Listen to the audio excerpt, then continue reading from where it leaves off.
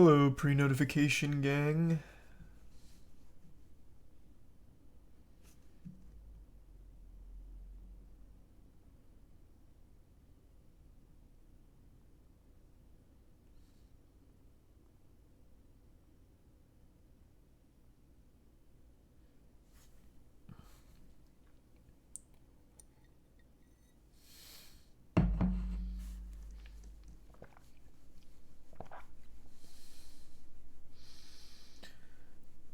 Coming along, Grey Rip. Thanks to the resub Imprid.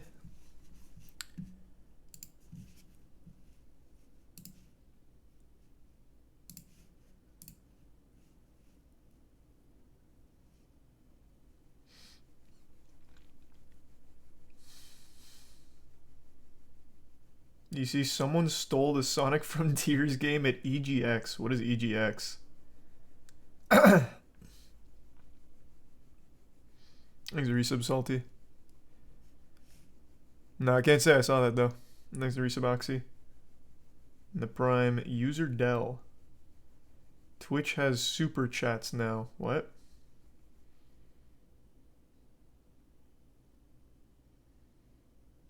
It's a Eurogamer Expo. Any insight into the super chat? What the fuck is Twitch super chat?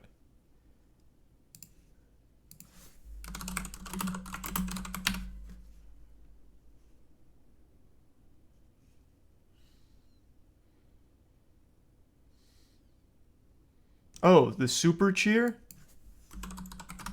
Is that what that is? Oh, I didn't know that's what it was.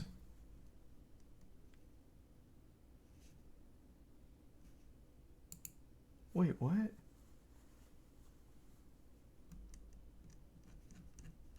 What the fuck? Thanks for resub Boyman. And the resub Erica. So elevated, it's called Elevate Message.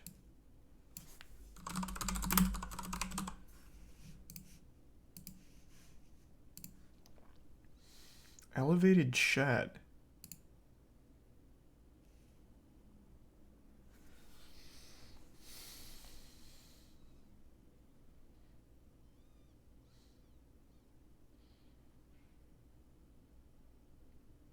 So they actually did make a super chat thing.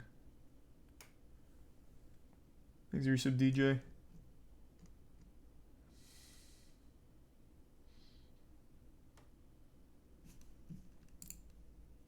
Thanks for resub Kearney. So how does it work? Because I don't see the elevated chats staying anywhere. Thanks for resub Oxy.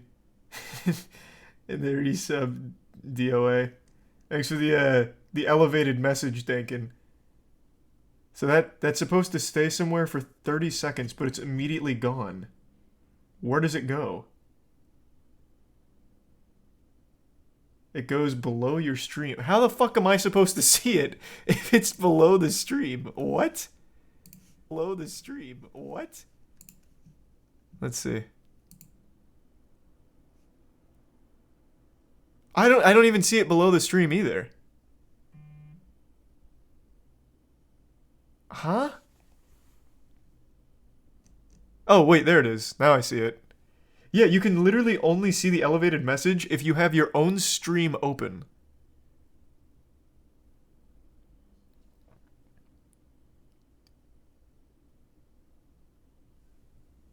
Thanks for resub Key, Prey, Slim, Funky, Smog, JD, Bucket, and the Prime Frank, and Tier 1 Philosophy. The bits Garfield and Connor and the resub Valorous. Tampa got very lucky. The hurricane kind of completely missed Tampa, really, for the most part. So we got lucky. Yeah. So if I want to see elevated message, I have to just keep my stream open and look under the stream. That seems like an awful idea.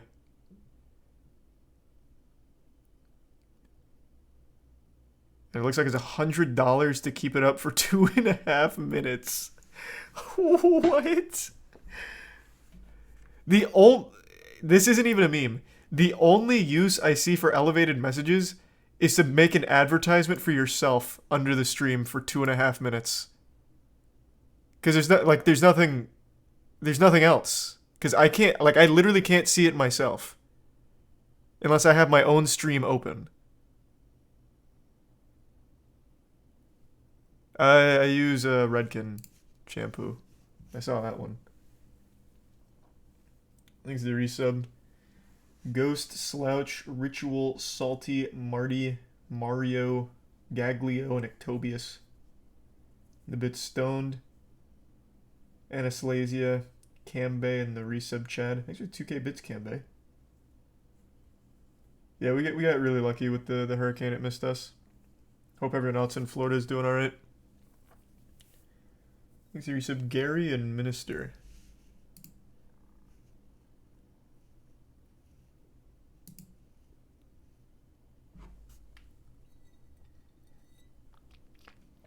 Why would anyone buy the 2.5 minutes for $100 when you can just buy the $5 30-second message multiple times and save yourself a ton of money? Did they think this through at all? Like, legitimately, was there a single ounce of thought behind this system?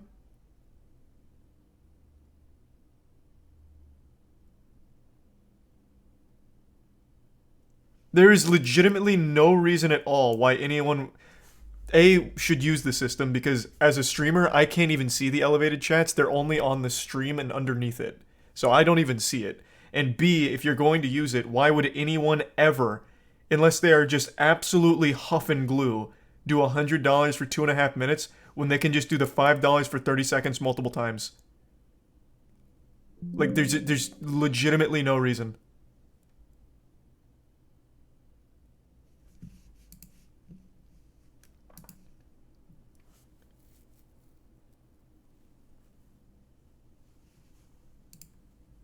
Wow. There's a tier 1 Gwyn in the resub. Stabby, TK, Lefty, Ace, Canton, Spud, Waken, Red, Wasabi, Harry, Aaron, Bandit, Epinephrine, Melly, Killa, Jackson, Hydration, and the tier 1 Leonia. The gift sub Lizard. Thanks to the bits Mature and Baxter. Hope you're having. Sounds like you're having a good night, Mature. It's sweet. Thanks to resub Salvador and the gift sub Lizard and resub Unstable. It doesn't even show unless you're out of theater mode. Yeah, no, this is an absolutely terrible, terrible system. Oh, man. Fucking yikes. Wow.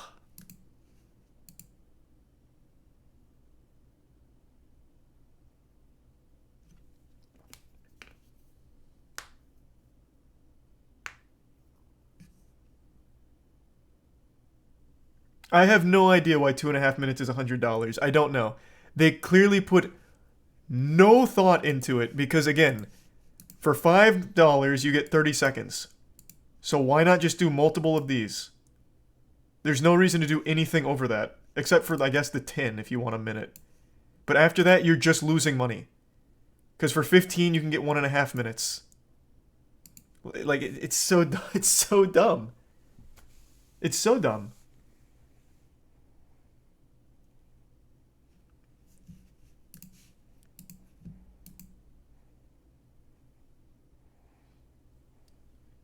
Thanks to resub Trash, Nut, Senior Slime, JD, Tallest, Liam, Murmur, Monado, Biggie, Dyson, Ichiran, Star, Chocobo, Lovelace, Vintage, and the Prime Ty, and Ed. The bits John. And MMRC.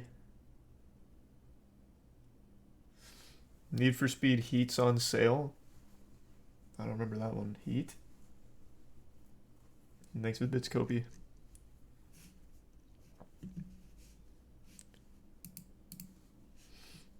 Thanks for resub Donkey. Doug. Dyslexic and the tier 1 Soupy.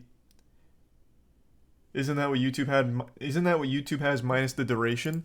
So YouTube has super chats, and with a super chat, it goes to the top of the stream and it stays there for I don't remember how long, but it goes to the top of the stream where anyone can see it. They just click above the chat. This only the elevated message only shows up underneath the main stream and only when you're not in theater mode. So I don't see it in my chat. I can't see it anywhere in my chat. So it's literally the exact opposite of elevated. It goes under the stream. In the most inconvenient location.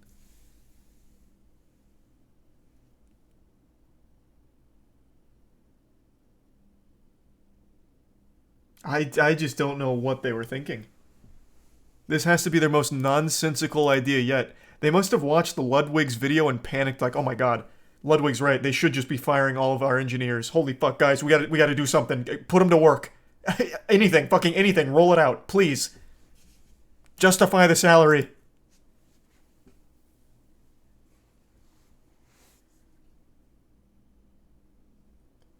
Easy tier 1 Hyper in the Prime Kirito. You said Andrew, Luna, Homie, Fumbles, 147, Taco, Unknown, Hex, Derp, Sharp, in the Prime Crazy. I don't think so, Quell, but thanks for the bits. Thanks for the resub, She. Oh, what a shockingly awful idea. Thanks to Prime Nintendane and the resub Sleep.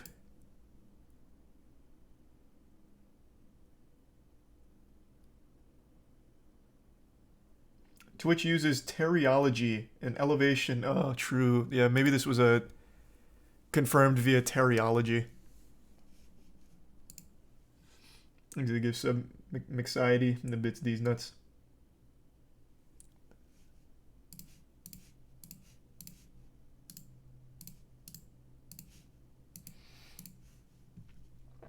This says you can put it above the chat? Where? I guess I didn't go all the way down.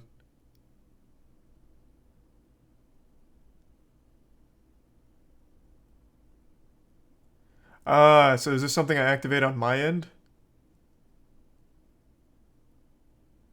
No. It looks like Twitch decides it.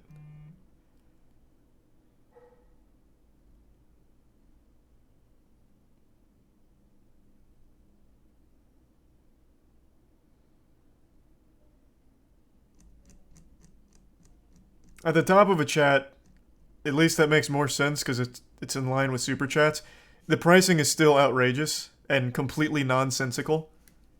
But at least then the elevated chats can be read by the streamer. Whereas at the bottom of the video, that's impossible for anyone. But it looks like I have no say in that. Unless I'm missing something. Throughout the duration of the experiment, participants will see elevated chat appear in one of two places. It just makes it sound like it's going to be random. And looks like I got the below video one.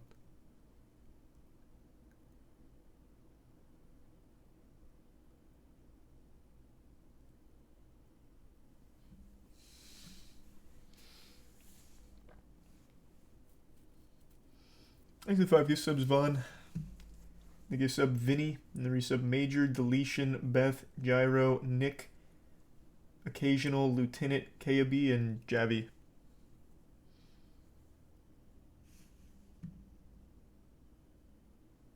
I looked it up and it seems like YouTube super chats can go up to $500 and last for 5 hours. Holy shit.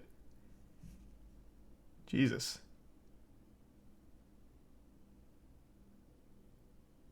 They already started this? I can't even see it on mobile. Well, yeah, I mean, I can't see it at all unless I just pull up my stream and look under the video outside of theater mode. But I mean, who watches Twitch outside of theater mode? Well, I guess that's not fair. I'm sure a lot of people do.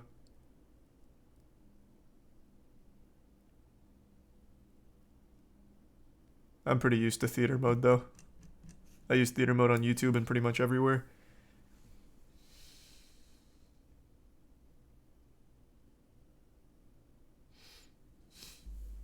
Thanks for resub speed.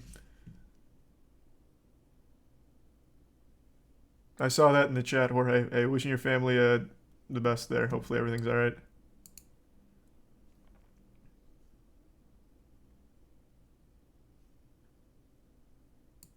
I don't understand. How do I see them? So right now, Jorge just did one. If you exit out of theater mode, you'll see it for 5 more seconds. Nope, it's gone.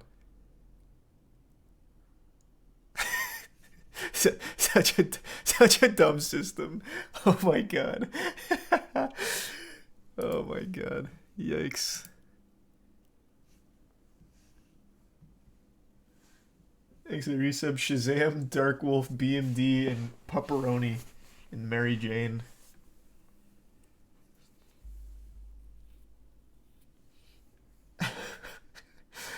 Wow. Thanks to resub, Tony. So did they make an announcement about this? Because I didn't hear about it until I started stream and someone in chat was like, what the fuck is this? Oh, wait, here it is, right here.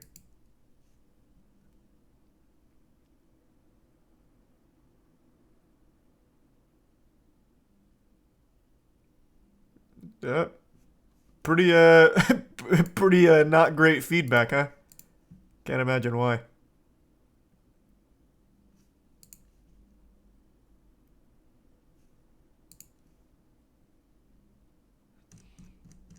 Yikes, man. I don't know who is steering the ship there for these ideas. They need help. They need help. These are resub Tommaso, Dongle, Frosto, and Nacho. An Italian Cherry, and the bits Fat, Marcus, and Taco. And resub Solarsh.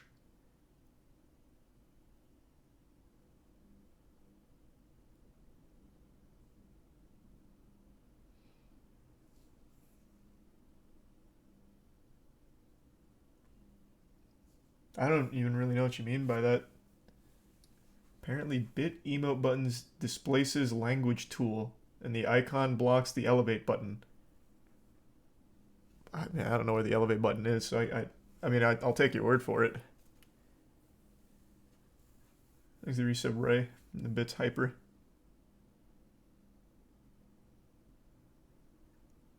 The resub Pro.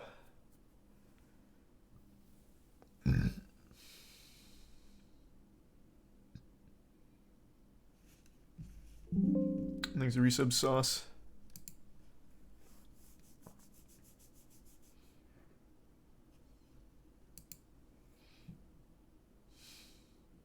There's a resub Golden.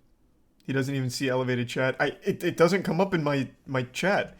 Apparently they're testing 2 locations. One that makes sense, which is the top of the chat, and then one that is just a nonsensical scam, which is bottom of the video.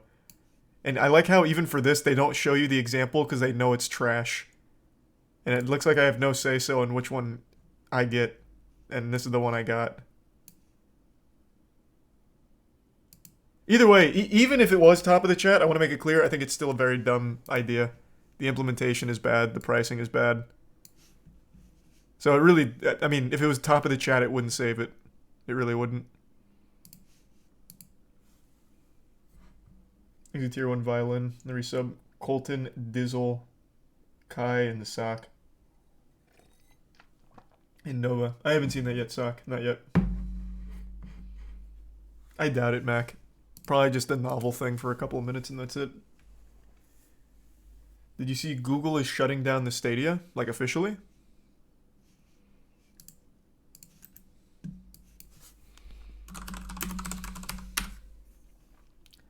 Oh no. Fuck, what are all the Stadia gamers gonna do now?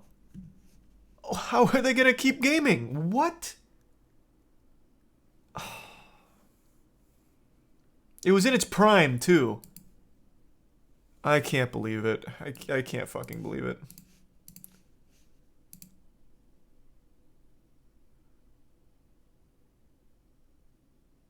They're refunding everyone? Oh, wait, really? That's actually super hyped then. I mean, that's also very easy. I think only like 8 people use the Stadia, so it's not that many refunds. Good on them. I will still never forget. On the podcast, we shit on this thing relentlessly when it was announced. I shit on it on stream, and yet there was still a group of absolute fucking brain rotted zombies that were like, Charles, you're so wrong. Stadia is the future. Stadia is how gaming is supposed to be. Stadia is going to be the next big thing. God, I would laugh in your fucking face if I remembered your names. It was a terrible idea from jump.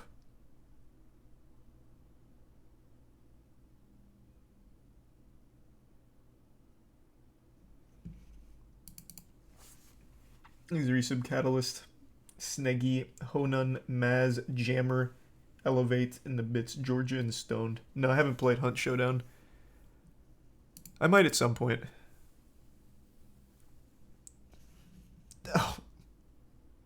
Oh no. Oh. I saw it come up in chat. Bro, you just did $100 Elevate chat. I really hope that you found that $100 on the floor or something. Because if I didn't just catch that going by in the chat, I wouldn't have seen it at all. Don't do that. That just hurt my feelings. It's a good message too, man. Oh no, no, don't fall for the Twitch scam.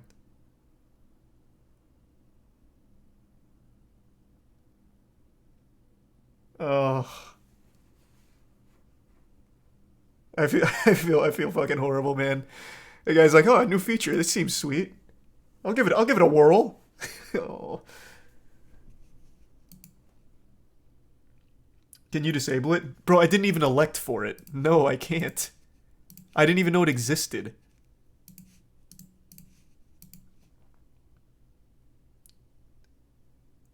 Thanks for the gift sub, Hydra.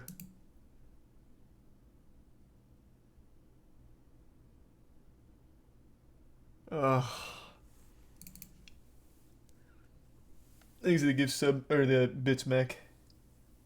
The gift sub Palladus.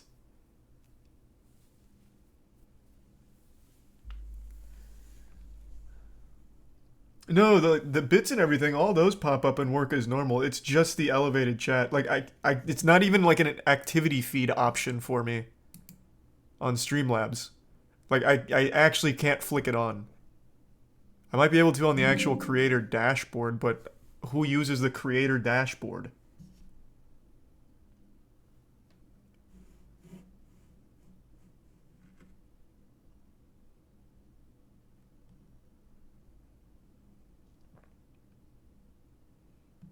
Thanks to tier 1 dunk and the resub cricket. Yeah, we got lucky. The hurricane pretty much missed Tampa. It went more south. Hope you got a nice laptop, Baxter. Thanks for gift sub cabbage.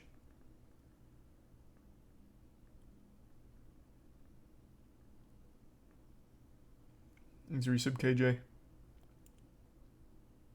And Wanders.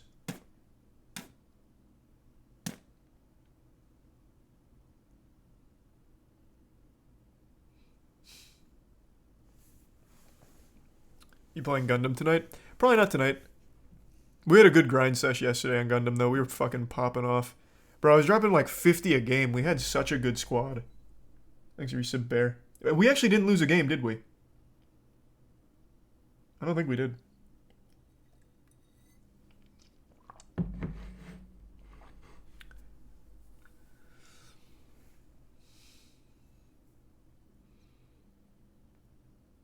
Yes, we did win Omega Strikers. Team Moist won Omega Strikers. Thanks for resub Lanky.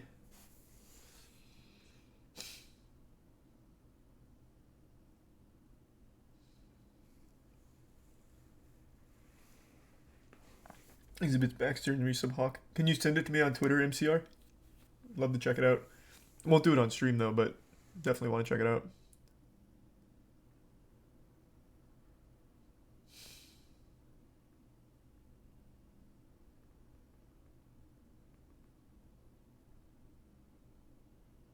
If a mod deletes your elevated chat, you don't get a refund. Oh wow. That's brutal.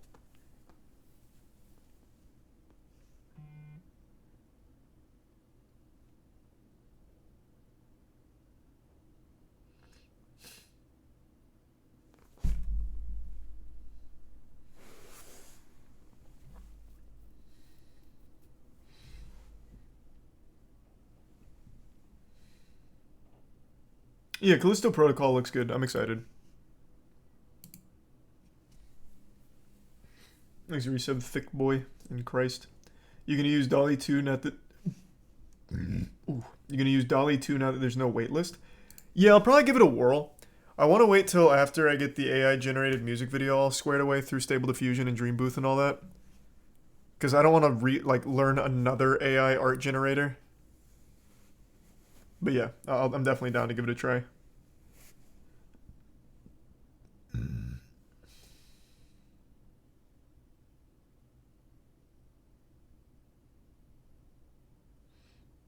There's Resub Unicorn and Tim.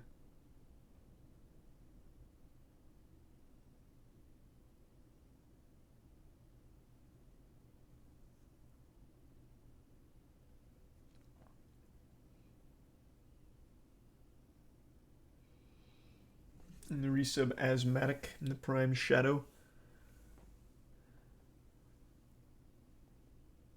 And the tier 1 Lacouche.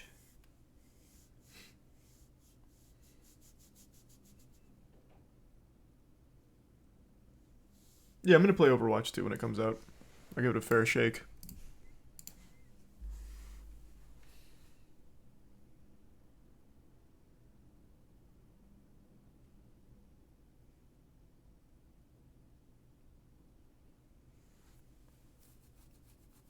God of War Ragnarok's the game I'm most looking forward to this year. For sure. Sunny B2 made a video on James Corden. When did he post that? That must be new. Oh yeah, that's new. I didn't see that go up. Oh. God damn. James Corden. Yeah, alright. We got to check in with our boy James Corden. James Corden has slowly developed one of the worst reputations in media history. You're goddamn right. The foundation for his decline began when people started to realize that James Corden was a completely different person when he wasn't on camera. That's not even where I started hating him. It was almost immediately. He has never even remotely come close to putting a smile on my face, and yet he is in everything. He is in everything, everywhere. It's miserable. As an actor and the main host of The Late Late Show, James presents as a happy, polite, easygoing comedian whose goal is to simply make the audience laugh. Although there's a mountain of evidence very showing unsuccessfully. That in his private life he's the exact opposite to this, with his rude nature developing after he first became famous back in 2008. As a result of his excellent performance on a British TV show called Gavin and Stacey, James would win the British equivalent of an Oscar, although accompanying this award was an ego boost that began to get out of control. You can start to think you're perhaps a bit more of a dude than you really are. And that very much happened to me. You know, I had a swagger in my walk. As mentioned, James Corden's sudden explosion into fame led him to believe that he was more of a well-earned than he really was, which would eventually translate into him treating everyone around him like garbage. James explained that as 2008 wore on, it got so bad I was being rude to my agent, and I even started being rude to Ruth. If I was in company and the conversation wasn't revolving around me, I would just switch off. In addition to being rude to... Not surprised. Also, again, not the reason I can't stand this fucking guy. Don't know who Ruth is, though. She probably didn't deserve it. Justice for Ruth. Unlucky. Everyone around him, Corden began to live a typically irresponsible, newly famous lifestyle. I'd started going out quite a lot. This door had opened to this world that I thought looked like fun, where people go, you're amazing, you're great, can I have a photo? Do you want a drink? Come out with us. And so you just end up on this path of just 3 a.m. cab rides with people you don't know, heading across London to someone's house who you don't know either, with a group of people. That just sounds dangerous. It's amazing that you're there. This is an intoxicating thing to be part of. All of which being noticed by another Gavin and Stacey actor Rob Brydon, who explained that when he first met James Corden 6 years prior, he was very impressed by him, yet after winning the Oscar award, James Corden was on a roller coaster. This boy from High Wycombe, and he's suddenly enjoying the fruits of his success, and he just lost his way for a bit. He was burning the candle at both ends and becoming ratty and irritable. I never even knew all this about him. His streak of irresponsibility came to an end after attending 18 months of therapy, although even after this, there were still countless examples of him treating people like garbage. For example, James Corden stated in a BBC4 interview that he needed to bully his way to the top of the media world, which can be observed in certain events such as the time to get into a public argument with another incredibly respected actor Patrick Stewart whilst on stage. When the presenters are up here and when the recipients are receiving their awards, hide your belly or stand something. At the back of the stage That's with what your he says. hands in your pockets, looking around as though you wished you were anywhere but here. Oh, you couldn't be more wrong, sir. And if it looked like that, I'm so sorry. But when you come up and present an award, just get on with it. After Patrick Stewart would confront James about looking it was really during the uncomfortable. presentation, the argument would escalate in front of everyone. Sorry, I'm waiting for the punchline. Go on. No, seriously, go on. Okay. No, go on. You can see my belly, and we can all see you dying right now. Let's go for it. Here we go. Which was concluded by James and Patrick bickering in the background while someone else... So, I will say Patrick Stewart doesn't look really good there either. I don't know how many of you have seen that. Patrick Stewart also didn't come out looking like amazing. But per usual, it's James Corden that looks worse. Just an insufferable, unlikable, unenjoyable asshole that somehow is fucking everywhere like this goddamn parasite. I don't know how he's infested everything in Hollywood, but it really feels like he has a minor role in every single movie. He's in shows. He's got the worst late night television program of all time, but thank God that's coming to an end. Like, it just blows my mind. I've never met someone who is a James Corden fan ever in my life. So I don't know where his like success is even coming from.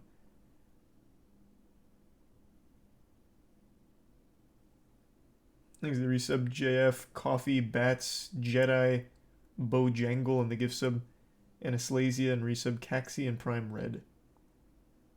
The bits Quackle and resub Mally. I've also never been asked if I like James Corden. Yeah, because it's just an assumed no.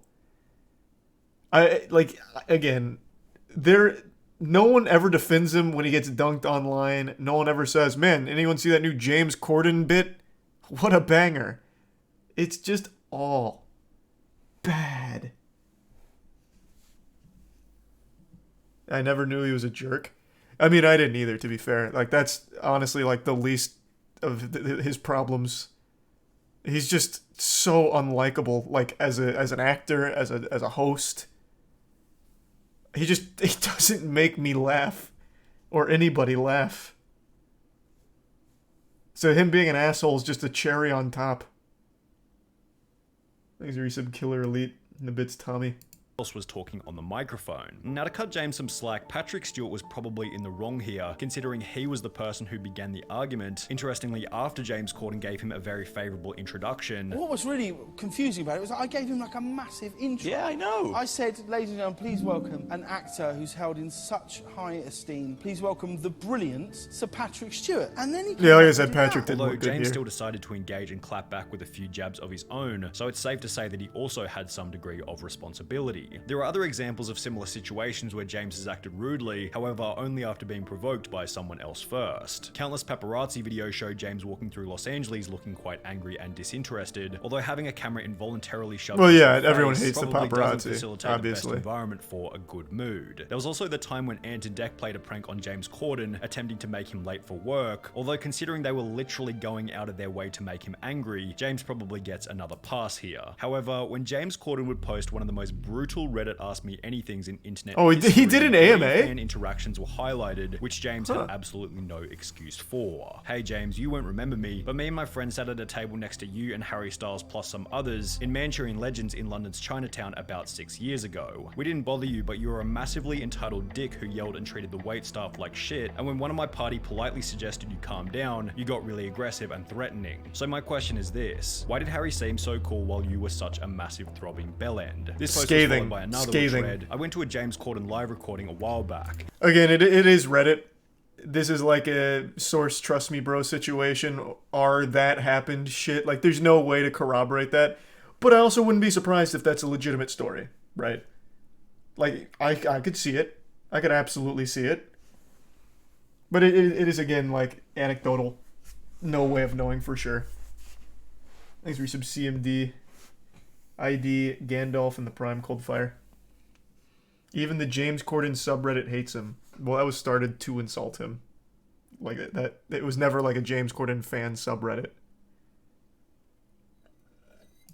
He had nearly zero interaction with the audience before/after the show, and was on his phone entirely during commercial breaks. I guess that's his prerogative. He may have been having a bad day. I also realize it must be difficult to be on all the time, but I remember being extremely disappointed. By comparison, I've been to a Jimmy Fallon recording and a Letterman recording, and I can say with full conviction that those guys really seem like they cared about their audience and worked their hardest to entertain them, even while the cameras weren't recording. Fair, which is followed by one final anecdote reading, "Massive dick in person." I saw a League of Their Own filming live. Through multiple tantrums over minor things at the production staff, with him being incredibly rude to them, which made the other regulars seem very awkward like it was usual. Between each take, the other celebs would be chatting amongst themselves, bantering about. James was glued to his phone. At the end of the filming, people got up to go get pictures with James, and he massively killed off, shouting at people to go away and go back to their seats. And the few he did let have pictures James Corden with pictures. Seeing him like that made me realize everything you see of his on TV is a complete persona. When continuing on through the AMA, it becomes pretty obvious as to why James Corden only answered 3 different questions before calling it quits. Why are you, James, such a deeply unpleasant person? Did your parents raise you that way? Have you ever considered being funny or likable? James, are you aware that everyone thinks you're a hack and a talentless asshat? With his third comment here relating to the next reason behind James Corden's decline. Many of his on-screen performances have simply A petition was a dumb idea to begin with. Not be cast in Wicked the movie gained close to 110,000 signatures, and after Friends announced that James Corden would be hosting the TV show's 15-year reunion, he'd received Twitter responses such as, "Don't get me wrong, I've been wanting a Friends reunion since 2004, but if someone told me James Corden would be in it, I'd have told them not to bother." James Corden adding the Friends reunion to the list of things he's ruined with his mere presence. True, after super starring as true. the main character in the 2019 film Cats, the movie received a Okay, to be fair, James Corden is not the main character in Cats. He plays Fat Cat. Like, he's not a main character. He's just, once again, a miserable presence, like this miasma of anguish that haunts the film. I mean, it's a bad film without him, but it's a worse film with him. He's not the main character, though. In fact, I can't think of a single movie where he is the main character. He's just always some minor role or even a side character, recurring character, and just his presence brings the whole thing down to a screeching halt. Peter Rabbit. Oh, he voices Peter Rabbit, doesn't he? I haven't watched Peter Rabbit. But yeah, you're right, he does voice Peter Rabbit. Thanks for resub, Winry, John, and Wolf. Oh, that's super sweet. Well, hey, happy anniversary, Winry. Thanks for resub, Toaster, Bear, and JD, and Tyson. 2.8 out of 10 star rating on IMDb, as well as reviews so awful that James Corden didn't even end up watching the movie himself. However, James stating that he didn't watch the movie wasn't the only thing that was interesting about this interview, as he'd also discussed another topic which had turned much of his audience against him, his beef with another talk show host, Bill Maher. In September of 2019, Bill Maher published an editorial about obesity, with the contents of such being discussed on the Joe Rogan podcast. Look, you can't keep eating as much as you want and as shitty a food as you want. You just can't. That is not something anybody wants to hear, though. People loved it until James Corden said something. As mentioned, James Corden wasn't too happy with these comments and would call Bill Maher out by making both some reasonable arguments. If making fun of fat people made them lose weight, there'd be no fat kids in schools and I'd have a six-pack by now. As well as some awful ones, such as a zero personal responsibility statement that Bill Maher was simply lucky to have a body that burned more calories than him. We're not all as lucky as Bill Maher, you know? We don't all have a sense of superiority that burns 35,000 calories a day. Which Bill interpreted as the easy, low-risk way out of the argument. He missed a great opportunity to literally save lives. He took the easy way out. Of course, you can always get applause for saying, oh, let's boo the mean man who told the truth. That's not brave. As is usually the case with these kinds of topics, there were supporters for both sides of the argument. However, James unnecessarily forcing himself into such a divisive conversation where people already disagree with him was probably a net negative toward his reputation, just like the time his carpool karaoke was outed for being fake. Oh, that was a rough day for all of us. Drives around singing songs with various famous musicians was called out by a user on Twitter in early 2020 after they noticed Justin Bieber and James Corden in a car, which wasn't being driven but rather being pulled on a trailer. The video would rack up over 14 million views, which prompted an incredibly hilarious response from James Corden himself, in which he would go ahead and debunk the claim that the series had been faked. 95% of the time, I really am endangering the lives of the world's biggest pop stars. Well, that's Here is bullshit. a list of every carpool karaoke where I've used a tow, and this is a list of every one where I was driving the car, okay?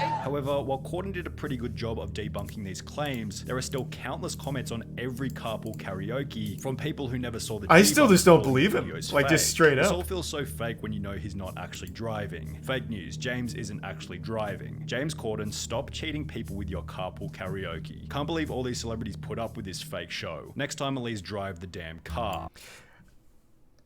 Who cares? That's a big who gives a fuck. Oh my god, he's not actually driving. It's ruined. It's fucking ruined. No!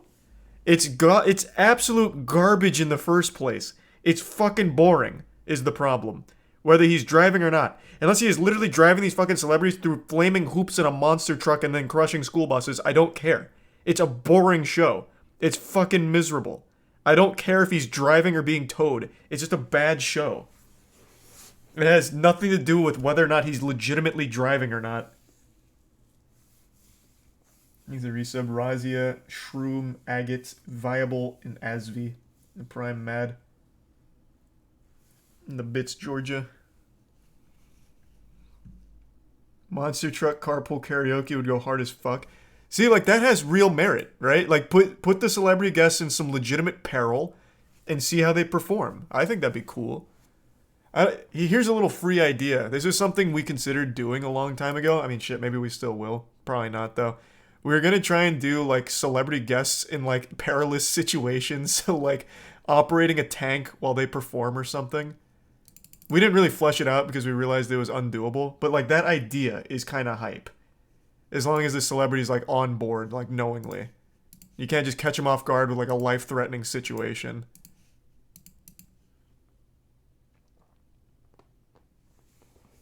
Thanks the resub Silverleaf and Yertle, the Prime Snurt. What makes it undoable? Getting the actual shit, like a tank. Like, what do you mean? Like, it's not hard to, I mean, it's not easy to get that kind of shit. We'd have to literally go out to Texas or Las Vegas to do that, and that's just not viable.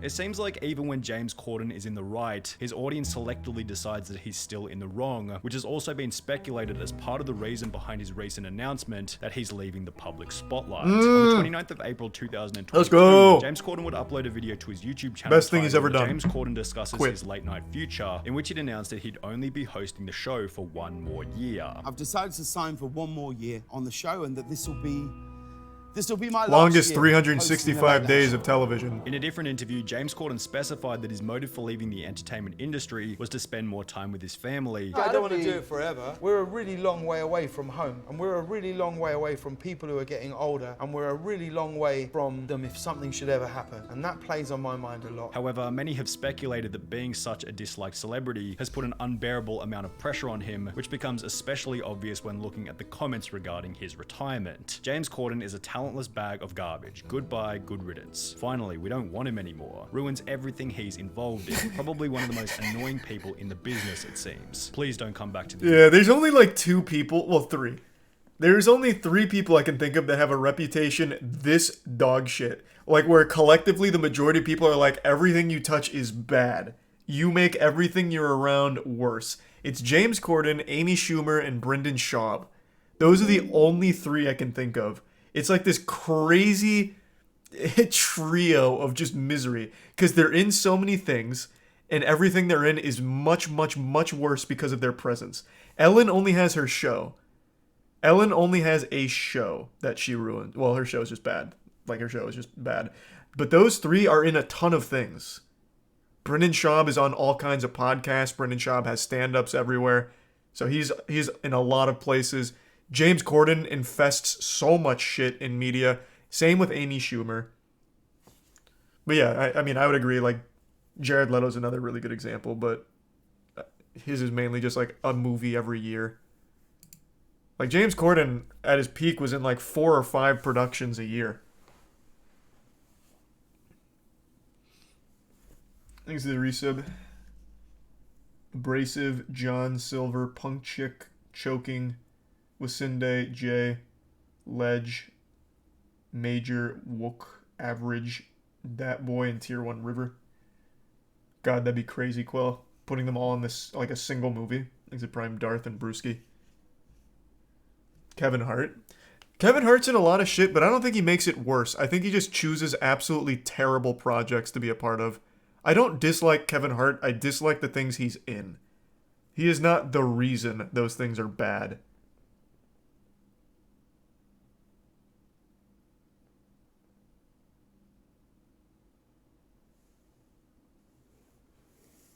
Exit Prime Forest.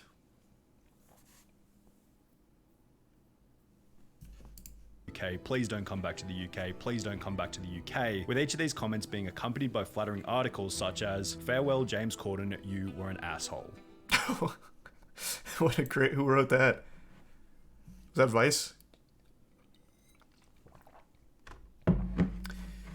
A nice look at the history of James Corden. Thank you, Sonny.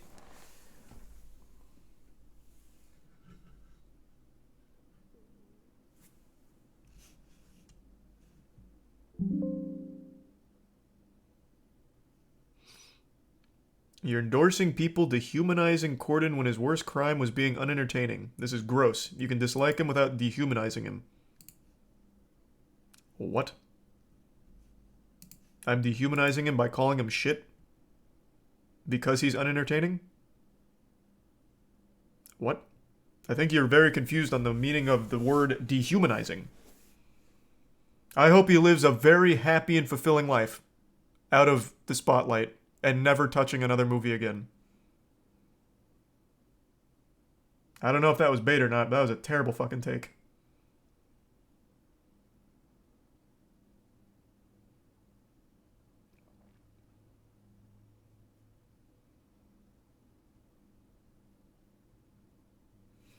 Thanks to resub Goose and D Gamma and Pastor and Bladed. Blade.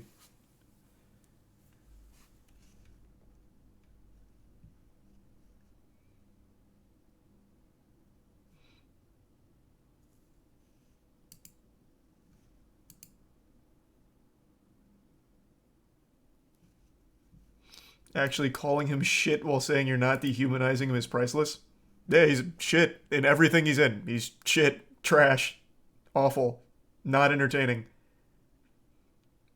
But I wish him nothing but the best outside of movies and television. Take up golf. Spend time with your family. Don't go back to movies. That's not dehumanizing him. I just think he's bad in everything he's in.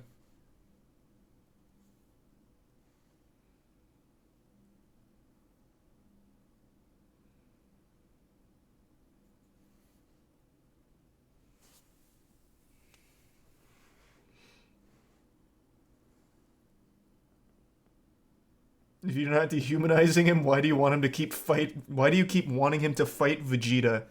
Yeah, true. AI still can't get that one right for some reason. No matter what I do. That one's not even my fault. That's an AI problem, man. I don't know what it is, but they cannot get James Corden and Vegeta in the same picture. That one's not on me. Blame AI. A lot of time they censored it. Run it back. Thanks to Prime Ryan and Neji and the resub BMK and Austin.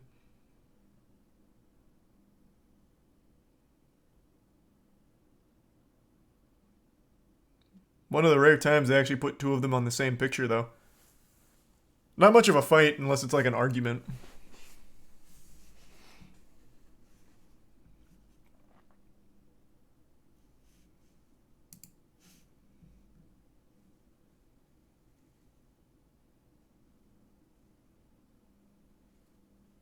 Thanks to the resub, Chris.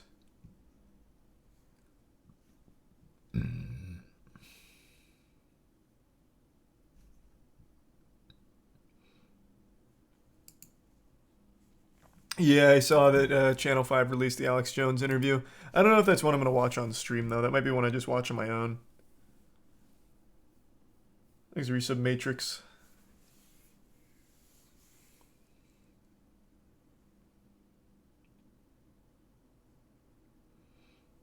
And the resub impact.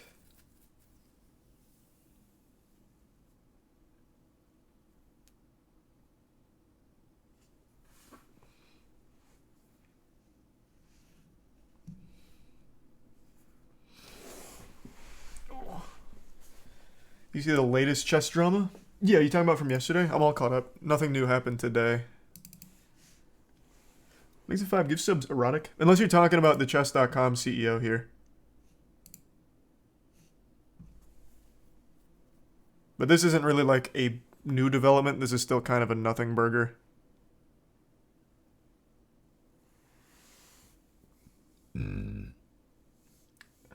to the resub Savage and the gift sub Twittery.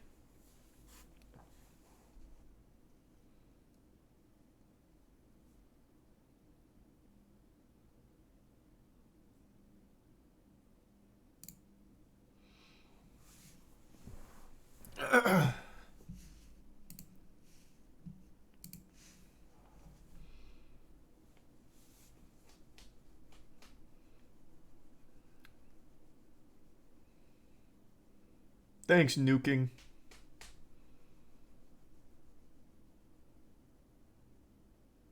Thanks to resub and boop.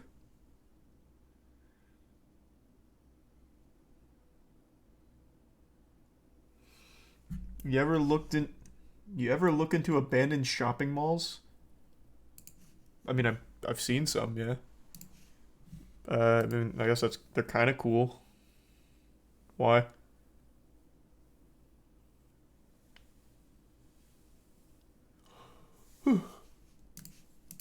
Yeah, Tub did post a new video.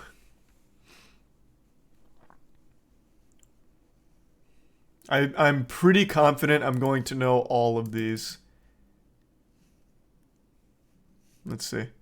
Oh, wait, hold on. I don't want spoilers. All right. Hey guys, welcome back to another video. Today we're going to be talking about YouTubers you in the chat, Tuv? Their careers in seconds.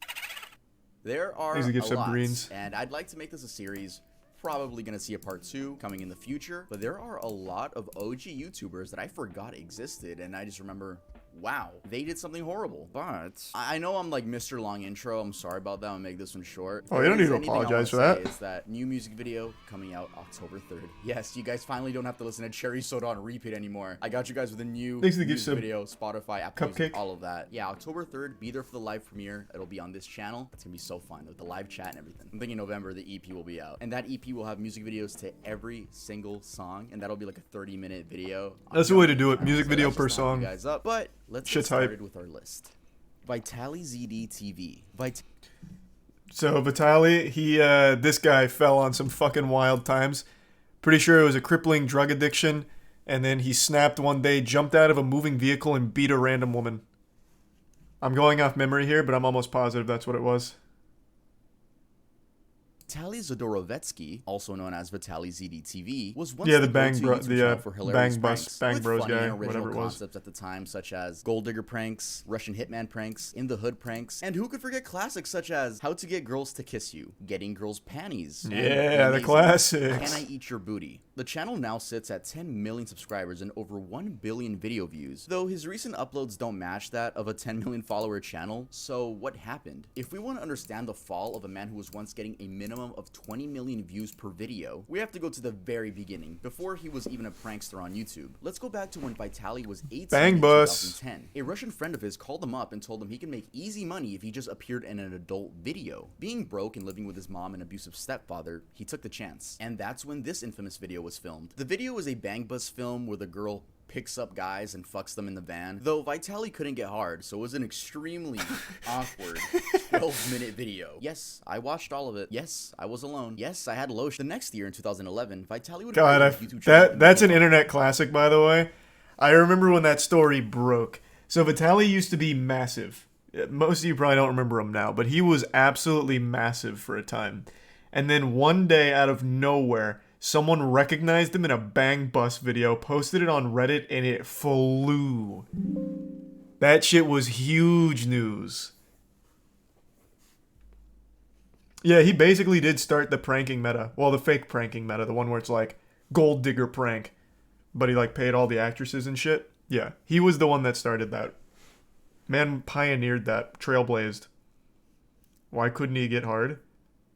I don't know, nervous? I'm not his penis. I don't know why he couldn't get hard. I have no idea. Uploading pranks to no avail. It wasn't until June 2nd, 2012 that he'd upload the Miami zombie attack prank, a video where Vitaly pretends to be on bath salts scaring the locals. This, of course, was a reference to the situation that occurred only a week prior where a man on bath salts bit off a homeless person's face. Kind of a weird thing to base your prank off of, but hey, it was 2012 and I understand it was a different time. The video gained 10 million views in a week and gained Vitaly 70,000 subscribers. This even caught the attention from Daniel Tosh from Tosh. Oh my god, Tosh.0. Oh, and not to mention CNN. So, a guy in Miami, a prankster, decides to go out, dress up as a zombie and covered in blood, and he starts running around chasing people. Look what he does to this guy. Like, you can see the front of his shirt when he turns. He's covered in blood, and he chases this poor guy here and numerous people, and they're rolling on it, right? It's a prank, so he chases people around, scaring the absolute. He's a 5 subs. He rode the momentum and kept making prank videos and started becoming the face of YouTube pranks, along with FouseyTube, Roman Atwood, Dennis Rohde, and several others. Saying Vitaly got into a lot of controversies is an understatement, but I'll tell you guys the biggest ones. In 2014, Vitaly was arrested for streaking the field during the 2014 World Cup final in Brazil. He had natural born prankster across his chest.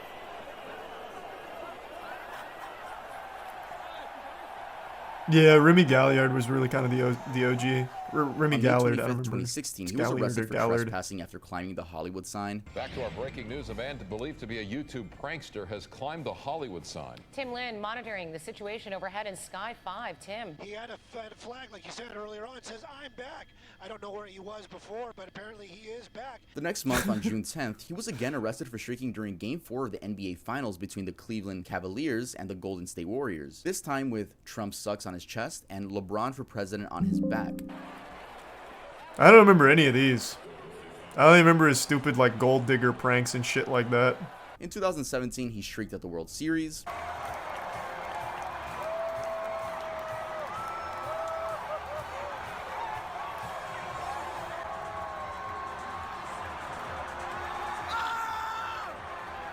He also got banned from attending any sort of sporting event, so he eventually got his girlfriend and his mom to streak for him. I guess they really love him. In January of 2020, Vitaly was arrested and spent 5 days in an Egyptian jail after climbing the pyramids of Giza. Oh yeah, let's raise money. I did this for a good cause. Spread awareness by these beautiful pyramids in Egypt. Man, I didn't remember any of this shit about him. What the fuck? He also starred in his own movie with Roman Atwood and Dennis Rohde, which wasn't that great. It was clear to see Vitaly was becoming addicted to the views. As time went on, YouTube became electric and began punishing creators for making edgy content. This was horrible for Vitaly, as it meant he either was out of a job or had to become family friendly. He ended up becoming family friendly and now does toy reviews. Imagine? No, fuck no. He instead made an uncensored subscription service to see his videos uncensored. But by the looks of it, that didn't go anywhere. Vitaly began losing relevancy as YouTube suppressed his content. And in 2020, his name was back in the news, but for something no one expected. In April of 2020, he was I won't say no one expected. This man fell so hard. So even before this story broke, it's about to be when he beat the woman. Even before that story broke, there was so many videos, so many clips, and so much shit all about how bad he'd gotten. From drugs to all kinds of, like, different kinds of substance abuse. It was bad. Like, this was not surprising, but the brutality of it caught most people off guard. There's even a video of his arrest. I think it's on Code Blue. Or, not Code Blue. I think it's on Police Activity. Later charged for aggravated battery by the Miami Beach police. Vitaly tackled a female jogger and struck her multiple times on the head and chest. Your boy can stay back there. Oh, here it is. Yeah, here's a clip from it. No, just put your hand on the car. Just lean on the car, please. Lean on the car right there. Yeah, I'm sorry, guys. And he seemingly did this for no reason, but it was later revealed that he was on shrooms. No, but mushrooms are good. I never had a bad trip until that one time where I flew. So I was COVID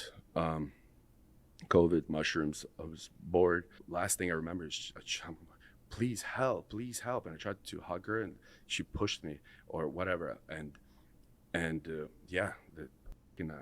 I hit her and I realized what I was doing on top of her, and I was like, what the fuck? And I didn't even run back to the house. The article says, Jesus Christ. I didn't know what was happening. He was released from custody after a $7,500 bond. Vitali reunited with his attorney, Roger P. Foley, and released a video on how Roger was able to get him to avoid 15 years in prison. After filing in on the case, the charges were immediately reduced to felony battery, a third-degree felony, and after a few months, the case was reduced to a misdemeanor and eventually dismissed. I feel like if the charges got dropped because you have a really good lawyer, I don't know why you would make a video on it. It kind of seems like a big fuck you to the woman that got attacked. Like, hey, that's exactly what it is. Yeah. I got a good lawyer. It's kind of a weird video to make. Fast forward to 2022, and Vitali seems to be trying to make a comeback to YouTube with classics such as Can I Eat You Out? How Tight Are You? And Epic Farting on Girls prank. Someone needs to tell Vitali we're not in 2015 anymore. He even does the he's killing What's up, it. Guys intro unironically, and it's pretty sad. What's up, villains? Welcome to another video. The prank format on YouTube isn't what it used to be. Great examples of new prank channels are Balin Levine, Loaf, Kaisen Nat, Gideon, and the list goes on. But these new era of prank channels have one thing in common. They all have a lovable main character. With Vitali, it's going to be hard for him to gain an audience again, especially after being a woman beater. But I guess we'll see what's next for Vitali. It should be prison. Tub doesn't go into it, but he beat the shit out of that girl. Man jumped out of a fucking moving vehicle just to beat a random woman who was jogging. Like, he should not be out of jail. The guy's a menace. So I think it's fucked up. His lawyer got him out of 15 years of prison. What bullshit. Yeah, that guy sucks. Thanks to the resub advanced in the bits, Marty. He's probably out of his fucking mind. Yeah, he absolutely was. It's no excuse, but yeah, he absolutely was. Because the man's been abusing substances for the better part of like 6 years now. Yeah, he must have called Saul, because that guy worked some magic. Thanks to resub owner Twitch.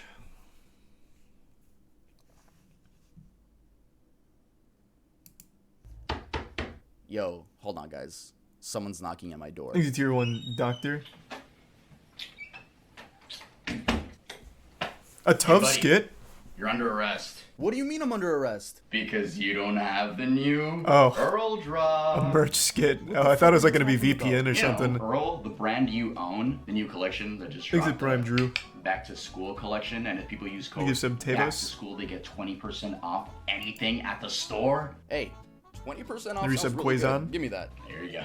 Wow, this is really good quality. I'm gonna put it on off camera. Yes, off camera. Yeah, I don't get to see my nipples yet.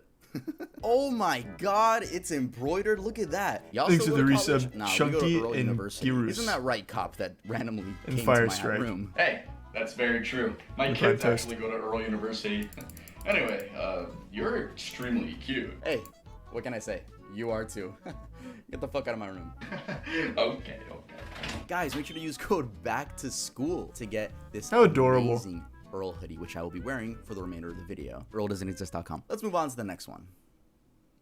Rice Gum. The story of Brian Lee is a really upsetting one. Jesus. I was a big fan of his in 2016. Back in 2016... How? What was there to be a fan of? In 2016, he was still doing the same dumb shit of, like, diss tracks and saying, these kids need to be stopped.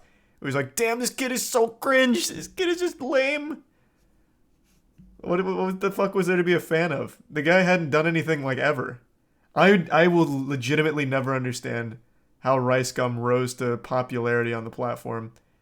Always blew my fucking mind. It was definitely a different era. We had YouTubers such as Leafy, Pyrocynical, Grade A Under A, Drama Alert, H3H3, iDubbbz, Filthy Frank, and yes, some of those YouTubers still upload to this day, such as Pyrocynical. Shout out Pyrocynical. If you know me, that's crazy because I look up to you. But we're talking about Rice Gum in specific. I made a video dissecting Rice Gum's fall off last year, so if you want a more in-depth version of that, you can watch that after this one. Anyway, Rice Gum initially blew up off his These Kids Must Be Stopped series, a series where he makes fun of cringeworthy kids on the Musical.ly app.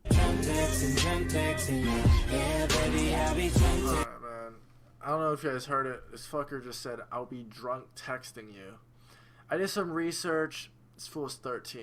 The public absolutely loved these videos, and he quickly skyrocketed to 100,000 subscribers. And only 4 months later, he reached the 1 million subscriber mark. He continued roasting other influencers, and the main thing people looked forward to in his videos were the diss tracks. Your fans are little kids under the age of 12. Tell me why your ears make you look like an elf. You think I'm trying to roast you, but I'm just trying to help.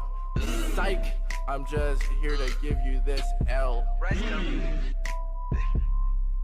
God, yikes. Now, these diss tracks weren't good, even worse but than they I were remember. extremely entertaining at the time. As Like time went on, he Dream, only grew and was Prime becoming Massey. a mainstream YouTuber. It was great seeing this 19-year-old achieve his dreams. But on January 14th, 2017, he uploaded a video which many fans to this day claim was the beginning of his demise. Finally Moving Out of My Mom's House is a video where Ricegum kinda just tells the audience he's moving. He did move, but 3 months later he moved again into the Los Angeles Clout House, an influencer house founded by Oh, the FaZe Clout Banks, House. I which forgot included about Alyssa that. Violet, Summer Rae, Wolfie Raps, FaZe K, and some other forgettable people. And I don't mean that in a mean way, like some people in there were genuinely forgettable. Now, this is where Ricegum's downfall truly began. Not statistically, though. I mean, he peaked in popularity at this house. Bigger videos, better production, more money, more fame, but that all came with a big ego. You see, if there's anything I've learned from doing research of YouTubers' rise and fall, or just celebrities' rise and falls, it's to never get a big ego. That will just make sure your career dies. But I'm going off track now. Then one day, iDubbbz uploaded a content comp on Ricegum, a video where Ian completely rips Ricegum apart for being an arrogant, money-fueled YouTuber. He is extremely insecure, and he makes it very obvious when he uploads videos like this,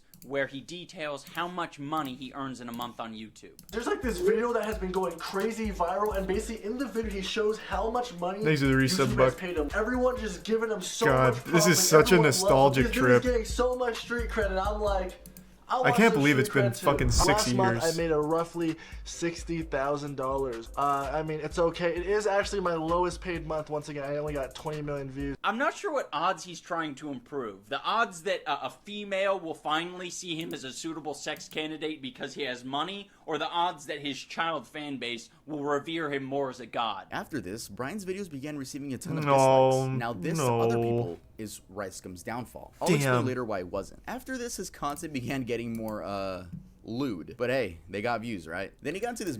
Then he tried to make a family channel when he started falling off. The family channel didn't work. His girlfriends wouldn't stay with him, and he just stopped making videos altogether. That's where the curtain closes on the Ricegum story. He tried streaming GTA RP, but after getting insulted by the chat constantly, he eventually called it quits there too. I already know his whole fucking story, man. This guy's just such a fucking L. He was for a long time my least favorite person on the platform. So I kept up with him, man. I was like a full-blown hate watcher. Thanks for the gift sub, Angel. mystery box scanning situation where he didn't even apologize. He just pointed fingers and was like, hey, they did it too. There's this YouTuber named Reaction Time. He actually has more subscribers than me. I don't know how because he's not cooler than me. But anyways, he made the same type of video.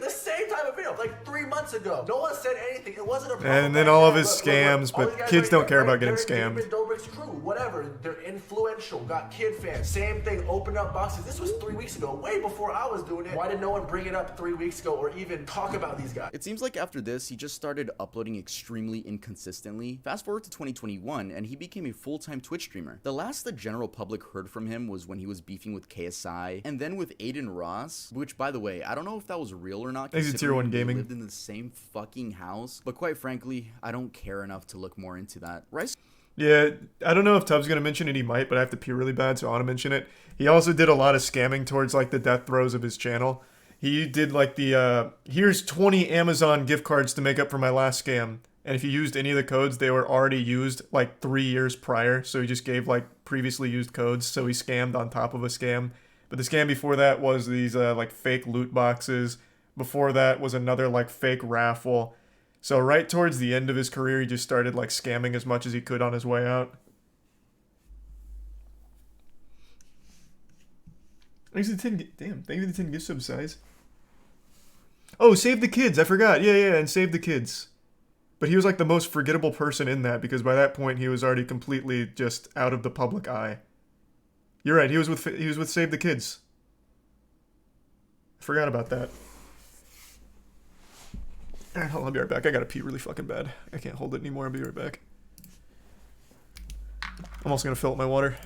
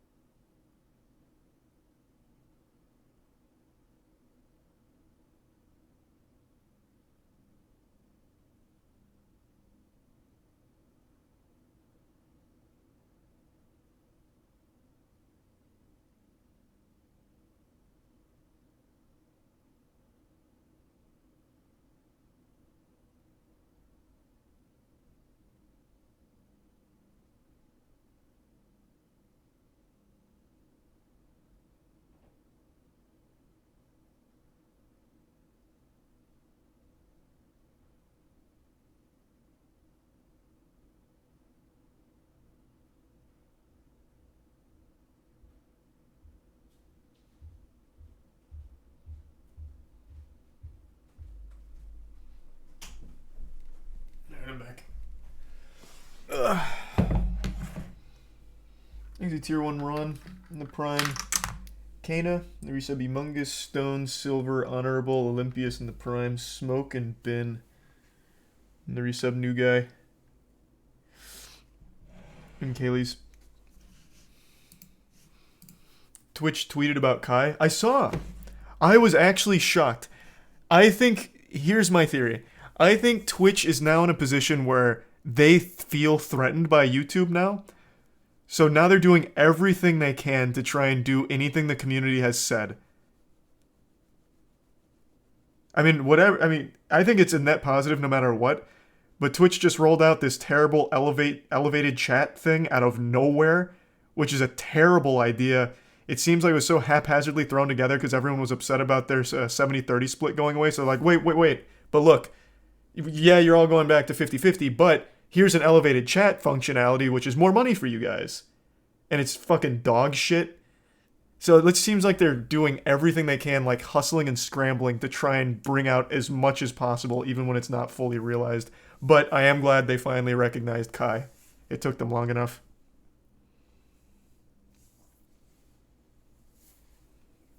Thanks, resub Shark, Nate, and the Bit Snurt, and the resub Captain.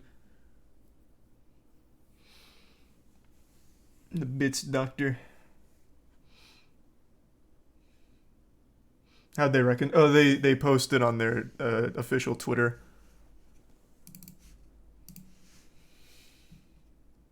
Ricegum's main channel hasn't seen an upload since 2020, and same with his Family Gum channel. He doesn't really tweet or post on Instagram. The times when he's most seen is on his girlfriend's TikTok. But personally, I truly believe that January 14th, 2017 was the beginning of Ricegum's downfall. Again, not numbers-wise, but Tier 1 Fear, and the 5 gift subs Maki. Moving to LA doesn't mean you're gonna turn into this clout Appreciate it, Maki. demon. But if you let the lifestyle consume you, it will turn you into someone no one wants to support. I really would be interested in seeing Brian return to YouTube with a more humble and charismatic attitude. And I'll give him credit. He made his bag. Impossible. He even started the entire diss track trend on YouTube. But his image will always be remembered as the arrogant hypebeast who let fame get to his head. He's also not right there, by the way. Back when I used to like actively shit on Ricegum, one of his friends actually reached out to me, like an old high school friend, and was just telling me stories about this guy. I can't corroborate any of them, but they were friends. Like, he linked his Facebook. They were friends in high school. He was telling me that Brian was legitimately always a douchebag, but kind of a loner in high school, but still an asshole.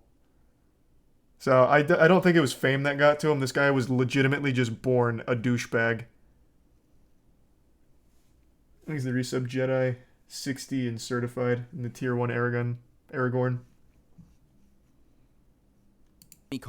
Carson King, aka Call Me Carson, is a YouTuber who peaked at 2.9 million subscribers, and ever since the incident, his subscriber count has been trickling down. He began his YouTube journey by uploading Minecraft videos to his first 2 channels, which were called GamerCraft157 and Icebox Carson, before eventually moving to the Call Me Carson channel. His channel started taking off in 2017, with videos focusing on Discord trolling, reviewing internet media, and playing video games with his friends. The momentum continued, and the official name of his friend group became Lunch Club. It consisted of Call Me Carson, It's Joko, Jay Schlatt, Slimesicle. Holy shit.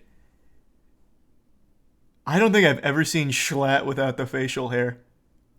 What? Is this Schlatt? It has to be, right? What? I didn't even know it was possible. I thought this man was literally born with facial hair. God damn. I almost feel like I'm seeing something I'm not supposed to. Taking a peek behind the curtain. God. Oof. I wasn't ready for that. Hugbox, Travis, Connor Eats Pants, and C-Scoop. I hope I pronounced all of those right. I am so used to calling Ted Nevison Ted Nevision, but I get corrected a lot. It seemed like nothing could go wrong for this friend group, and especially the leader, Call Me Carson. But on January 4th, 2021, a video was uploaded to Drama Alert, of all places, with the title, Call Me Carson's Serious Allegations, Lunch Club Interview. In this video, Lunch Club members Hugbox and Travis explained that Carson has been having inappropriate conversations with underage fans. This included the exchangement of lewd images as well. This information was told to them by Carson himself. That same day, a Twitter user whose information I'll be blurring out said this on Twitter. I can personally come out and say that I've been groomed by Carson. I have talked to many people and never came out about this since now. At the time, I was still 17 and in high school. Here's a few things he said to me. Alright guys, I hate reading word for word, especially when they're a little bit inappropriate. Let's get into this. I'm scared and I want to talk to you for the wrong reasons. Elaborate? What if I only want to talk to you for the sexual part of it? I don't want that, but like, I'm worried about it. What if subconsciously I'm only talking to you because it turns me on or something? Is that really what you want? What other options are there? Also, what would you want to happen? I don't know. All I know is every time I jack off now, I have a really hard time not thinking of you. I guess my brain got stimulated and now reading anything more, you know? Sorry, like any sexual texts are always so fucking cringe. And next time you're horny, we can have some fun again. Yeah, this whole situation was super weird.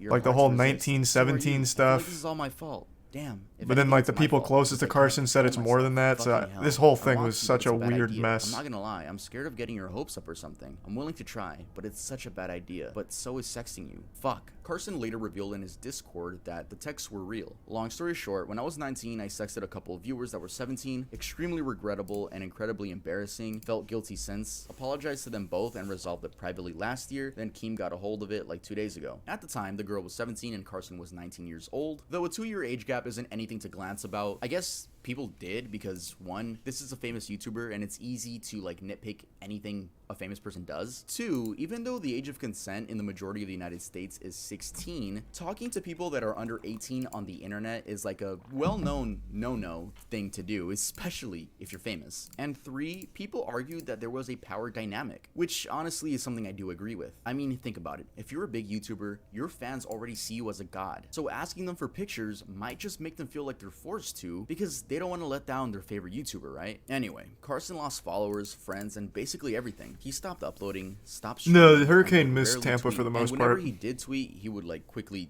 delete it. It was like this for 7 months until a video titled "Moving Forward" was uploaded by him. This specifically was August 25th, 2021. In this video, he doesn't discuss the situation at all. He says he doesn't want to make more drama, and instead promotes the fact that he's going to be donating 100% of his earnings to charity. Hey guys, it's been a while. This isn't going to be your average YouTuber apology video, and I'm not going to make it long and drawn out. I've learned a lot this past year. I'm not seeking forgiveness, nor am I looking to make excuses. I'm sure some of you are expecting some long drawn out video explaining my truth of the situation, but I have no intentions of doing that. I'd much rather just tell you what I can do in the future. For the next year, I plan to donate 100% of my profits to charity. And since that day, he's uploaded 7 more videos onto his channel, and his views clearly don't match to those before the situation. So yeah, Carson is back, but with not nearly the same amount of love he once used to have. In fact, he gets hate. I forgot that he was doing that for the charity stuff. I mean, there are definitely trolls that just don't like him, but I think this is a perfect time to move on. Alright guys, I want to give a quick update to the whole Call Me Carson. Oh, well, actually, you might answer the question I'm about to ask. Situation. As you guys know, there's been a bunch of Twitch drama recently, and Hugbox actually wanted to add on to that. I won't say it like that, but I'll just say he did add on to the drama, though I didn't see anyone talk about this. Seabird, just happened to stumble across it while doing my research. So here's Hugbox's Twitter, and Hugbox actually made a twit longer with the title "Game Over." This got almost 5,000 likes. Like, I would say it got some attraction. I have no idea how I did not hear about this at all. But the twit longer is it's a lengthy read. It's a very lengthy read. But I'll just give you guys the important sentences. I'm going to try to explain the relevant events of the last couple years in the most concise way possible. This was always written off as drama when I try to talk about it, but I only spoke of it because it really bothered me and I cared. It's not easy to be threatened with legal action when you're just trying to tell people what's going down. That's why my tweets were always so cryptic. I'm not a clout chaser. I haven't even made money over the last several years, only alienated my audience since I started talking about this stuff, and at this point want absolutely nothing to do with the internet. We'll start with the Carson thing. I read this and this guy tries to make this whole thing about himself. I vaguely heard about this. I will say off rip, him saying I'm not a clout chaser, but calling this game over is kind of contradictory. That just immediately rubs me the wrong way. Started talking about this stuff, and at this point want absolutely nothing to do with the internet. We'll start with the Carson thing. I found out about what he did in March 2020, and for a moment considered tweeting it right then and there. Unfortunately, I did not have any concrete details initially. In fact, the few details I had were lies. The group had a meeting later that day, which our manager, Ryan, told us that he had dealt with this several times before and we can make this go away. And some members of the group insisted we needed to stick by Carson. At this point, I was checked out completely, but naively was shocked that so many people seemed to value their careers over doing the right thing. Over the next several months, I started asking around as to what others had been told, and found out that every single person was told an entirely different story as to how many girls he was contacting and what their ages were. This pushed me to do something, and I had actually gotten the entire group to agree to recording a video of each of us simply saying what we were told and uploading it directly to the Lunch Club channel. No baseless accusations, no clout chasing, just the truth. At the last moment, many pulled out of the video because, in Schlatt's words, he had too much to lose. Deja vu. It was never supposed to go through Keemstar. I'm gonna skip this paragraph. Again, you guys can just go to Hugbox's Twitter to read the whole thing because it is a lot. Carson had a whole Discord of content creators that aided him in strategizing damage control in the lead up to the drama alert, because naturally Ryan had gone behind my back, warned him, and tried to prep him. I know this because not all of them suck and they told me what was up. Then the creators in that Discord fled like rats from a sinking ship when it was clear the situation was not salvageable. I called Carson several times in the days leading up to the drama alert because I did not want the venue to discredit the story, and I wanted him to take responsibility for his actions like a fucking adult. To this day, he hasn't even admitted to what he did, and everyone still thinks it was a 2-year age gap. That is not true. So if we go to the responses on the tweet, we get stuff like this. I like how instead of telling us why it was worse than a 2-year age gap, he simply didn't that's rough. Elaborate on Sorry that. to hear that, Lamone. No, it's a very strange twit longer because, I mean, he's being cryptid like he said, but he said something about legal action, so I don't know. That I'm just the messenger. I want to make that clear. I'm just the messenger, and I just felt like I should update you guys since something else came through to the story. It's very odd that Hugbox says that there wasn't a 2-year age gap. It was that was not it. But yet this girl says that she's 17. But I also remembered apparently there were multiple girls I don't know. It's very weird. What I'm telling you guys is not factual. Again, just the messenger. Yeah, this shit is so fucking messy. What? I guess now we're actually going to talk about another YouTuber, you know, because we're continuing the video. Shout out to Five Nights at Freddy's t-shirt. But yeah, let's head on to the next person on the list. I don't know much about Hugbox. So what was he saying? What was Hugbox saying then? Now I'm just left really fucking confused.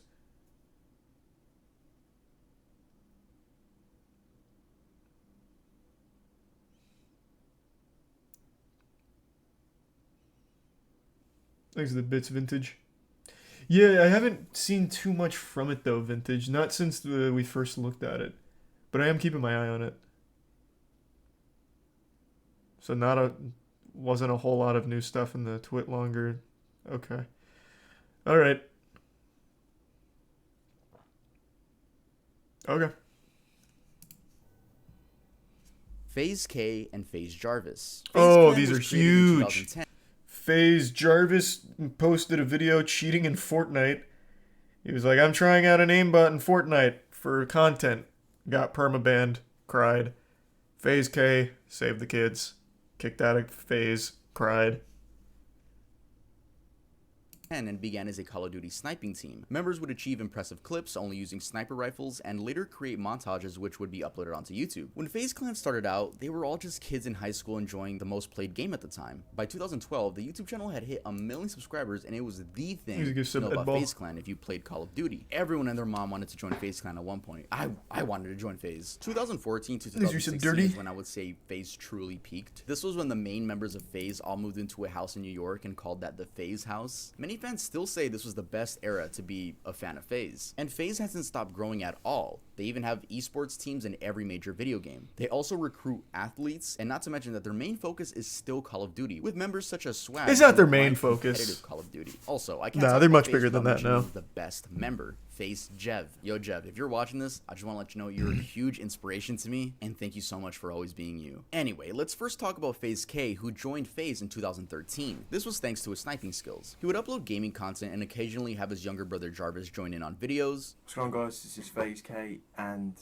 I'm doing a Q&A today. I asked some of you guys on Twitter to ask questions to ask my brother, who is here next to me. Though K never got nearly as many views as his American peers, I'll give him credit for going outside the box and attempting to capture the more IRL side of gamers. And when he would get views, it was for very out of place content like water bottle flip videos. You'd never expect that to be uploaded by Damn, he did a lot of that. I mean, they brought in views, so he was doing something right. Around this time is when his younger brother Jarvis began uploading content of his own, but things would change in 2018 around Fortnite's peak. K would begin to make videos revolving around his little brother and Fortnite. The views were immense, and at this point, K was living in a new LA FaZe house, or the Clout house. Either way, it was a fucking influencer house. Eventually, thanks to his skills and very, very saturated thumbnails, Jarvis joined the one and only FaZe Clan in 2019. The momentum only continued. And then Jarvis got banned from playing Fortnite due to using hacks in the game, aimbot to be specific. He wasn't playing competitively, he just downloaded some mods and wanted to make a cool video out of it. I'm truly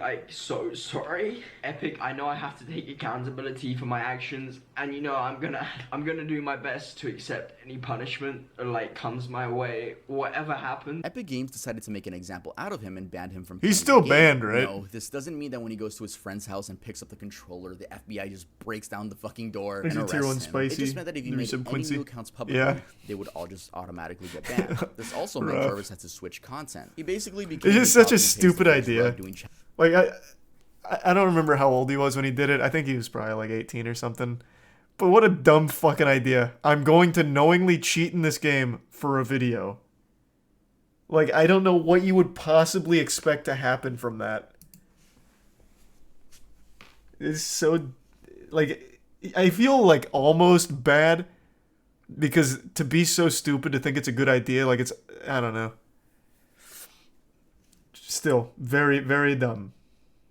Challenges and TikTok life hacks. By the way, these thumbnails are still, very bright. In 2020, he quote-unquote fooled the internet that he was playing Fortnite again. He went live and had someone else play for him. Then his username got leaked and Epic Games banned him on the spot. But when did FaZe K and FaZe Jarvis's careers go to shit? Kids. The Save the Kids crypto scam. Yeah. Remember when every YouTuber was hopping onto the crypto coin Save the Kids. Train? Well, this was one of them. This was a coin that claimed it would be used for charity and used the likes of K, Jarvis, Tico, Ricegum, and Nikon in order to get more clout. This was an entire mess, and I'm gonna dumb it down for you guys, but if you guys want full explanation, make sure to go watch CoffeeZilla's video. It's an amazing detailed video. That is a great video on it. Fans would buy this coin thinking that the value was only gonna go up. You know, they probably thought it was gonna be the next Bitcoin, but instead, the owners of the coin just left with all the money. I believe this is called a pump and dump scam. All the people in that video were part of it except Tico. Tico was genuinely innocent, which is why he's back in FaZe now. But everyone else in that video, yeah, they got a lot of money from the fans that were trying to support this charity. Due to this, K was kicked from FaZe, and Jarvis, Nikon, and Tico were suspended until further notice. He's got some tacos.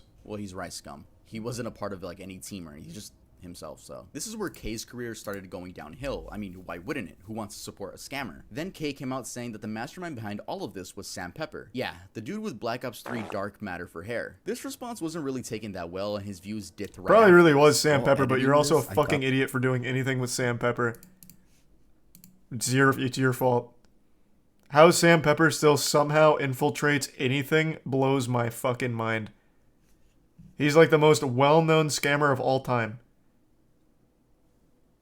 Hey, thanks again, Maki. Thanks for 5 gift subs in the tier 1 Climate, and the resub Chaser, and SSB. I thought I got the wrong channel. I thought I put Jarvis's channel instead of K's. But notice how much K uses his brother in his thumbnails. Like, do you not think you have a photogenic face? I literally thought this was Jarvis's channel. I was like, okay, I gotta re-screenshot it. No, this is K's channel. I did not make a mistake. Again. Please stop the oversaturated thumbnails. Jarvis had a boxing match which he won, and he was back in FaZe. Then this video was uploaded, Why I Left FaZe Clan, where he explains that he left FaZe Clan because his big brother was kicked. Weird for me because I don't want to be a part of FaZe if like you're not in FaZe as well. Oh, that's so wholesome. Obviously, me and you, we started YouTube since the very beginning. Trust. All of this happened because of you and you pushing me to like make videos, start vlogging, give some start beaches streaming. and the resub really Duluth. all happened Give because some Claire. you pushed me to do it. Aww, tier 1 so Swoosh sweet. and tier 1 Except Carla. not really, because this is when Jarvis would begin uploading less frequently and get less views. And no, YouTube Shorts don't count because those views are from randoms, not your fans. I forgot to mention that they have another channel called Jarvis and K. Oh, nice. They do upload more frequently, but the views aren't there either. And for some reason, while watching their videos, I feel like they're always finding a way to diss FaZe. 7 months ago, I left FaZe Clan, and after watching these TikToks, I think I made the right decision. It's like I get the vibe of like biting the hand that fed you. I mean, even the These are some fans Fisto. dislike the videos, and it's very weird. I don't know. It seems like they have a big ego after leaving FaZe. I truly believe Jarvis could have saved his career by just staying in FaZe. It doesn't matter if you were banned from Fortnite. There's new Call of Duties every year to make content on. I get that family comes first, and that's super respectable that he did that. But read. What is K doing? I know he showed his channel, but is that really all he's doing? Yep. That's really all he's doing. He legitimately does just use his brother in every single thumbnail. I would have no idea this is K's channel. Legitimately. There is nothing here that tells me this is FaZe K's channel. That's crazy.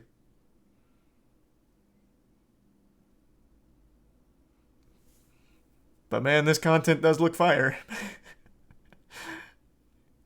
Awesome. I asked her to be my girlfriend on camera. Whoa. I exposed Jarvis playing Fortnite? Oh, no. Cool.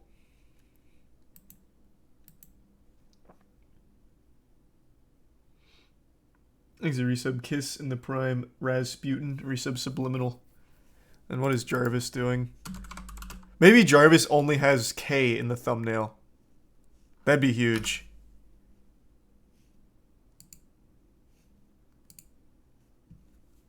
No, I guess not. He also hasn't fallen off nearly as hard.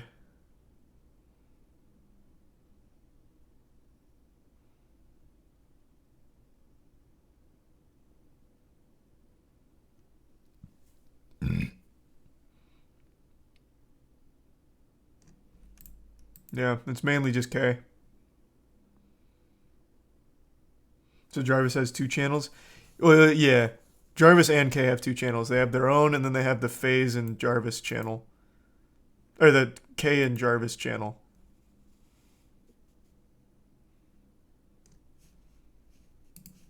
Joining FaZe doesn't mean fuck you, bro, to your brother. It just Makes means the you're looking bits out for fist. yourself. It's quite literally your livelihood. That's a Nowadays, good question, they both Fist. I upload don't know. shorts and Mr. Beast inspired videos, but it doesn't seem their audience is there anymore. Jarvis had a video get over 1 million views recently, but it's because FaZe members are in it. Pretty ironic. I mean, you could have stayed. You could have fucking stayed in the group. But yeah, let's head on to the next one. Kiwis. Kiwis first started gaining popularity in I forgot about this one. 2015 when he was part of the Call of Duty team Red Reserve. This team was seen as a stepping stone to FaZe Clan. During this time, the Red House became a thing, and this included Formula, Random, Mix, Kiwis, Game Gandhi. Since Crazy, we're talking no one about Red, remembers I gotta this. mention Red's best member, Game Gandhi. He was always the best person out of their crew and had the best content, and it just sucks that he got grouped with this I won't spoil it. I'll Anyway, let Tub this house had explain. a life of its own. Like, the chemistry It's pretty was there, bad, though. and the Gandhi vlogs were sweet and to the point. They weren't seen as rip-off FaZe anymore. They were just becoming Red. Until one day in 2016, Keemstar uploaded a video where Kiwi's attempts to justify why he sent a 12-year-old girl images while he was 17. And that had started a year and a half before the interview, so now the girl was 14 and he was 19. Either way, it's fucking disgusting. And then he proceeds to shoot himself in the foot. Because okay, so it was just weird. You sent pictures when you were 17 and she was 12. Now, I believe she said that she said she was 14. I believe, and the kick logs will prove it. Like, if you guys get it, like, okay, it's there, but she said she was 14 or whatever. But it was a month ago. Yeah, and a month ago on Snapchat. Yes. Okay, so a month ago you sent her a picture. Yes. But the problem with that is you're 19 and she's 14 at the time. But the thing, like, I was in a really like depressed state. Like, she was talking to me. Like, she kept on saying how she was saying how she was so attached to me. And I was saying, and she said how she wanted to meet up, and I said that's really weird. I don't want to meet up. Like, that's something you can't bank on. Like, that's just really weird. I don't want to do that. And she's claimed that she wants to meet up with other people. There's another person in Red that she talks to that she wanted to meet up with. Specifically, and we can talk more about that in private. But oddly enough, this wasn't the end of his career. He continued uploading and even uploaded a response video where he flat out victim blames the girl. I shouldn't have trusted this girl. I shouldn't have. I don't know why I did what I did. She convinced me that I could trust her, and it was a mistake. And that's something I will never make ever again. This girl lied about her age and convinced me to send her pictures of myself. Like, she sent pictures to me too, but his audience seemed to have liked and supported him. By this time, everyone knew about the situation, and due to living I never saw that. This man's just out here confessing to full-blown crimes without knowing it. Thanks to resub Helicity, Waifu, and Jay. I only knew that first part. So the dude straight up like admits like, hey, I thought she was 14, so I sent her all these nudies. You know, that's why I was, being romantically involved with a 14-year-old. I didn't know she was 12. She fucking lied to me. Can you believe that? That bitch. Thanks to resub Gooch. I didn't know he even made a response video where he just like straight confirms it and then makes it clear that he also received child porn.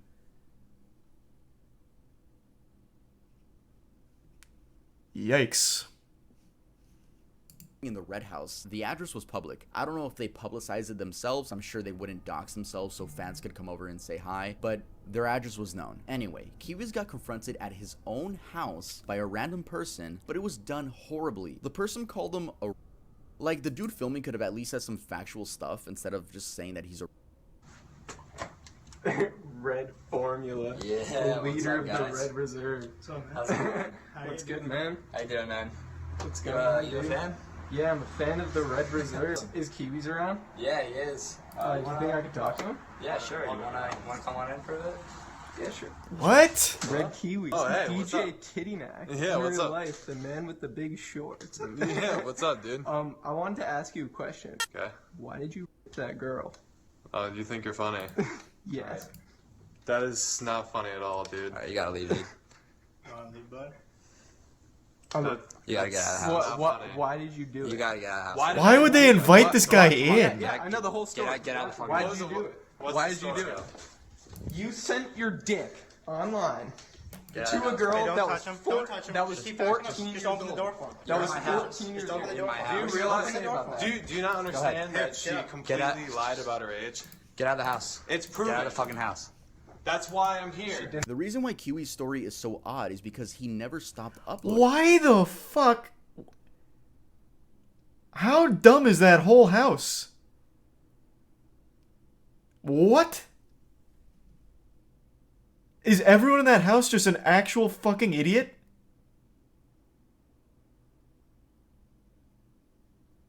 It's so fake. I don't know, man.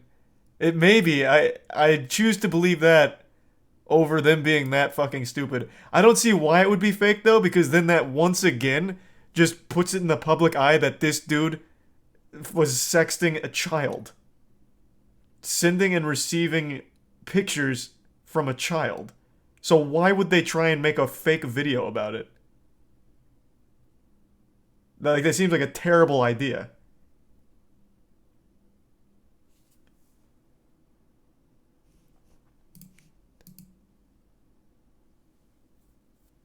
Crazy. He even peaked in 2018, 2 years after that situation. This was, of course, with the help of overly saturated Fortnite thumbnails. Yay! Fast forward to 2021, and skipping over his new team, which failed, Drummer uploaded a documentary about him, and he got dislikes for a little bit, but kept uploading. His views nowadays are nowhere near his peak, and it's just sad, really. Seeing when YouTubers ruin their careers, but don't have anywhere else to go because they make their money on the internet. I mean, they could go work at their local Food for Less, but I think at that point of being a YouTuber, your ego's really high, so you just don't want to do that. And there's a chance you could get recognized, which is always going to be awkward. We're literally watching these people die inside. But yeah. Alright guys, thanks so much for watching the video. I just want to say I don't condone the harassment of any of these people. I don't want my subscribers to be those subscribers that go to these pages and leave hate comments. Don't do that. Let's just watch from the sidelines, chill out. But looking at all these names, the only person I would say really didn't do anything wrong, just made like I guess a bad decision, was Jarvis. I don't think he did anything to get canceled for it. Yeah, his was very stupid. He cheated in a game, and the game happened to be his cash cow. I agree. Out of everyone on this list, Jarvis was like the most like trivial, the most innocent. He cheated in Fortnite because he's a fucking idiot, and he got banned for it, which cost him like his career as a Fortnite creator. But he's still doing fine. Oh, actually, no, he was in Save the Kids. Actually, I forgot. I actually totally forgot he was in Save the Kids. Never mind. It's crazy. Every time I hear Save the Kids, I only think of FaZe K. Yeah, never mind. I totally forgot that he was also part of Save the Kids. Fortnite, and he chose his brother over FaZe Clan, which I think was the wrong decision. Yeah, just wanted to make that clear. Leave a like, make sure to subscribe to the channel, and make sure to go to earldoesn'texist.com to get yourself some new Earl clothing and use code BACKTOSCHOOL for, I don't even know how much % off. It's on the screen. Yeah, music video coming out soon. The name of that song is Overdose, and that'll be part of my 9 to 10 track EP. There will be a whole movie on this channel, so I can't wait for you guys to see that. I'm so excited. Sorry for missing an upload. I was recording the music video for that. So follow me on TikTok, follow me on Twitter, follow me on Instagram. All the ads were right there. Specifically TikTok, like I hate when I pop up on people's For You page and they're like, "Oh my god, you have it?" Yes, I have all social medias, bro. He's using Lud and Schlatt's music. I'm gonna go have sex with your mom, and I'll see you guys next time I upload. You're right, actually. That wasn't that. Yeah, this is 8 hours old, so I actually think that was Lud and Schlatt's Music Emporium. So is Kiwi still uploading? Holy fuck. I got you. Damn.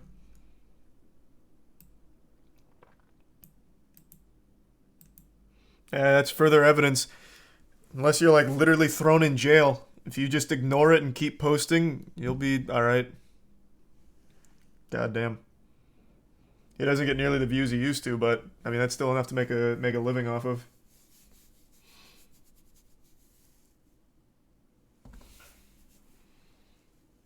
What about Mini Lad? Yeah, his is the same deal. We already talked about that one. He doesn't get the views he used to, but still enough to make a living.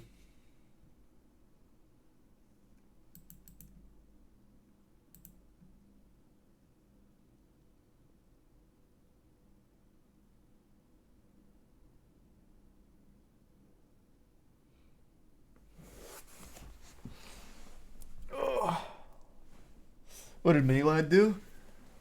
Oh, that's another huge story. I don't even know where to begin. Christ.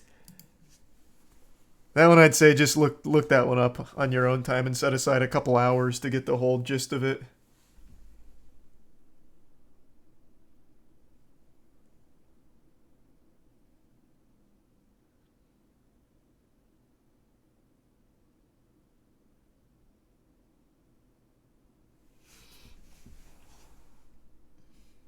The resub Migzim. Yeah, we just looked up the Google Stadia. I can't believe they're closing it. It was so close to popping off, too. Rest in peace, man. What a shame. The Stadia was the future. We just weren't ready. He's a prime keep. The resub producer and Ray. What is the Stadia? Oh. Hurts me to read that. It was such a good idea, too.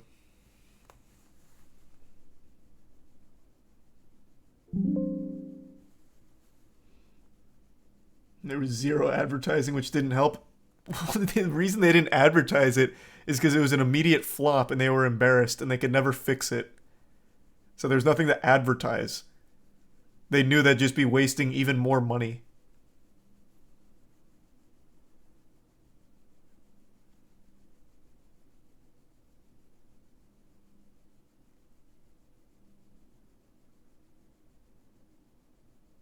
Thanks to resub. Shika.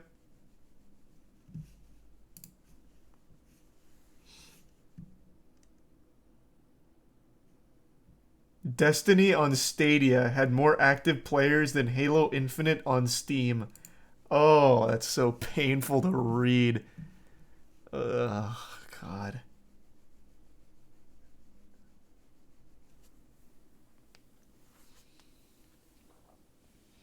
He's a Prime J.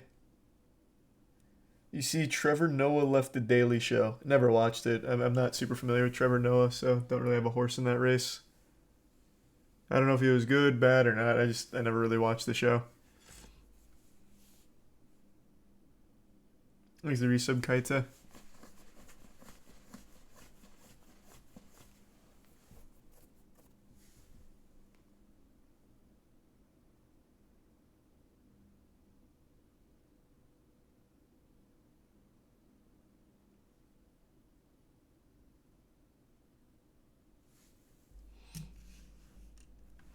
Dude, I worked on HI? What? What is HI? Is that the Stadia? Is that like the abbreviation for the Stadia? Oh, Halo Infinite. Oh, that's so bad. I don't even recognize the fucking abbreviation for the game. Oh, that's so painful. Oh my god. Oh.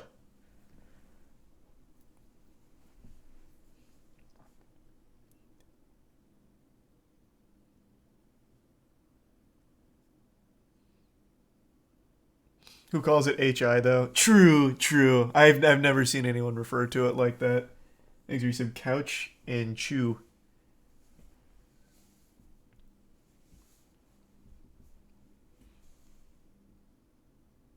You watching XQC Game Show tomorrow? Yeah, if he shows up, yeah, absolutely. For those that aren't in the know, if you haven't browsed LSF, Lud and the entire off-brand team, they've got this massive game show put together for XQC called Juiced. And, well, XQC signed up for Twitch Rivals Gundam Evo tomorrow at the same time as this game show. That Atriox, Stans, Lud, the whole gang spent like $500,000 to produce for him. So there's a good chance he doesn't actually do the game show. I guess we'll have to wait and see. He also didn't play the trailer. Lud tried for hours to get a hold of him to just play a trailer. Yeah, I'll do it for him, actually, because the trailer slaps.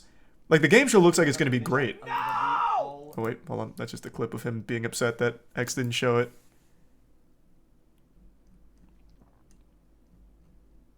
Where's the trailer at?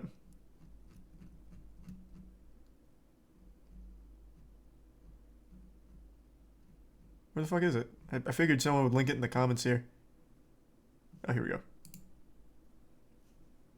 A Molly, shroom caps, fucking drugs, alcohol, cocaine. I'm like, Actually, get some corn in the resub Gonza. Bless. you're just a moron. Oh my god, oh my god, oh my god, oh my god, oh my god.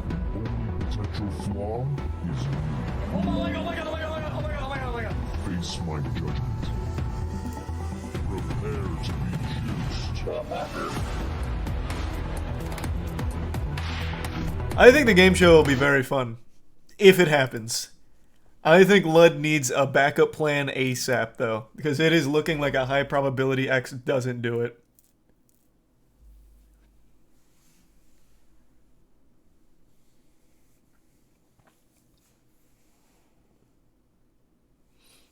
Thanks to the Prime Bazzer and the resub Zythal. Not yet, T-Chan. That's what I'm going to watch on my own. I usually do.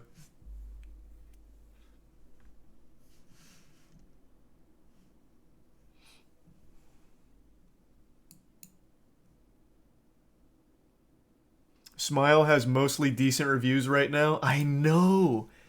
I'm going to see it tomorrow. I'm going to try and see Smile tomorrow.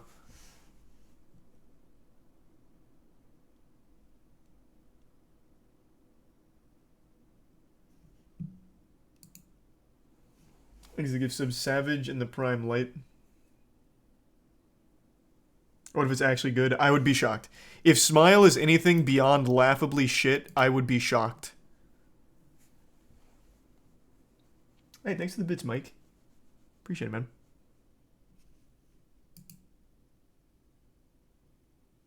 Have you watched Andor? I watched the first episode last night. It was good. Like, it was an actual good episode. It didn't feel like normal Star Wars. Like, it actually finally felt like not quippy, boring-ass Star Wars. I actually liked it. I don't know why chat was shitting on it. I've only seen the first episode. Maybe it gets bad, but the first episode was, like, actually good. There's a fucking brothel in it, and it's not on a desert planet, and a man just gets straight executed with a blaster. Things Star Wars never bothers to do.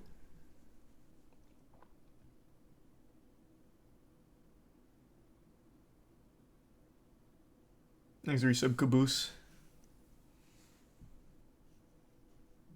Yeah, and there's no fan service.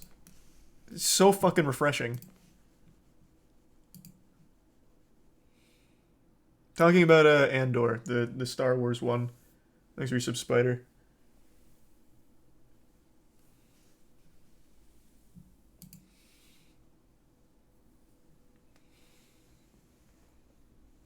Daredevil might show up next week in She-Hulk. I just don't care. I don't care. I can't. It's just too boring. Maybe at some point I'll get the strength and motivation to power through the 4 episodes I'm behind on, but for now I can't. I am just so tired of fucking Marvel comedies, man.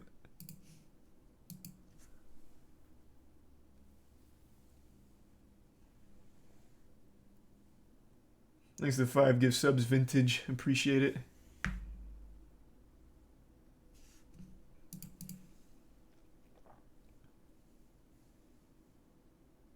Oh, somebody brought this up. Thank you for reminding me.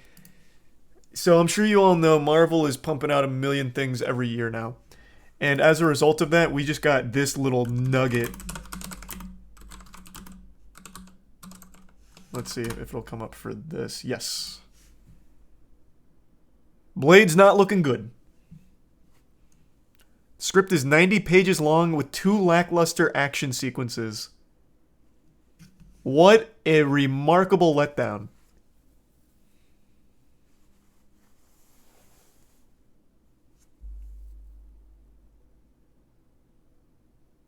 Yep.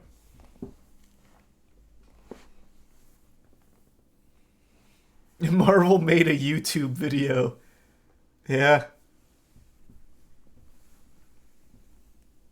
Thanks for the gift sub, Noel, and the tier 1 Noel. And the resub Twittery and Solly. And another one, Noel. Thank you for that.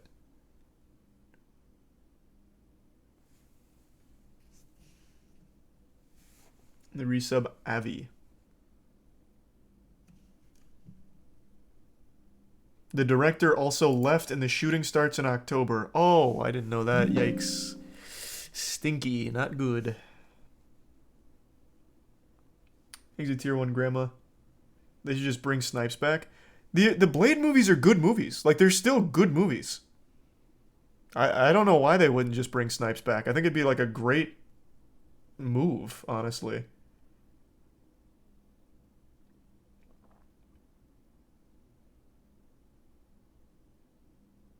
He's awful to work with. Oh, wait. I do vaguely remember that. Remember he had a reputation for being hard to work with. And then he went to jail for a while because of taxes or some shit.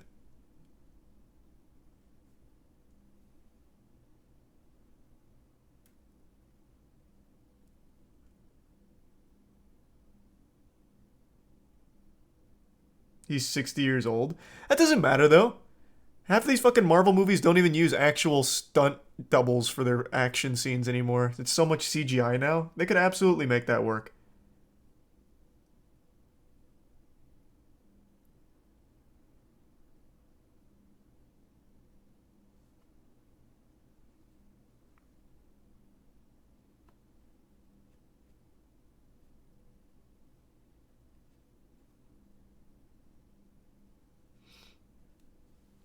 These are the bits. Fist. No, I haven't checked it out since their last trailer, but it did look better, Fist, I agree. Haven't seen it yet. I'm going to watch that on my own Mac.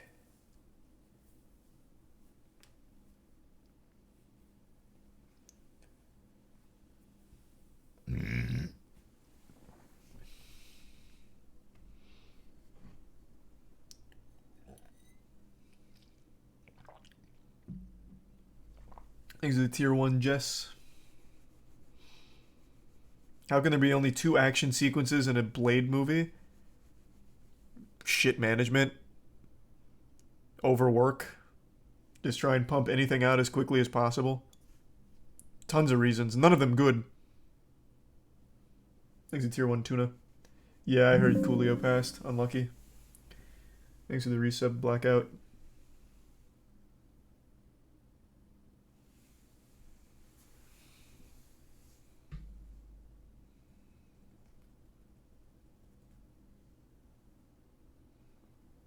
Thanks to resub Gamble.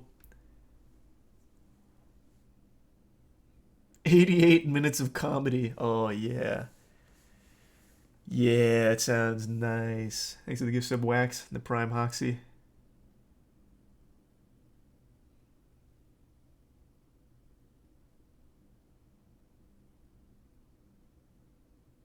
And the Prime Wumpus.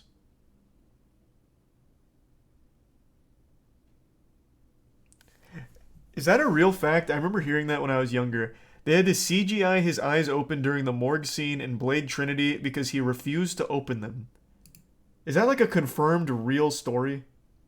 Because I heard that when I was young too. Let me see. Let me look up the scene.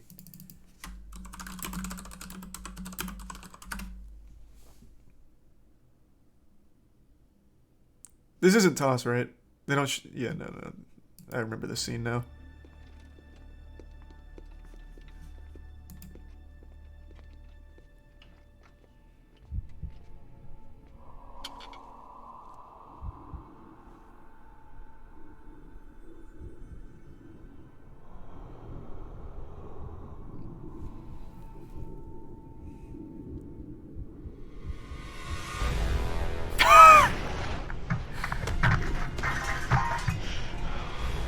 Why did he refuse to open them?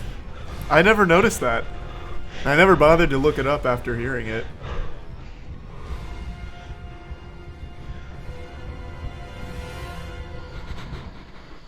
Because he hated the director. And Blade? The virus didn't kill him.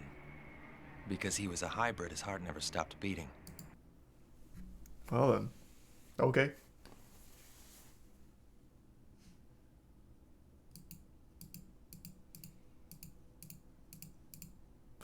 You know, for the time, that's not bad CGI.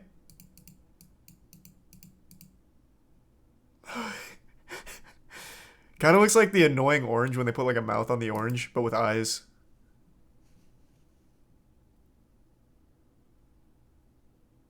Man, I really don't understand why he wouldn't just open his eyes. Even if he hates the director, he did all of the hard stuff like getting up and throwing people around. Why not just open your eyes?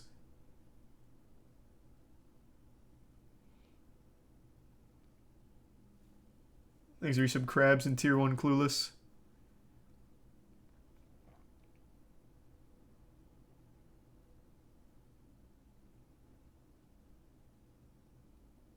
Oh, I keep seeing that all over Twitter. Yeah, from Thor Love and Thunder with the kid.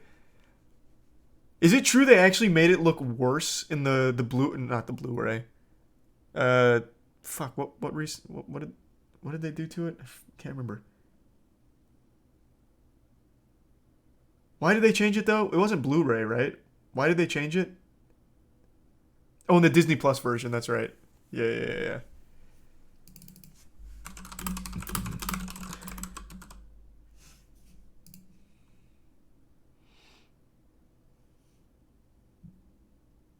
What is every Marvel scene with bad CGI? I just want to see the Thor Love and Thunder. Here we go. When do we leave? Thor? Can you see me? Floating kid alert. It's Astrid. Heimdall's son. Astrid, are you okay? I no longer go by the name Astrid. I'm now known as... God, it is like right out of Power Rangers. Popular band I heard on Earth. Gina. Astrid, your father gave you a very tough Viking name, and I intend to honor his wishes. Axel. Astrid. I said Axel. Oh, hey! Mine's the first one after that. Yeah, movie was bad. That just wasn't very good.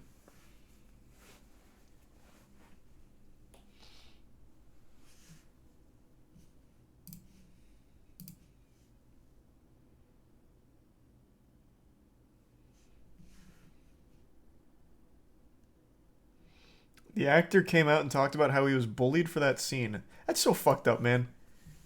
I still remember that with Anakin from the prequels. Well, from Phantom Menace. People unable to separate, like, the character from the person. Like, it's not the kid's fault. He didn't ask to be poorly CGI'd in the movie. The fuck? That's not his fault at all.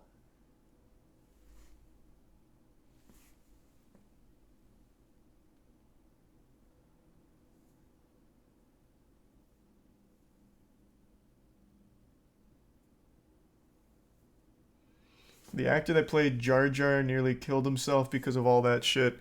Well, not just him, Jake Lloyd, Anakin. His whole life was ruined from playing Anakin in Phantom Menace. There's people unable to separate character from the human being. Like, it is not the human being's fault that the character was shit. Jake Lloyd, it's not his fault Anakin was bad in Phantom Menace. And it's also not Jar Jar Binks' actor's fault. Like, they didn't make the character and write the character to be that way.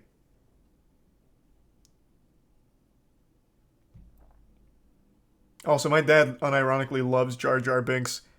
For the longest time, he thought Jar Jar was the face of Star Wars. It wasn't until, like, probably The Last Jedi, or, no, probably like The Force Awakens, where I had to hit him with the cold water, and I was like, Dad, no one likes Jar Jar. Legitimately, for some reason, no one likes Jar Jar, if you can believe that. He was distraught. Thanks for some Karma Noodle, Adam, and the Prime Pineapple.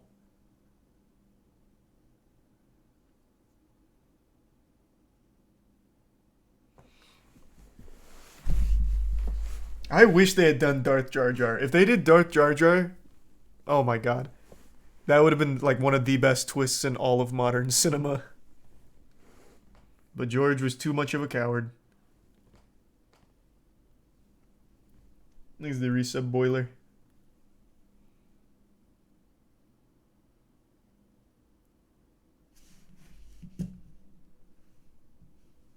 And the gift sub wacky.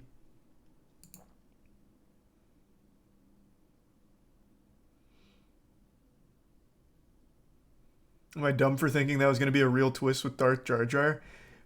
You're not dumb for thinking that, but you're dumb for putting that much faith in George Lucas's ability to go that hard. It's such a big brain idea that I don't think George Lucas would have been capable of.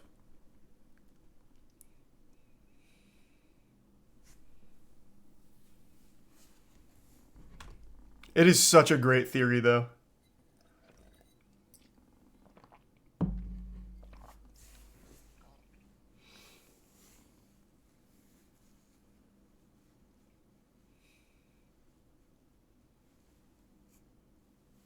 Thanks for the gift sub. Maj in the Prime Dirty.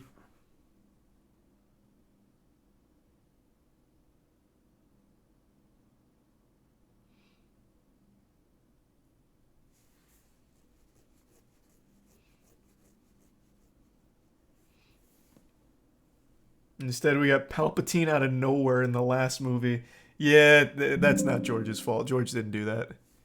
I bet that even made George puke. God, that was so fucking bad. Somehow Palpatine returned. What a disaster. Flip-flopping directors. How could you possibly expect it to work? I will stand by the fact that I think Force Awakens was fine. It basically just did what the OG did, and I'm okay with that. But then it was all downhill.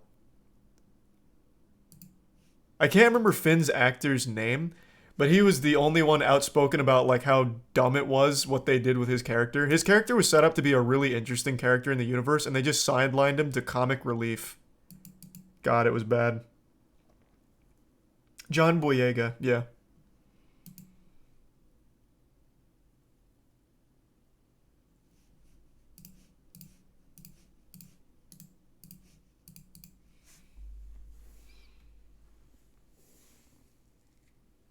Thanks to Resub Alpha.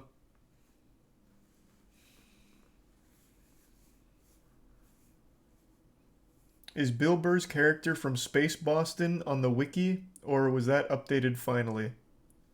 Couldn't tell you. Not yet vintage, that's what I'm watching on my own.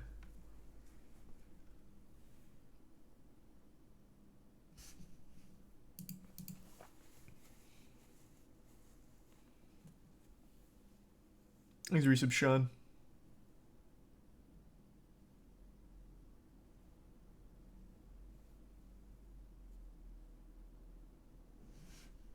Remember all the Reylo fans sending death threats because Kylo Ren died? Oh my god, don't even remind me of the fucking Reylo fan base. Holy shit. That was so fucking cringe. I don't use that word lightly, but that was some of the most embarrassing fan behavior of all time. Oh, fuck. I wouldn't have cared as much if it was like an actual good movie or like two characters that were like good. Kylo Ren is fine, like he was an okay character that I think wasn't used very well. But fuck, for Star Wars, for the fucking Disney trilogy, ugh.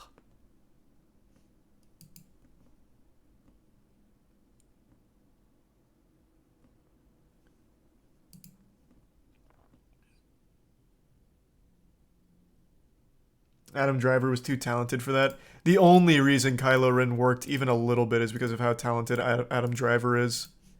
They got so fucking lucky with casting him.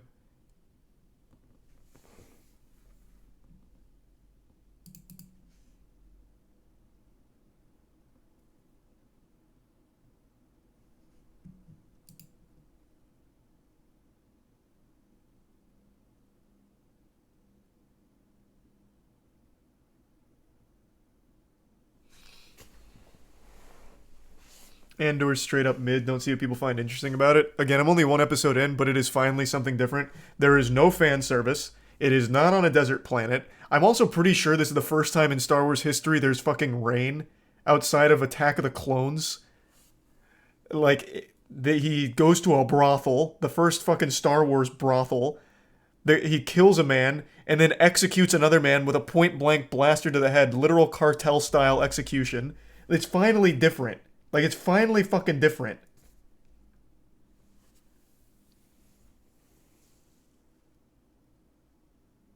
Kamino is rainy. Well, that's what I'm talking about. Attack of the Clones. When Obi-Wan goes to Kamino and learns about all the clones.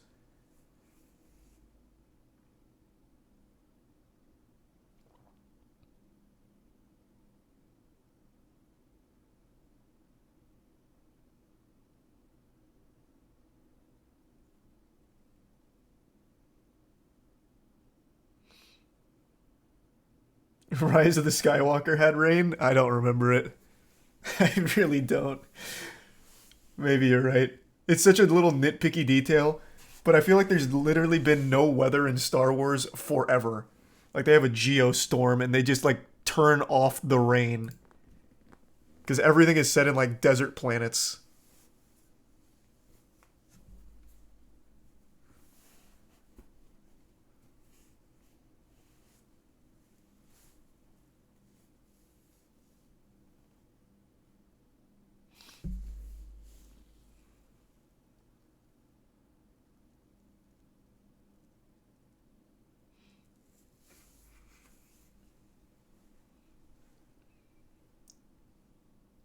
Did you like Obi-Wan? No, I did not. I did not. I liked the end. The end was pretty good.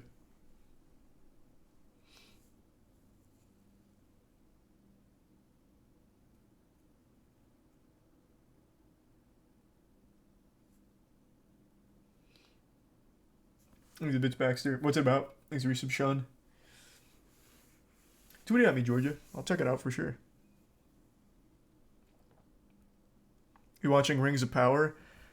I am. I just watched the episode from 2 weeks ago because I'm a little behind.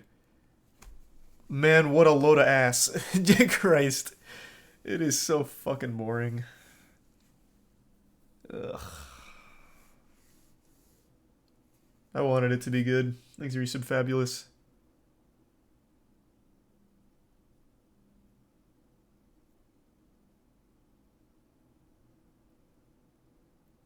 Thanks, Resub Guapo. Let me resub Artificial Blue.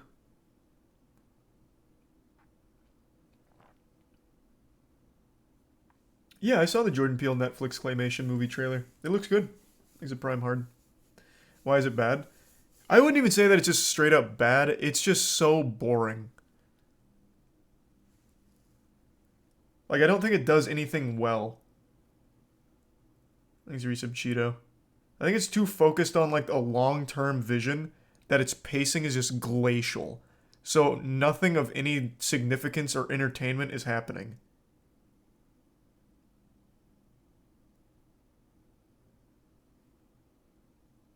Yeah, I also think they're doing a terrible job with, like, actual writing of the characters themselves. And yeah, the episode from 2 weeks ago is the one with the prison scene where Galadriel literally goes Looney Tunes on him, where it's like, show them. So then as she's about to get handcuffed, she like somehow tosses 5 soldiers into a cell behind her. It was very silly. And that was like the only piece of action or anything that happened in the episode. Everything else was just bad dialogue.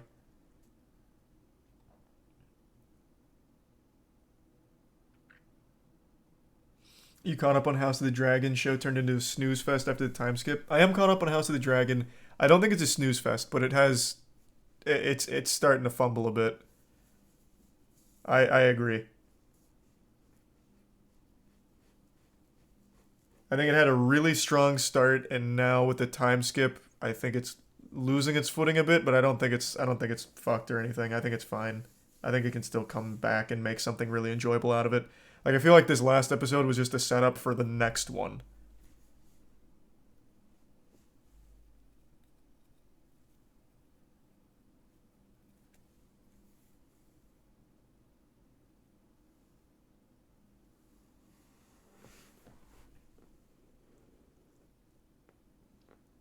Needs a resub zing.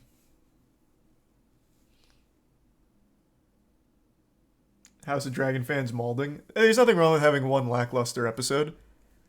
You don't need to hop on cope. Like I said, I think there's a good chance it's just set up for the next one, but I'm just not super interested in, like, the political power of children.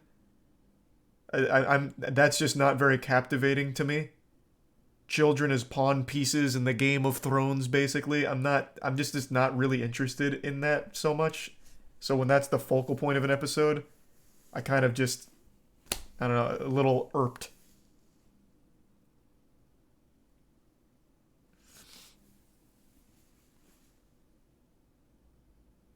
Thanks a resub, Alexa. Because now everyone's got like 5 kids because they time skipped. So Damon's got 3. 3 kids.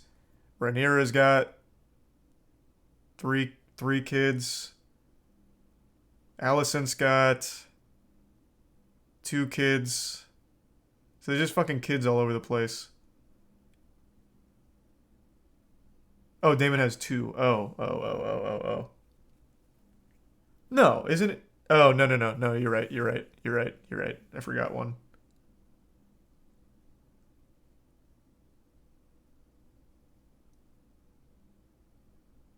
Is that a spoiler? Oh, I didn't even consider that. Oh, I'm sorry. I didn't even consider that as a spoiler with having kids. Oh, my bad. I'm sorry. I didn't know. That didn't feel like it'd be a spoiler.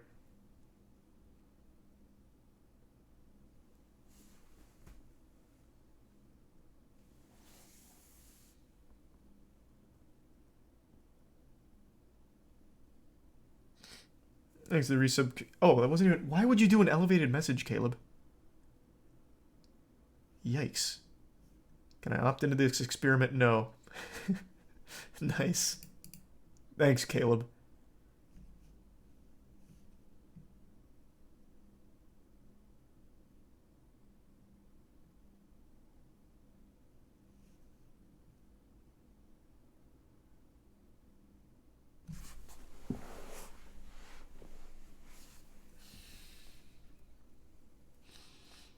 Haven't started Dahmer yet.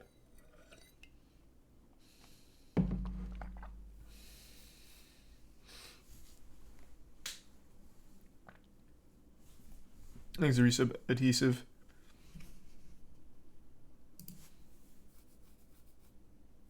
Scary injury in tonight's football game. Dolphins quarterback could be impaired for life. It's all over Twitter. I caught a glimpse. I think it was Tucker said that he really wished the NFL didn't show that injury again. Was it like pretty gruesome? He's okay though? Oh, okay. Well, that's good news then. Well, let me see it. I don't think I'll pull it up. Wow, it's actually the first thing that I see when I open up Twitter.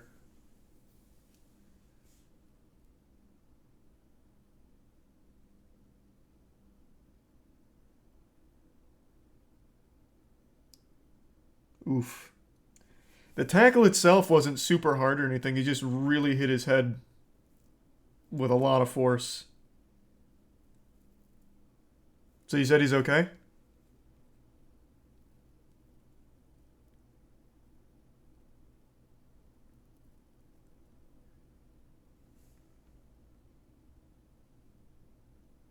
Okay, well that's good news at least.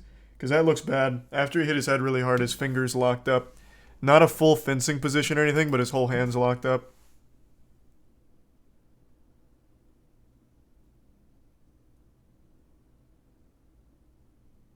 He literally got a concussion 4 days ago and played tonight. Yeah, the NFL shouldn't allow that.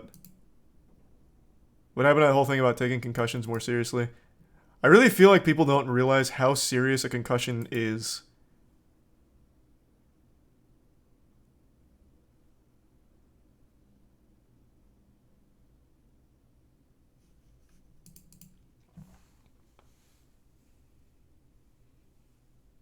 Concussion's literally brain damage. Yeah, it's acute brain damage, man.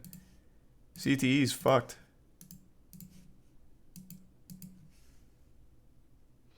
Chris Benoit killed his whole family because of concussions. That's a theory. I don't know. Was that confirmed?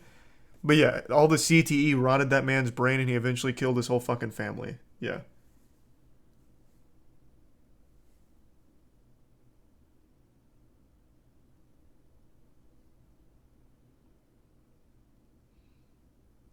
His brain looked like a 90-year-old man. Chris Benoit?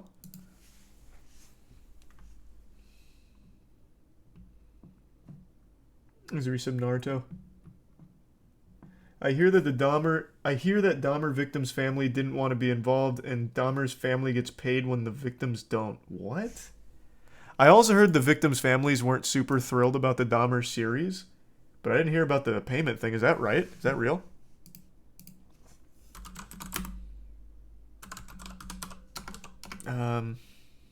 What would I even type in to find that? Dahmer family payments, maybe? No. Oh, here.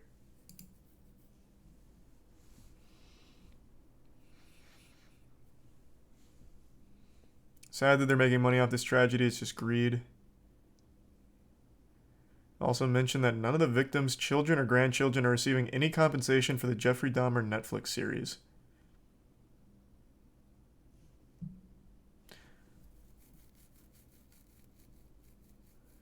I get that it's not required, which this makes note of, but I feel like, why wouldn't you? Right? Like, there's no reason not to. It's a win-win. You get to make your series. You could even get input from the family if they so choose, but at the very least, compensate them for this whole thing. You're going to use this traumatic situation for a highly rated show, a lot of money. Why not toss some to the people that were directly affected by it? That's a PR win for them as well. There's just really no downside.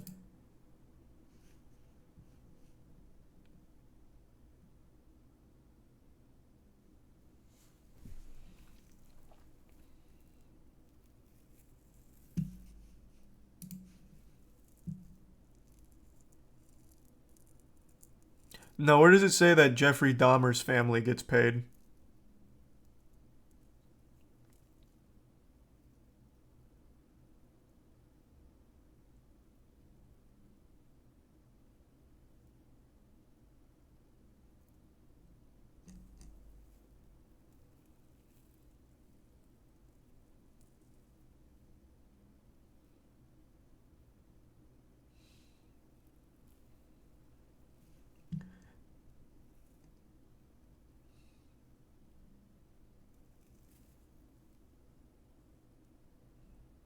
Because it's his name. Where does it say that?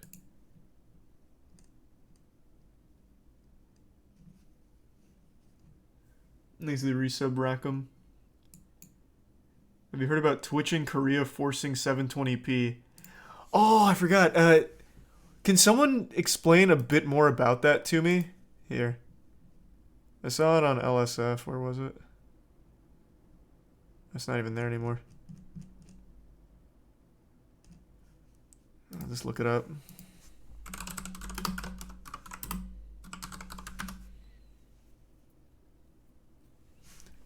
So what exactly was this? Thanks for resub, Sean. And the Bits nasal spray.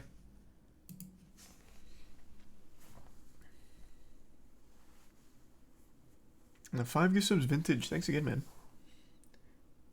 It's not Twitch, it's Korea. They're making it about bandwidth.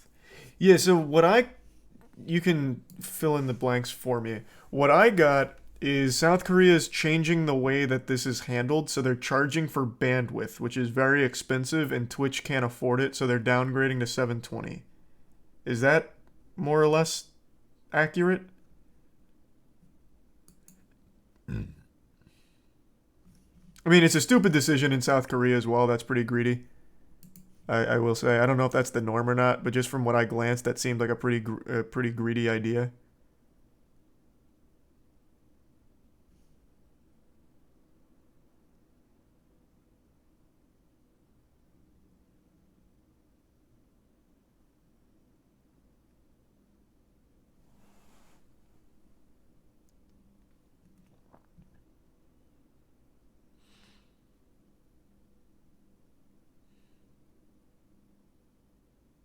Yeah.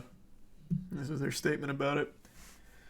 Hey, thanks to the 5 gift subs, Reninguez. Been a while. Hope you're doing well. Thanks to your subs, Syndrome and Picarelli.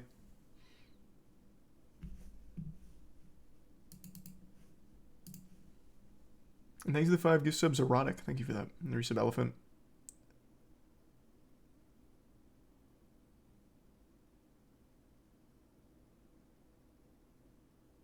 And the Prime Royal.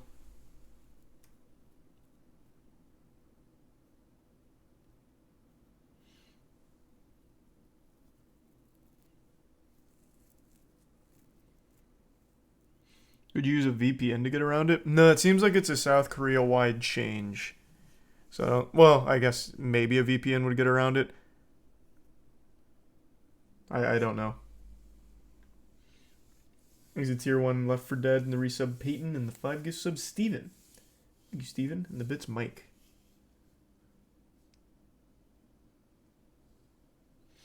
Twitch can't pay for 1080p. Unironically, over the last 2 weeks, I really get the impression that Twitch is fucking broke. All their money went to hiring Megan Thee Stallion to be the headliner for TwitchCon. That's who they got, right? Megan Thee Stallion, I think.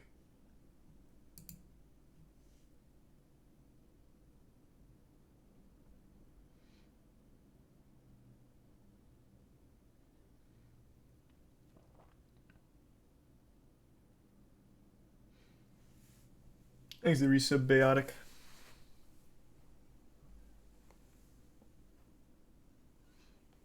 Hey Rocket, yeah, Hurricane missed us luckily. Thanks to resub Shaz.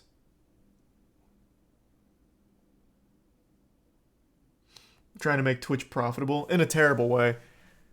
They absolutely paid Megan Thee Stallion. Obviously. Megan Thee Stallion doesn't stream here. She probably doesn't even know what the fuck Twitch is. They paid her.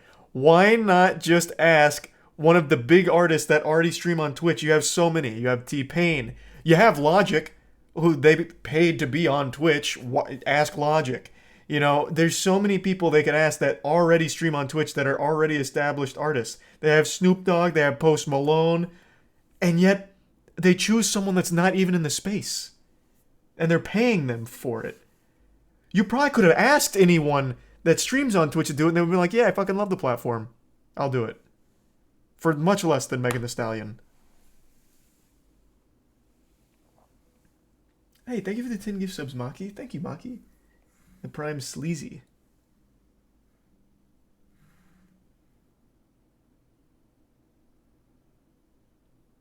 And the resub Boyfriend.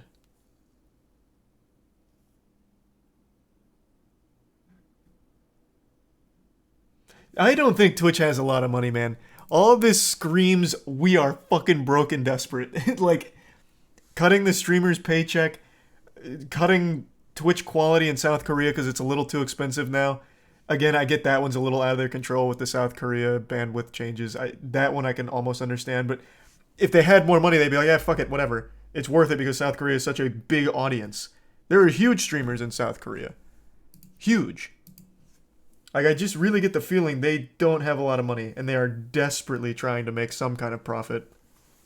Amazon must not be giving them shit. Like, I don't get it. I don't get it.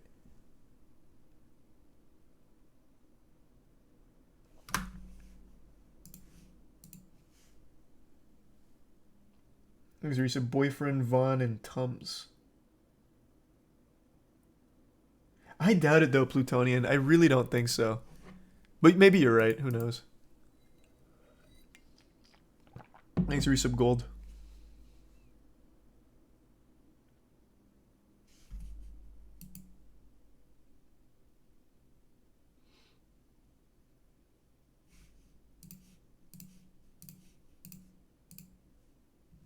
Thanks to tier 1 gym rat. Do I think Amazon fumbled the bag with Twitch? I just don't think Amazon's done anything for Twitch. I really don't. The only thing they've done is the Twitch Primes, which is the main thing keeping streamers on there. But past that, I don't think they've done shit.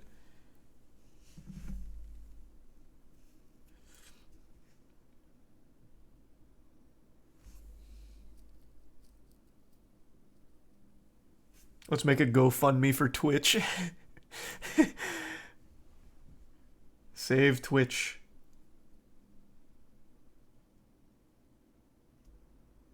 Thanks to resub Marune.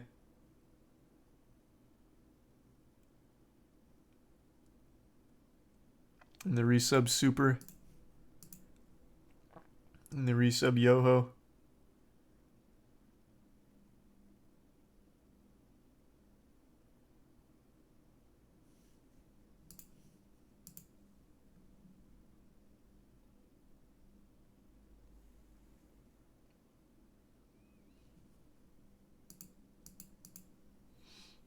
Yeah, we watched the new Sunny vid. It's James Corden. I watch everything James Corden related.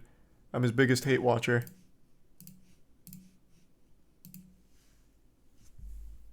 Thanks to give sub Dogglesworth. The Prime Hunt.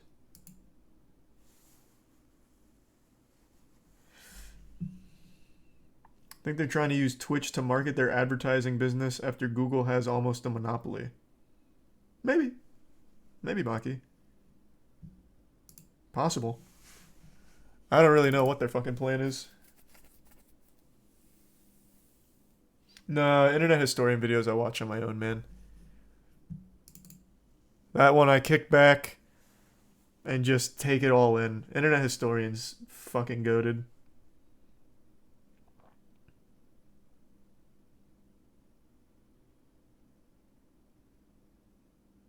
Thanks to give sub Yoho.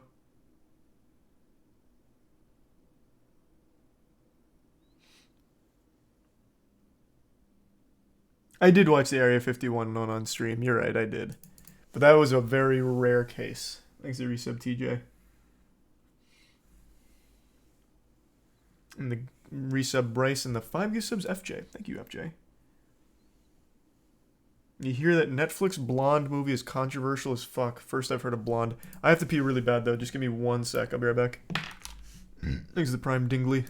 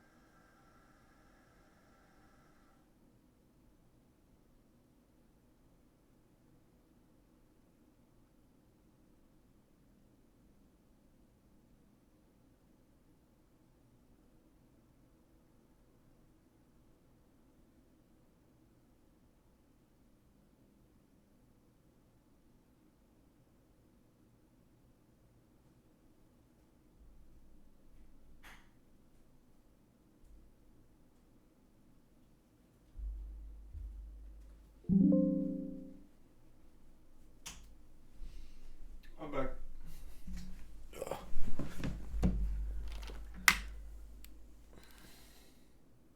Thanks to the bits vintage. Yeah, now you can hear me pee. I don't bother muting the mic anymore. It happens. Hey, it's part of being a human. We pee, we shit, we love.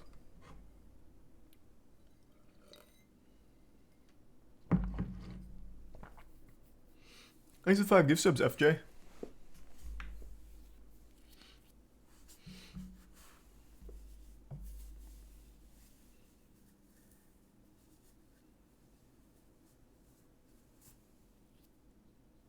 Thanks for Prime Stealer.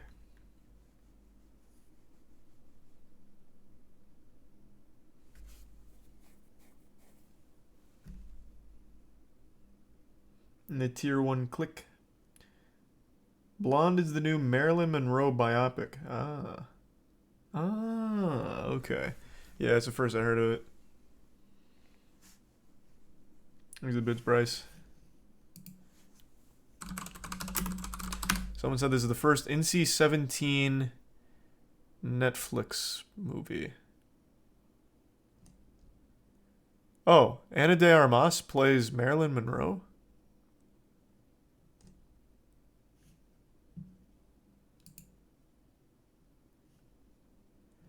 As Blonde goes #1, viewers lash out. Sexist, cruel, and one of the most detestable movies ever made. What? What happens?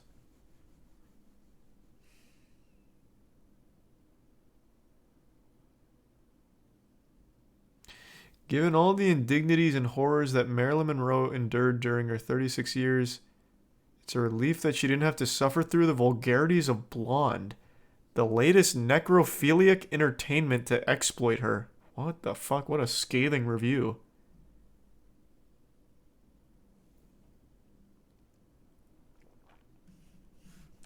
There's a scene where JFK sexually assaults her. How? What the fuck? Huh?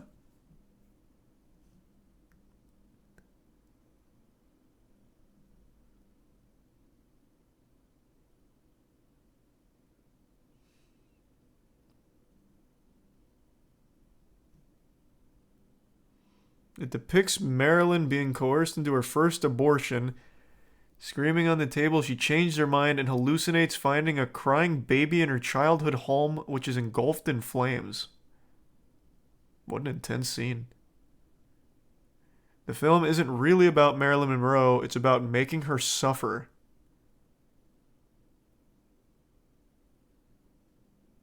It's a 3-hour movie?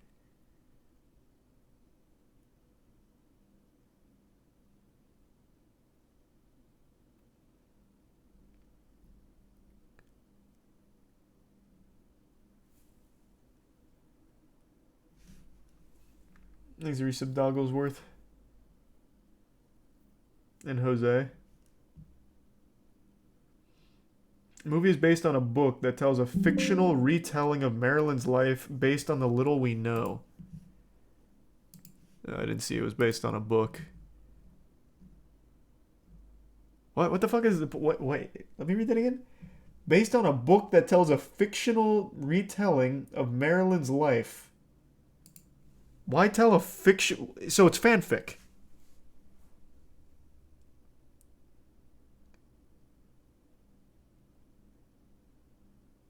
They made a 3-hour fanfic, which seems to focus on, according to these reviews, the sexual abuse of Marilyn Monroe. What? Why?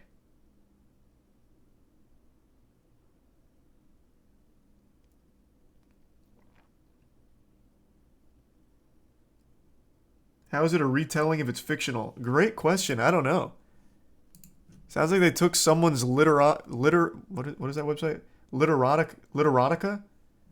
Literotica piece and just made a movie out of it.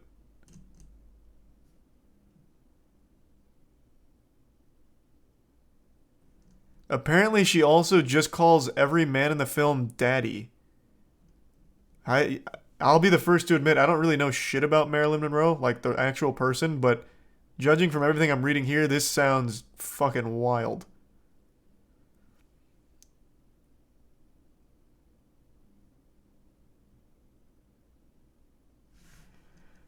Director just wanted to make porn for himself. He picked the actress because he saw her naked. Who's the director? Andrew Dominic. New Zealand film director. Never heard of him.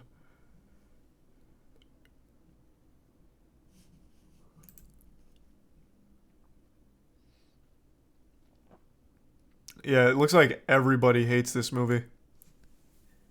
I haven't seen a single good thing about this. Oh, I guess that's not true. Here's Rotten Tomatoes to the rescue.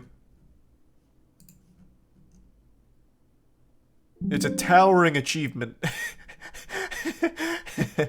Okay.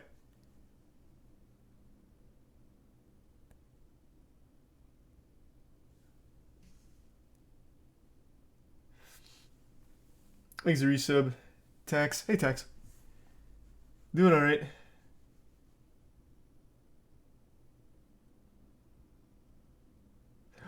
Oh, is Internet Historian's video about Nutty Putty Cave disaster? I haven't looked at anything about his newest video. I usually like to go in blind. Is it about Nutty Putty? No, it's a different cave? Oh, okay. Yeah, because I know everything about Nutty Putty. Thanks for resub. Sweaty and Trip.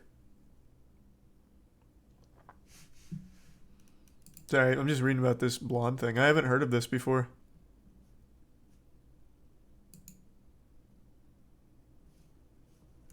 It seems awful.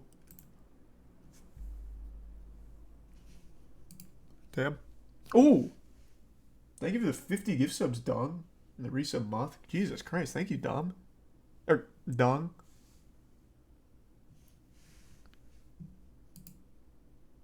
I really appreciate that. Thank you, Dong. That was wholesome.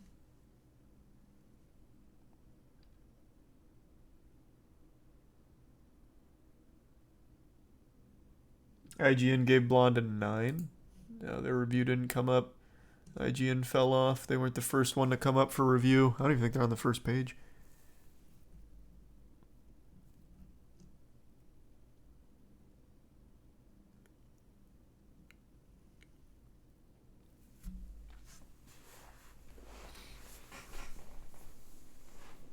Oh, God. Good Lord. Thank you for the 50 Maki. Jesus, the back-to-back. Christ, what a fat fucking drop. Thank you for the generosity again, Maki.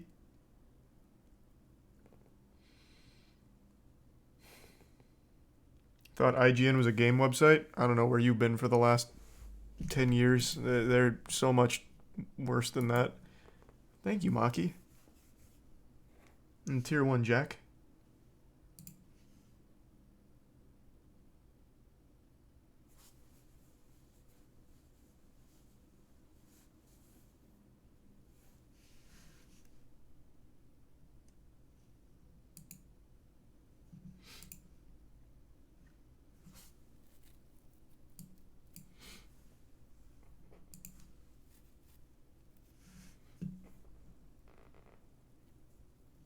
No, I don't think IGN really does anything at all anymore in general.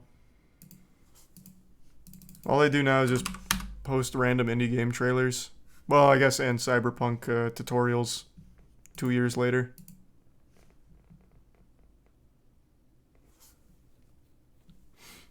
Yeah, just not a fan.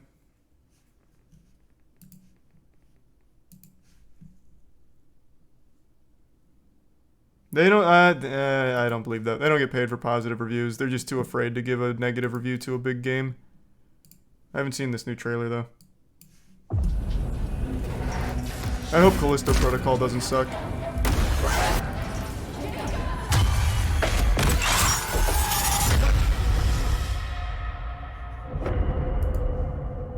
Thanks to Tier 1 Bree. And resub Turtle. Yeah, I know Exerbia.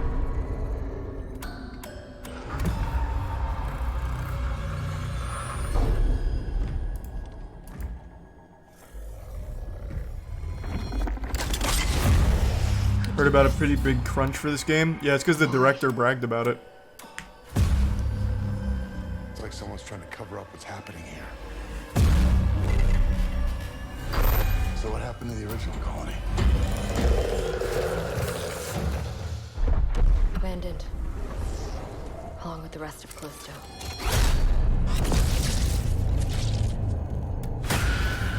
They didn't have a clue what was going on. Things are changing.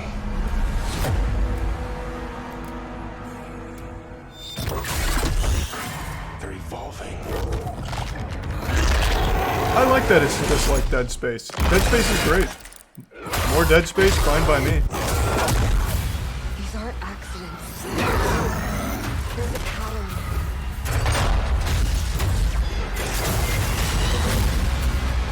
This isn't about escape, Jacob. Not anymore. What's it about? Answers.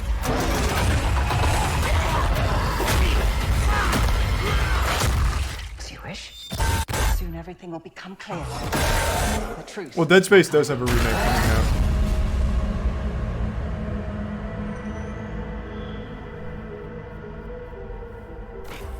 So we're gonna get 2 Dead Space games, really. Callisto Protocol and the remake. Thanks to the gift sub, Reningez, and the resub ex-girlfriend. You think it'll flop? What, Callisto Protocol or the remake?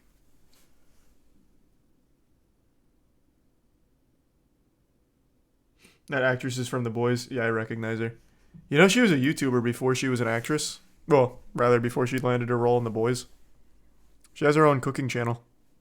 She seems really nice.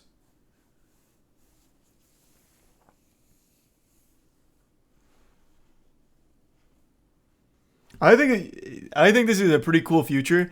Pretty much every major actress, as well as just like major anyone anywhere, like maybe 10 years from now, is going to have like a YouTube channel or a TikTok or Twitter that you can go back on and see them like before they became famous. And you're going to find so much fucking cringe there, and everyone's going to get canceled. Exhibits Plutonian and the resub Herc.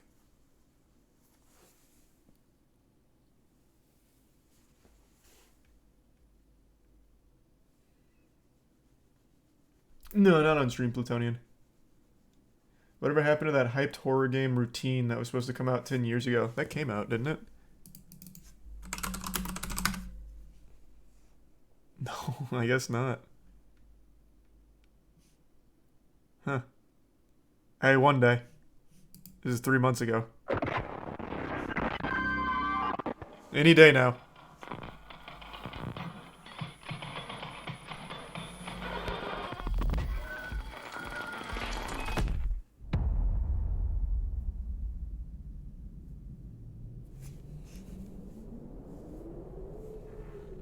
It was in development hell and finally coming out, like Atomic Heart. Yeah, Atomic Heart just got delayed. I'm starting to lose confidence there.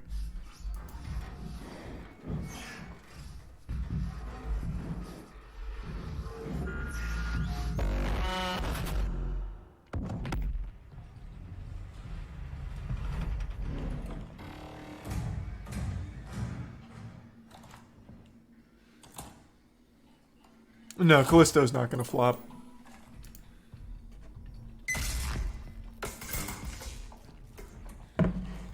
Yeah, I remember this from the Summer Game Fest.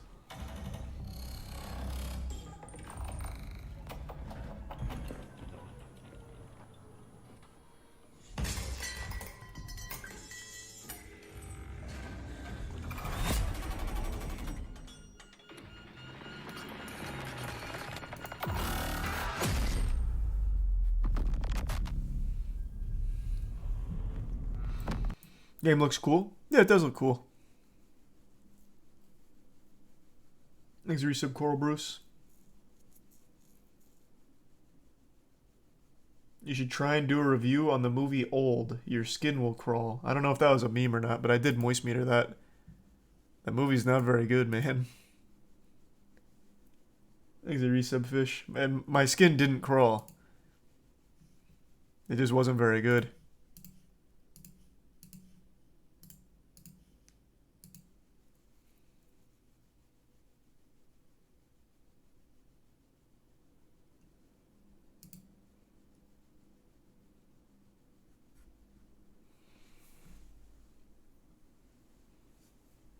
You just hate Coral. Hey, that's fucked up, man. Don't say that. I like Coral.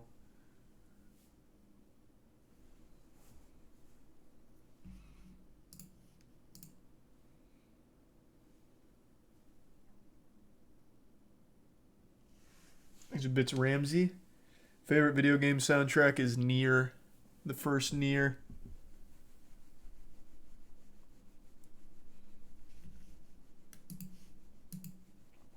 He's a Prime Evil.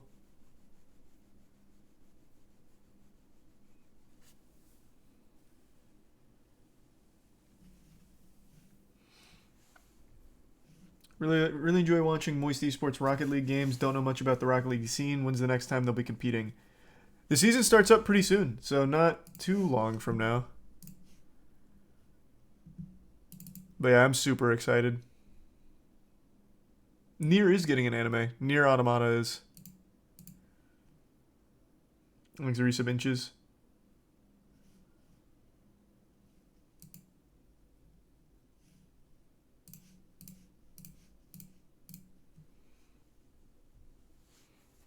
Let's read some Goldie.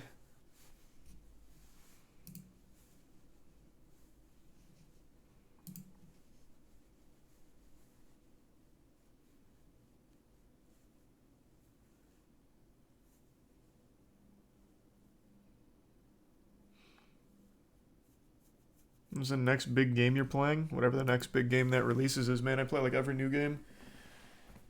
So whatever the next big one is. Who replaced Vatira? Astral.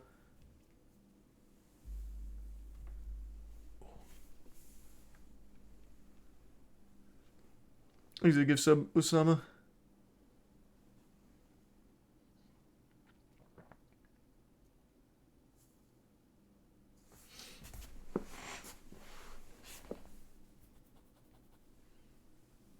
Have you seen the finals? Yep. The game looks good. I think this was a very impressive trailer. This is a new team, right? I think it looked very interesting.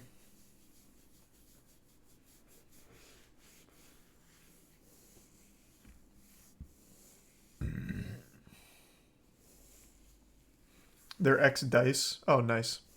Thanks the Prime gag.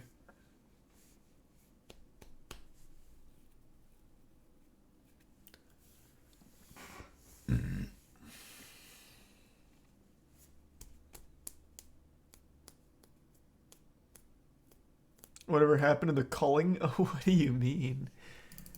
It just died. They tried to release the culling 2. It didn't work. Like, I don't know what to tell you, man. It's been dead for a long time. Thanks a resub Twitch. OG culling was fun. Like the first big battle royale game.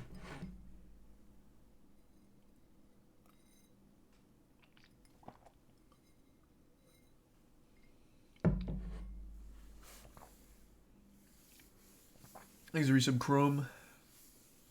No, I never got to play the culling 2. The game launched and I think only 5 games ever got completed because there wasn't enough people to fill a lobby so it wouldn't start. So by the time I tried hopping on, it was already too late. It was just me.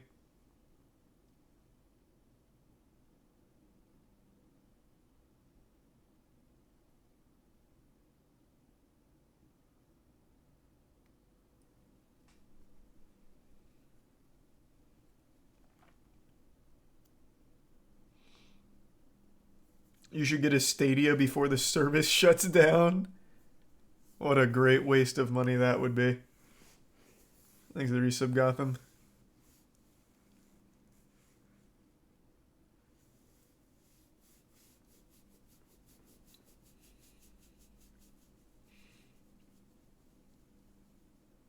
You get refunded.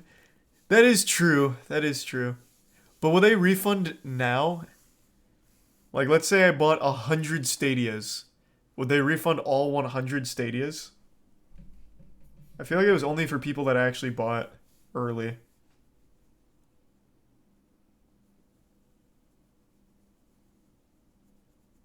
They're only refunding game purchases. Okay.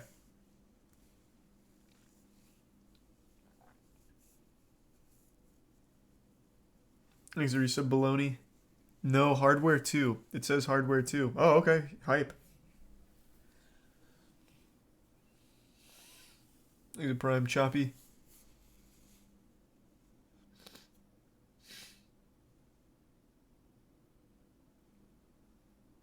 You see Scorn's getting released a week early? No, when's it coming?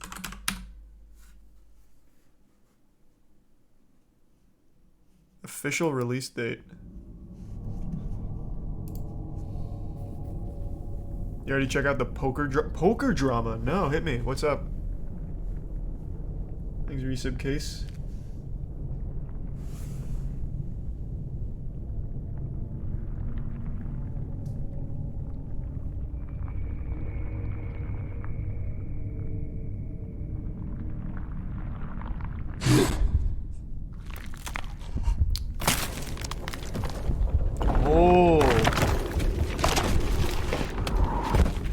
I wonder why they're releasing early. Is another big game coming out around the 21st?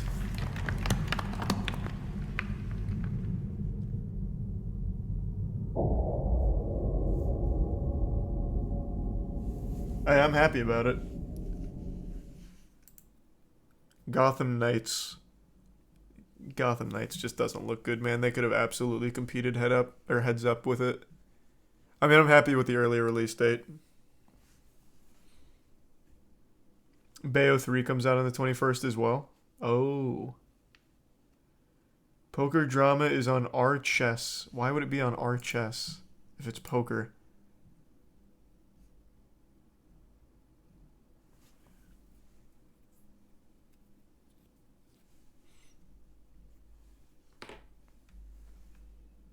Oh, the Magnus Hans situation is playing out in poker right now. Garrett Adelstein, arguably the greatest cash game no limit hold'em player playing at the moment, just got hero called with Jack high in a 280k pot to a relatively unknown player named Robbie. You can tell he thinks she was somehow cheating, and the second best player at the table, Andy, reacted with Hikaru level skepticism to the play. Super weird vibe at the table now. No link because it just happened, but really interesting parallel. Update, she apparently gave him winnings back. People are losing their minds, yelling bonkers stuff. Saying she thought he had ace high and giving the winnings back. Not a good look. I don't understand what the fuck is going on.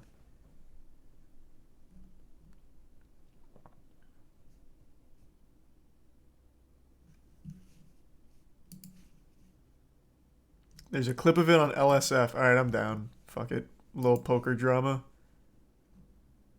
Where's it at?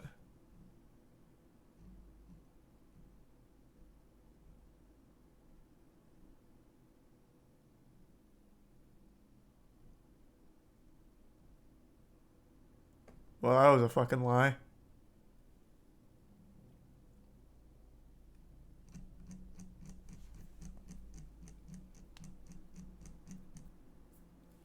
Sort by new? I'm not a fucking idiot. I'm not sorting by new on stream.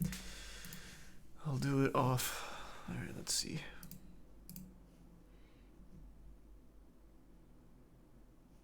There it is. Poker player makes a very strange call.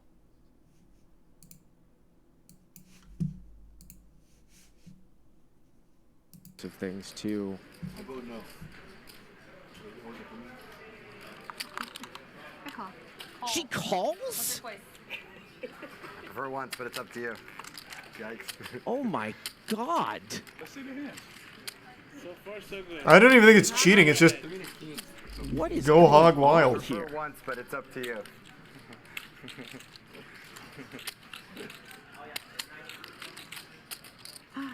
Is it possible that her hand might be misread in the card graphics or something?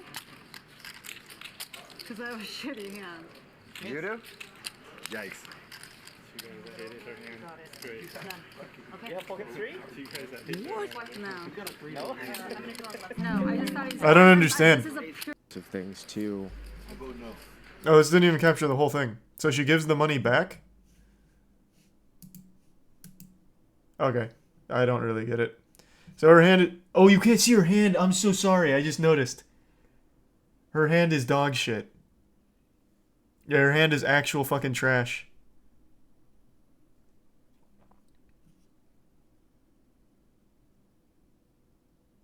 Thanks for some purple and clutch and hero. So I don't really get the...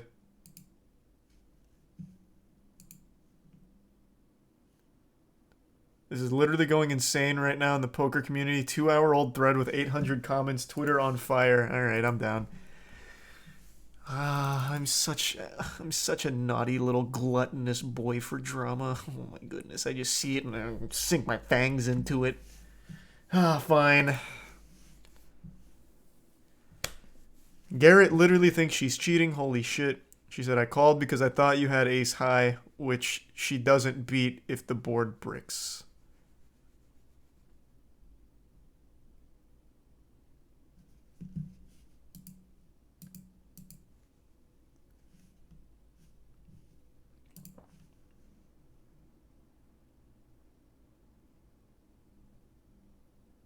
That was the most absurd thing I've ever seen. Garrett is literally speechless.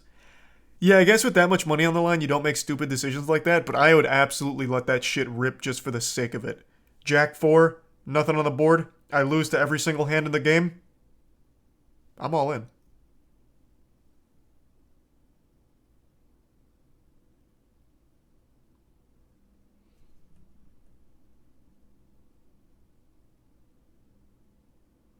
But how would she be cheating? What happened next? Because she loses that hand. Robbie calls Garrett all in with Jack 4 on the turn. So how would the cheating...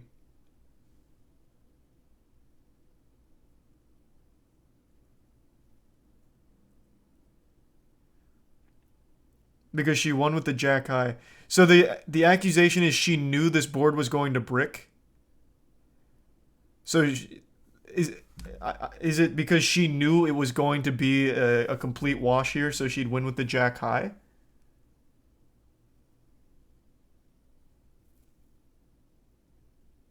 Okay.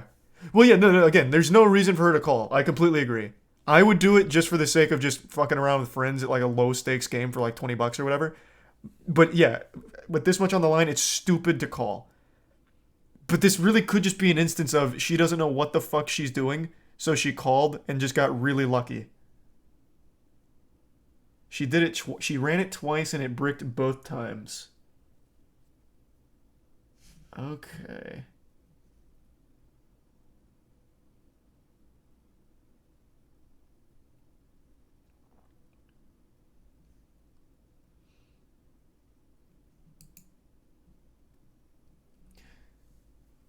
Thanks to the Bits Vintage and the resub Cam and the Prime Cow.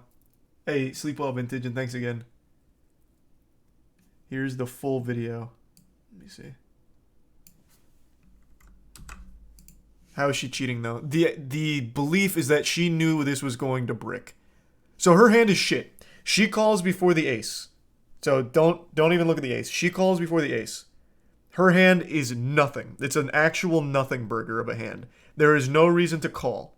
At all. There was no reason for it. But she did. The board bricks and she wins with a Jack high. It could just be straight luck, which is, like I said, something I would fucking do. But this is a $130,000 bet on that. So that's why people are really skeptical. Like, why would you call that? Here, let me see. This is a 6-minute clip. Let me just kind of skip around. It's up to you. So this is where she calls. Is it possible that her hand might be misread in the card graphics or something? Because I have a shitty hand. You do? Why give it back then? No, yeah, exactly. This is a pure bluff catcher I'm dealing with. With Jack. Thanks, resub Dill. But yeah, I think he has to be. We'll go to the river. The river is a 9.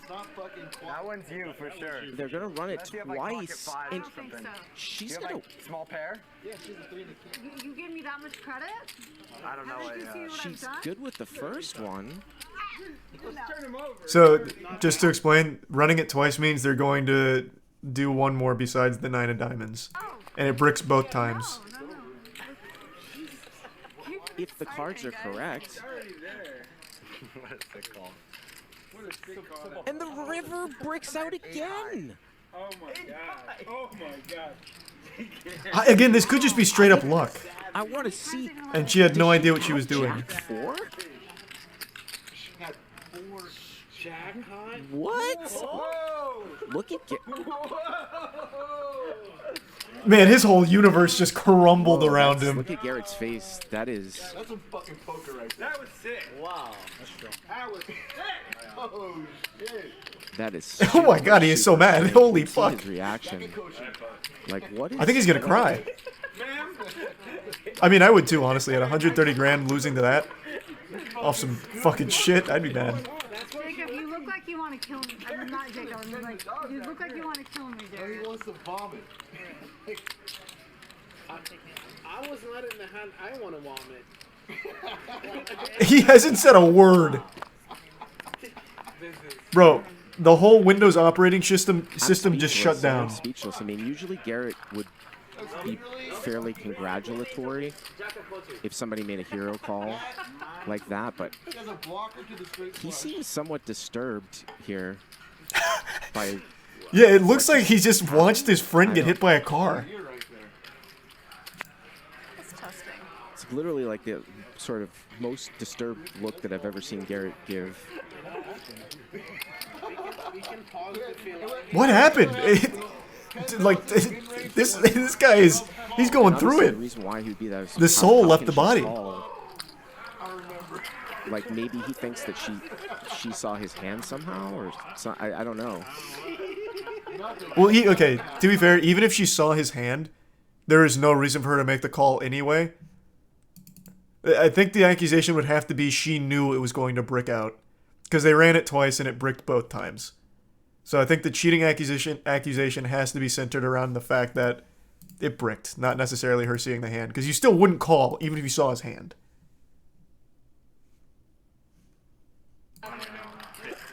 The flop goes bet call. The turn goes bet raise shove call. Oh, like what? What do you mean, like raise? 128 bet, 20,000 mini raise. Thanks to the gift sub or the bits Mudu and tier 1 twitching and the resub Bean. I don't understand sort of what's happening right now. Andy. Garrett is melting. This is a new car, right? If my jack was in a club, I would have been out. What do you mean? If This is real-time mauled. You know you've let me do this to you several times now. Yeah. I don't know what just happened. I'm just testing it. Yeah. And This you doesn't keep seem super letting funny do to this. me, And honestly. no, at all, like but when how much you money is when that? you bet that like high big Yeah. stack, why did you go on I don't it need to twice? say. I thought you were on ace high. Ace high. And then so why call with jack eye then? First of all, Oof. it's a little bit of a straight draw, but I have blockers under. No, on the turn though. So you called all in on the. Alright, I see why it gets suspicious. If she just didn't say that, then I'd put it up to just blind luck. I see why now people are a little suspicious. She said she thought he had ace high, which further proves why the fuck would you call? Because she had jack. Ace high would beat jack regardless. So now I see why people are a little more skeptical.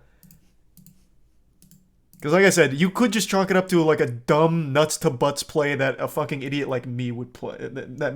A fucking idiot like me would play. But her defending herself with that statement is suspicious. Or maybe she just fumbled her words. You can shove ace high out of a hand. With a jack 4, thinking he has an ace high out of nowhere for no reason, running it twice and it bricking both times. Yeah. I don't know. I see why people are a little skeptical. I think, again, could just be fully luck. I don't really know how she would have cheated. There's no way she's like counting the cards or any shit like that. I don't see how she would have cheated, but I see why Garrett is so perplexed. At the very least, I get it. And I get the skepticism. I have no clue how she would cheat, though. No clue. Thanks to Prime Nano and Captain. I guess, yeah, it could be the anal beads. Turn because you don't have shit. That's right. She thinks you can't beat a jack high. It's not about what I have. It's about what I don't think you have when you play against me. That's it. You didn't think you had jack queen of clubs? 75. You let me do this to you post stream too. Last time we played. Yeah. I'm like, you're gonna keep letting me. Okay, 50, 75. Man, this guy is going through all the stages of grief. This is like the worst night of his life. There's a 5 gift subs reach around and the gift sub Hyena and the resub Ryan. It's not about the money, it's about the call. Exactly. It is a very confusing situation. And her defense is what really makes people, I imagine, a little troubled. Wasn't this dude on Survivor? I don't know shit about Garrett. No clue. I really have no idea. This is kind of hype though. Hustler Casino Live follows me. Cool. He was on Survivor? Nice. How would she know it's gonna brick though? That's what I'm saying. I don't know how she would have cheated. I don't know how high level poker cheating works. I don't think counting cards is super reliable as an active player. I guess you could have someone count them for you on the outside. Maybe. But that's a stretch.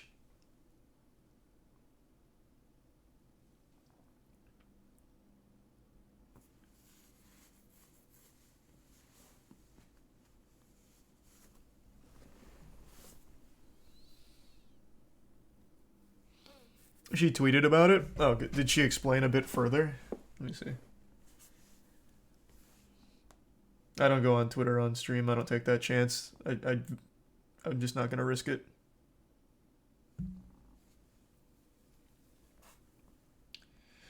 I read the man and make I read the man I read the man and make a hero call. I thought she was talking in past tense but then started present. I read the man and make a hero call after he shoves on a turned brick card. Get over it. I'll say it again like I've said it before. I'm not playing nice in the sandbox anymore. Make it right, G-Man Poker. Or don't. I don't give a fuck. I've already moved on. I'll make it back either way. Is this in reference to her giving the money back? Why would she give the money back if she did nothing wrong? And make a big call out about it. I'm a little confused now.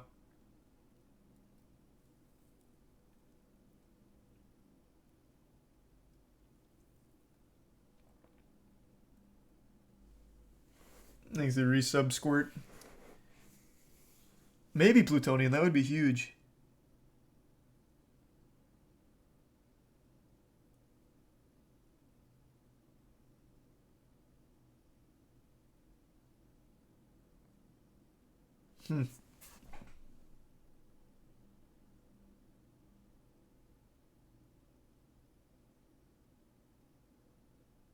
Man, Twitter will never cease to impress me. I'm just reading some of the comments. Most of them are just talking about, like, can you explain a bit further, stuff like that. But then there's always these dudes. There's always at least 50 people gonna come at you because it's social media. They're punks hiding behind their phone or keyboard. I know what you did. I know you watched back the first stream and saw Garrett bluffing with air. No one can understand what happened, but I understand. Garrett is trash. Christ.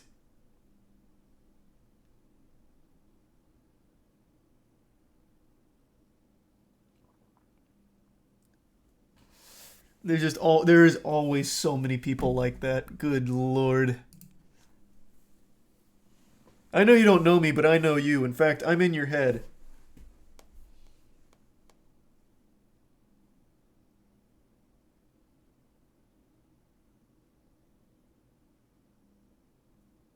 People aren't even like being like mean or nasty to her in the comments. They're just like, can you please explain more why you did this?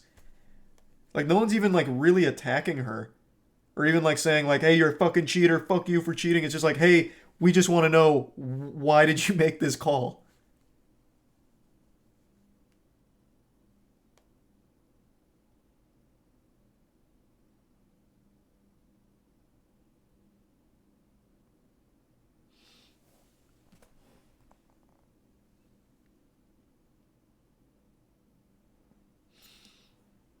Now I guess I'll keep my finger on the pulse here.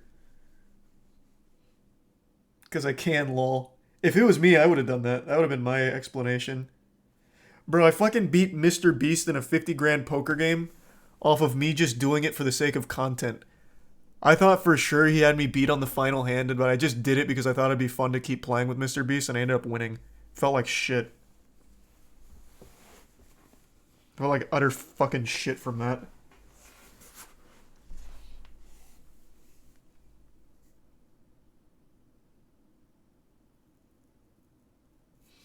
Thanks to the 10 gift subs, Grumar. I appreciate it, man. Thank you, Grumar.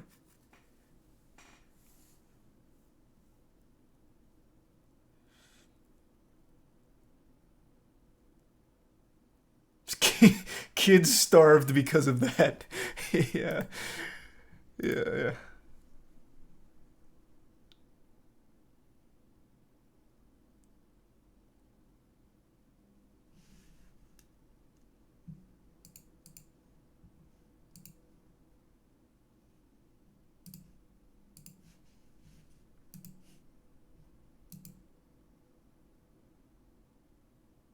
Aren't you still undefeated on stream poker? Yeah, I've never lost in an in-person poker match on stream.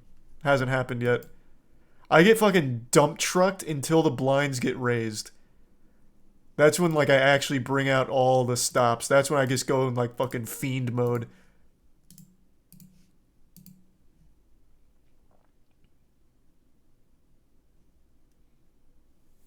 Bullied Miz. Miz was fucking trashing me till the blinds started getting raised.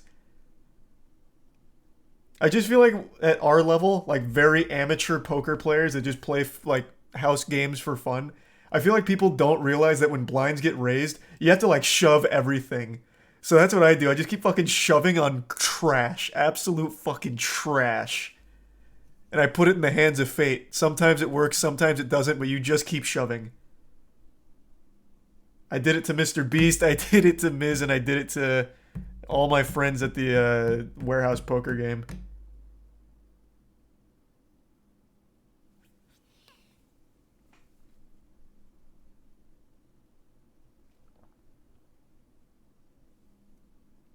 Thanks the Prime, Kaiman and the resub OSD.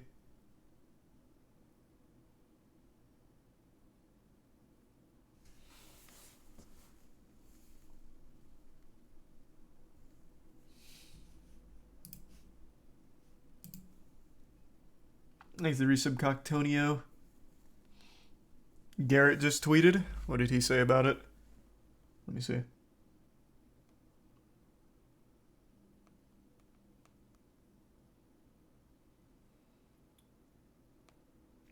Oh, this is 2 minutes old. Wow. Holy Lord. This is archaic. He dropped the twit longer, but in Notepad. So instead of doing a twit longer, he did 6 screenshots. Holy Lord. He's a tier 1 doc. Oh my god. This is a lot to read. This is a lot to read. Oh wow.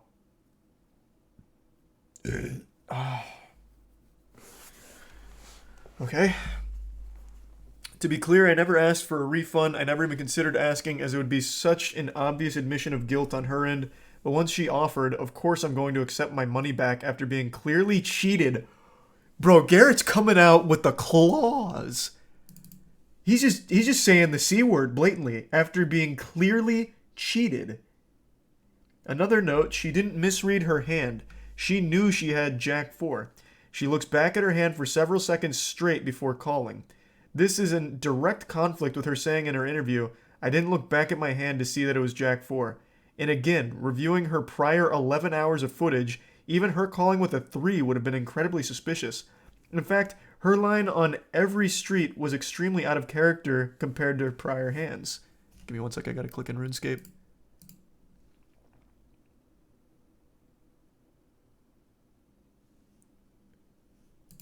Okay.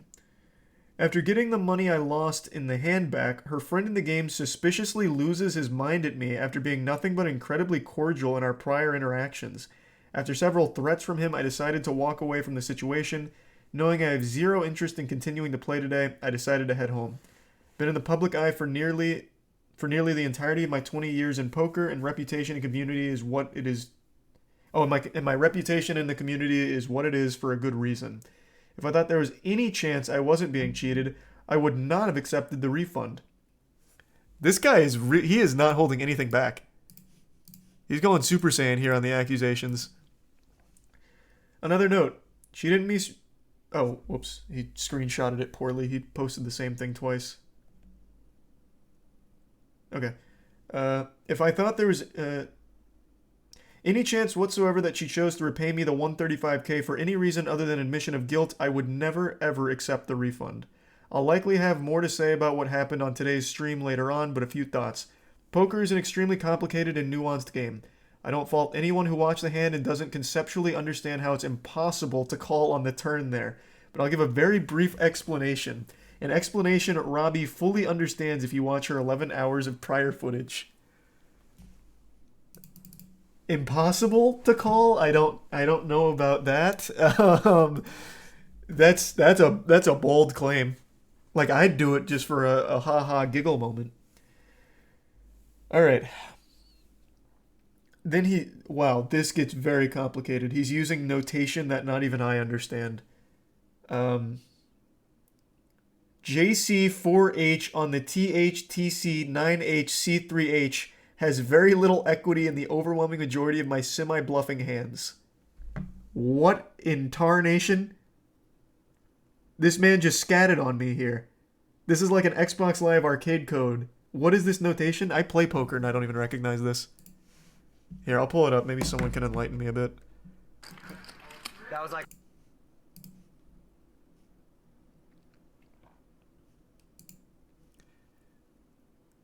The JC4H on THTC9HC3H has very little equity versus the overwhelming majority of my semi-bluffing hands. Jack Club, 4 of Hearts on the...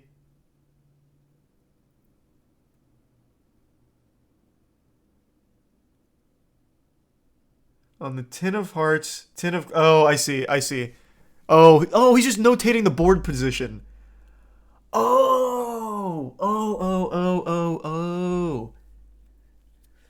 I see. Okay. Well, I overthought that.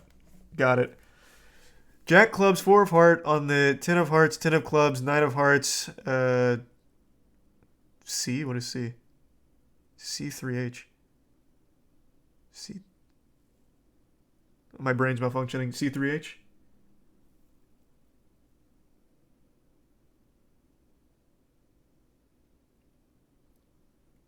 Oh, it's a mistype? Okay, so it's just 3 of Hearts then? Okay. Has very little equity over, let alone all my made hands, which would have made her dead. Ambitious 3-bet semi-bluff, all in hands for me like ace, or even a hand as weak as queen jack. He's just going into a bit of detail here. Comparing the situation to a wild jack high river call down spot where they say the board is ace, king, queen. Okay, absolutely nothing in common. Furthermore, I played and reviewed the stream from 2 other prior sessions with the player. Not only did she never consider making a call anywhere close to this before, but she instead very often folded bluff catchers to river bets, only calling when her hand was quite strong. Now all of a sudden she's playing a 10x stack size compared to before and is calling a huge overshove with no pair, no draw. Fuck, man, these are... He's using a lot of words here that I can recognize as being, like, applicable, but can't quite connect them in my head. I'm well aware the scariest, easiest way for someone to cheat a live stream is to have a device hidden that simply vibrates to indicate you have the best hand. No, my man Garrett, you've been reading too many anal bead theories on chess. That wouldn't help her here. She called you before running it back, before it bricked. So even if she had the anal bead vibrators, it wouldn't have really done much, because it very easily could have on the river just given you an 8, a club, anything. She would have had to have known it was going to brick out twice. Thanks to resub Toad.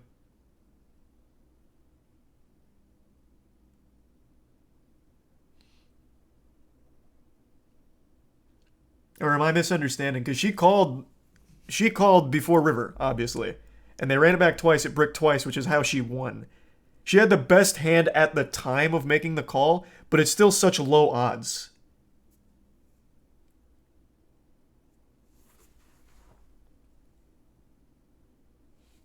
Thanks to resub Masto. But that all changed when I read her for extremely weak on the turn and made an unorthodox play by raising all in. At that point, she would know she still has the best hand if she had such a hidden device. And her lack of more in-depth poker knowledge made it so she didn't understand that calling there would always be a dead giveaway she was cheating. Greed in a 270k pot once she calls correctly may have also played a role in the moment.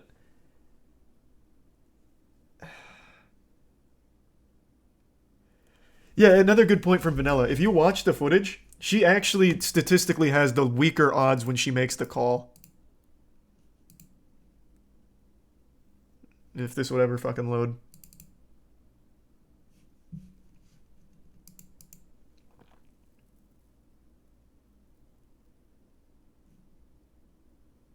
No, I completely agree. Her calling makes absolutely no sense and her defense makes absolutely no sense. But his statement of a vibrator, like a cheating vibrator, would have, won this for her, or that's how she could have been cheating. That's a bunch of baloney, because it wouldn't have helped her in this. That's what I'm saying. Why won't this load?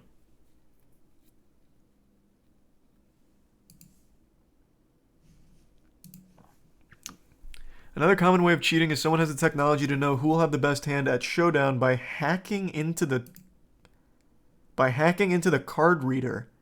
In the end, there's obviously no way at the moment to know exactly how I was cheated, and it'll be extremely difficult to ever get to the bottom of it. Those that think cheating is impossible despite HCL's security precautions are misguided. He's calling her a hacker?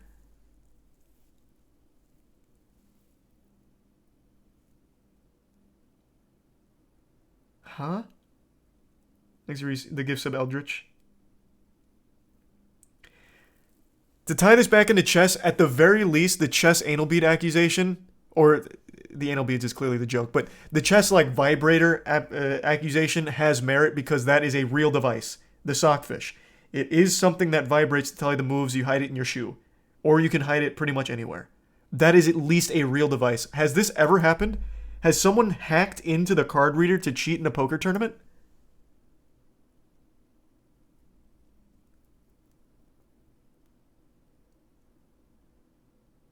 It has. Can you give me, tell me where I can find it? Because I'd love to read about that. Look up Mike Postle. Oh, is this going to be like a D's Nuts thing? Hold on, let me do this off stream.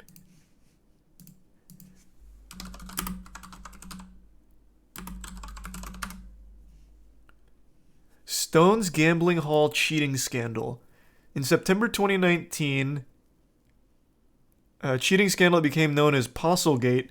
Mike Postle was publicly accused of cheating poker games he participated in during live streams, utilizing playing cards with embedded RFID sensors that scanned the playing cards and transmitted identifying information, the card's suit and rank, into the live stream's technical control room, into the play-by-play announce. Wait. I think this article is skipping around. Or I'm skipping around. Play-by-play announcers and casino management and live stream supervisors also had access to real-time identifying it. What? Hold on. I have to be misreading this. I have to be misreading this.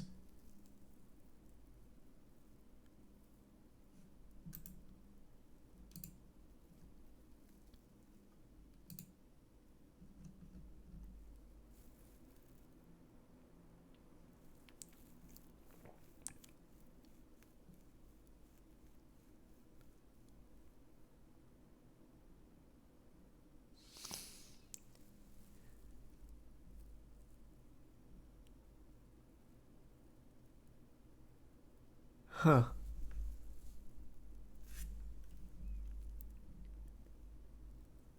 So it looks like he folded, and it really tipped off people's suspicion because he folded in a position that made no sense, and then he got investigated.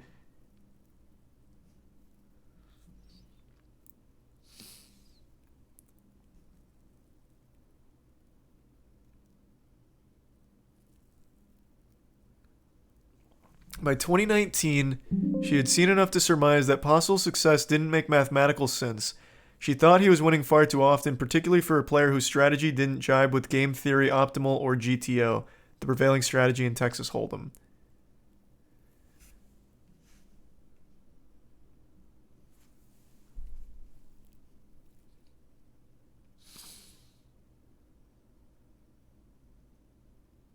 In March 2019, Brill approached Stone's tournament director and shared her concerns about Postle.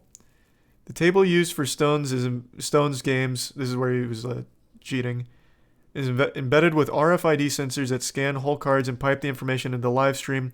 Brill wondered whether there was a way Postle could be peeking at that data, even though the stream is broadcast on a 30-minute delay to prevent cheating. Brill was not the only skeptic to confide. On March 13th, Karatis texted a pro to invite her to play in a live stream game. Mills asked whether Postle would be there and opened up that I have concerns about him cheating somehow. By late summer, there were so many whispers about Postle that his rivals were no longer content to take the commissioner at his word.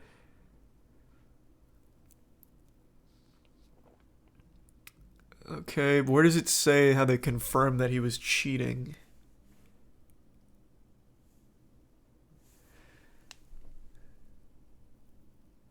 Okay, Postle...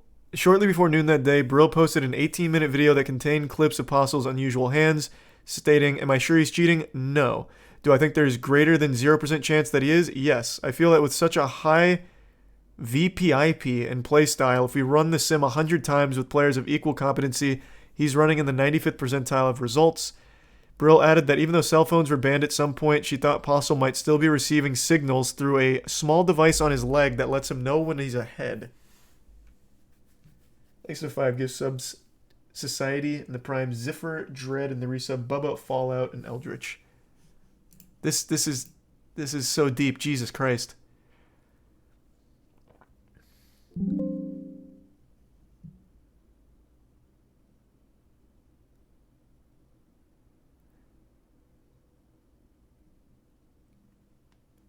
Holy fuck, this is so much.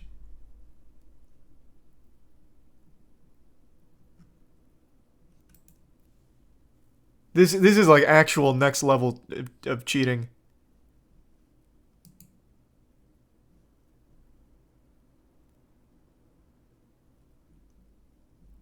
This itself could have been a fucking movie. Like, oh my god. So the initial person that was accusing Postle of somehow cheating, getting the RFID data, wasn't like a big poker player herself, so she taught herself the game in order to better understand and better perfect her accusations against Mike Postle.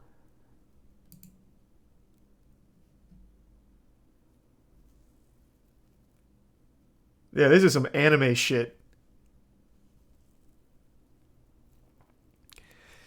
Like, I haven't even gotten to like the end or even close.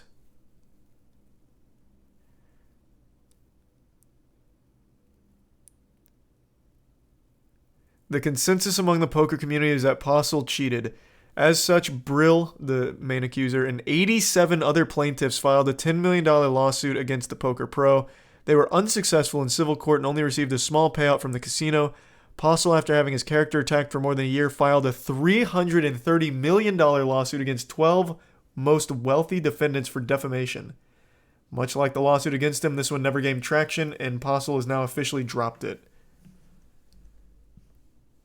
So it seems like it hasn't been fully proven if he was cheating. But the prevailing theory is he was somehow, and this is from a lot of accusers, he was somehow able to get the RFID data that would transmit hands back to broadcast in order for stream. He was able to somehow get that data to know the hands. That's the prevailing theory on how he was cheating.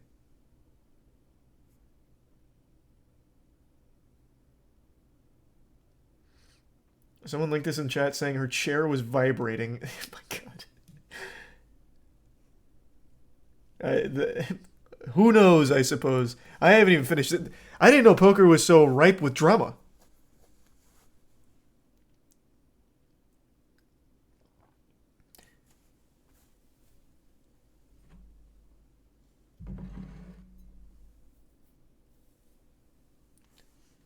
Alright, back to this, I suppose, for now.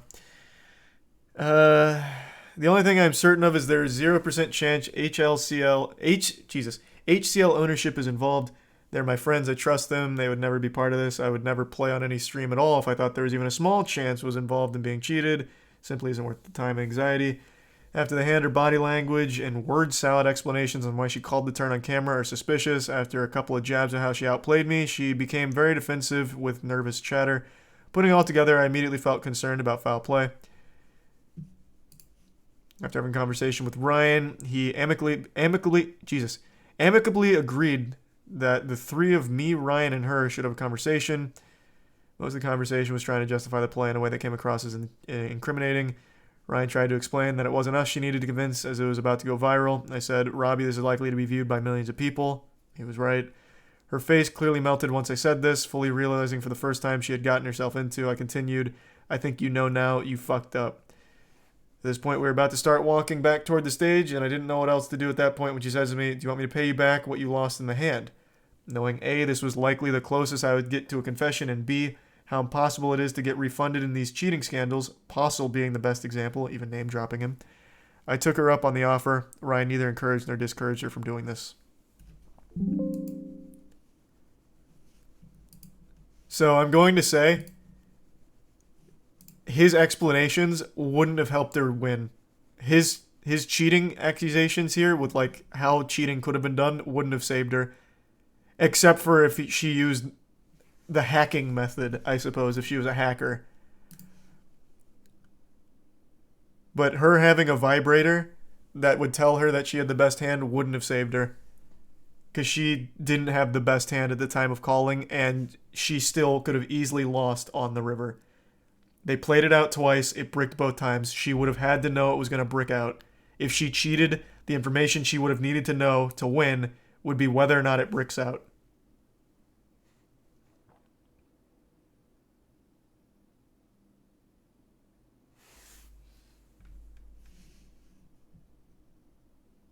Alright, I'll look at the fucking vibrator thing, Christ.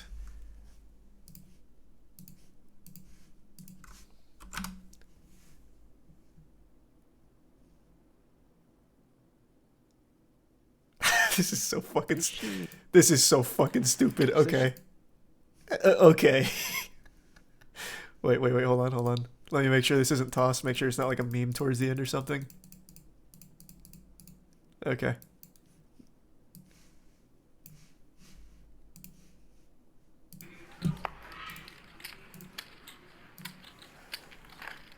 What is she?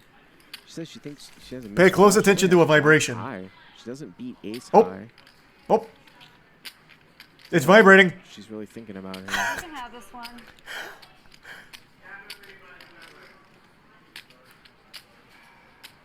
I'll get you again. Nice hand there.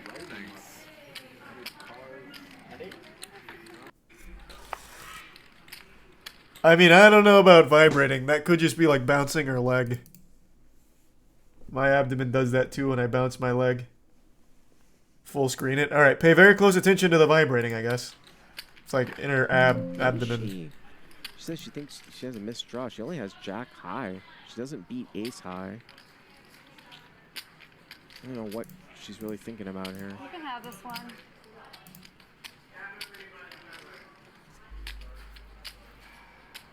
I'll get you again. Nice hand there. I can see some like gyration, but it doesn't really look like vibrating. It looks more like bouncing. Like when I bounce my leg. Also, if she had a vibrator and was cheating, why would she ride out this long? This guy had her beat for a long time. He had a fucking 3 of a kind. Off rip. It would have been it's the worst cheating device of all time if it tells her at the very end that she loses this hand.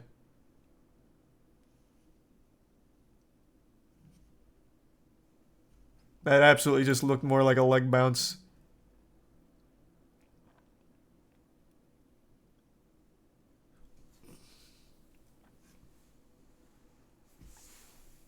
Thanks to resub Spoon and hell yeah.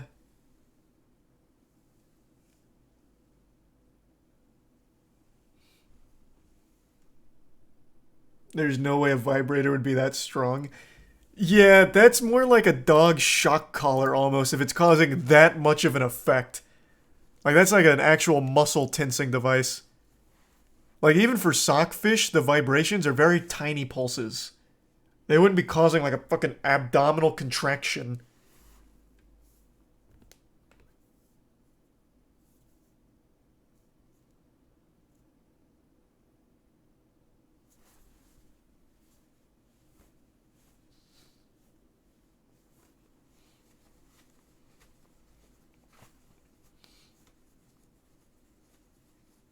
And you're telling me no one would hear a vibrator that's that strong? True. Well, maybe it was very loud in the venue. Or they thought it was the air conditioner.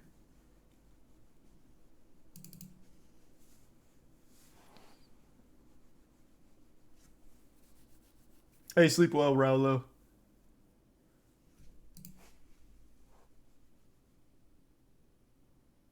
Check the video again. It looks like there's an antenna on her back.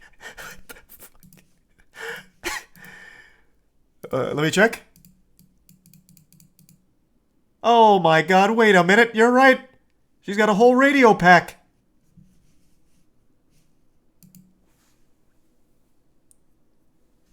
Thanks, resub, Myra.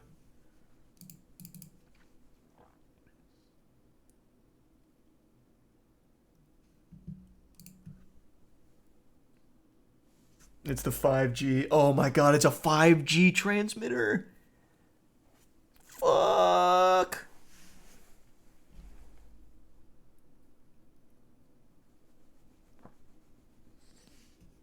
What an interesting bit of drama here. This was fascinating. What is the poker community's thoughts at the moment? Because right now, it's mainly Garrett, and a lot of people just asking her to further explain why she called, which she hasn't done a great job of doing, to be fair.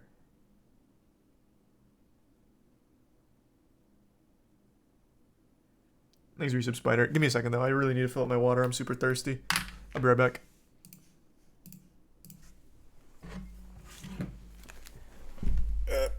Hold on. I'll pull this up in case you need to catch up. I need to click in RuneScape. Okay, now I'll be right back.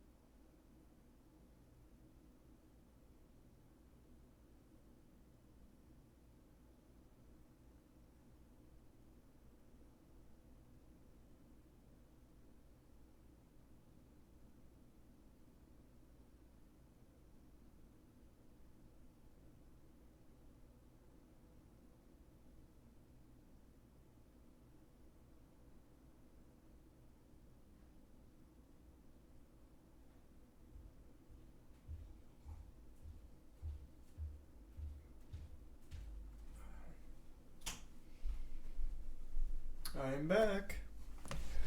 Ooh. Thanks to Tier 1 Bean. And the Bits Band.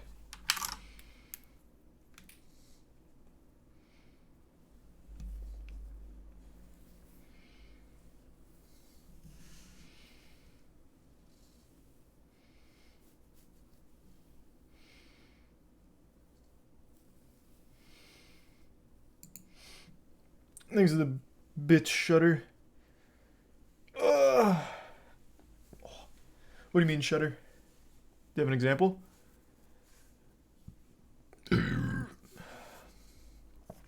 Oh.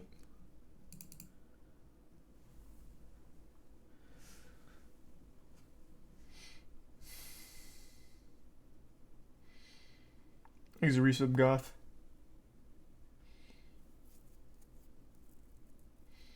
Famous poker player Daniel, I don't know how to say his last name, thinks she didn't cheat. Thanks, Resub Tuna. Okay. Thanks, Resub Pyro.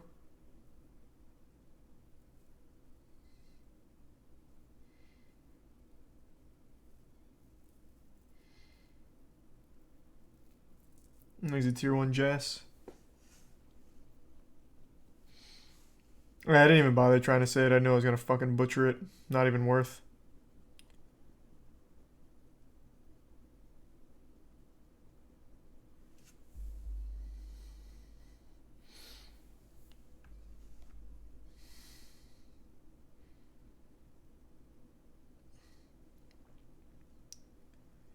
Haven't watched Dahmer yet.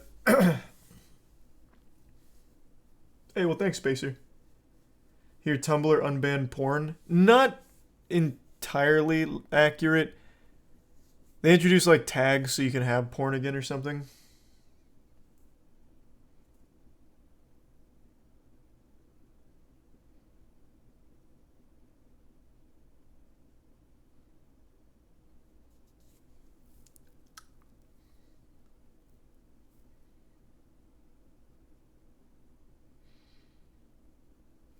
Tumblr's dead anyway, too late. Oh yeah, I don't think Tumblr's coming back.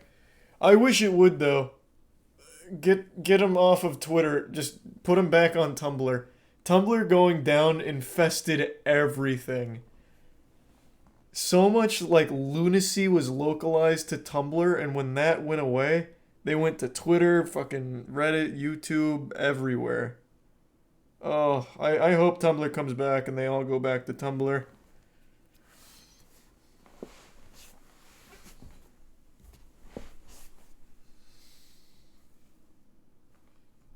Thanks, Resub Gogeta.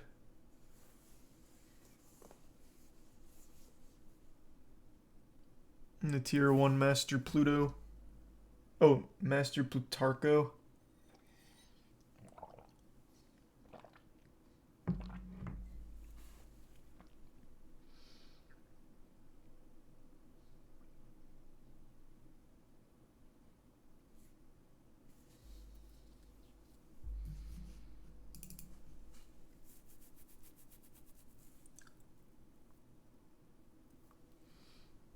I'll be playing Bayonetta pretty soon.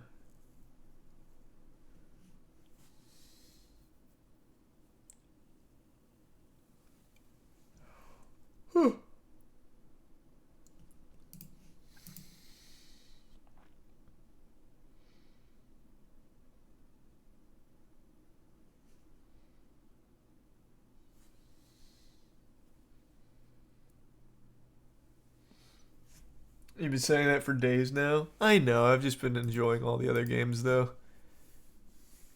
There's no rush, it's a short game. I got plenty of time to finish it before Bayo 3.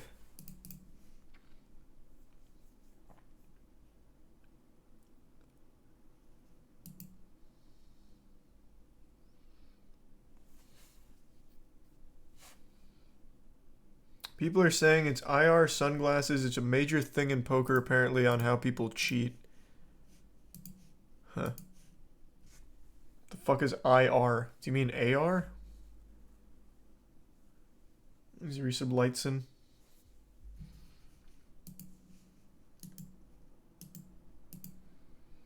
How would infrared help, though? I don't see how that would be helpful. AR I could see being helpful, maybe.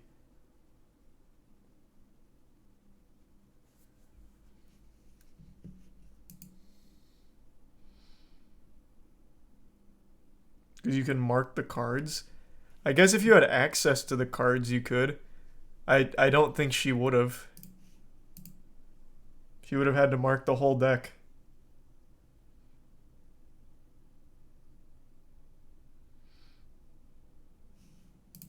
Yeah, I just don't see how infrared would be helpful. Mark them as you get them. Yeah, I guess. But most casinos cycle out the entire deck. They have multiple decks to use, so it really wouldn't work.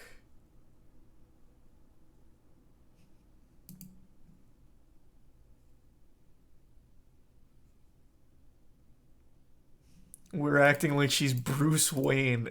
I know.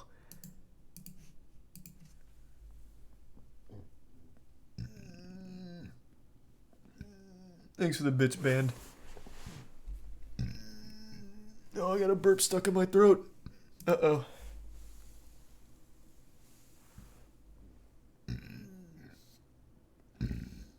There we go. Now we're good.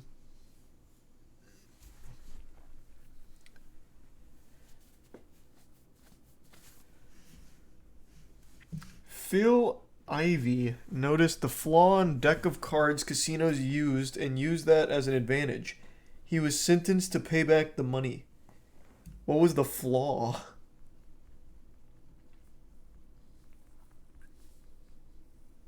What flaw did he notice in decks of cards?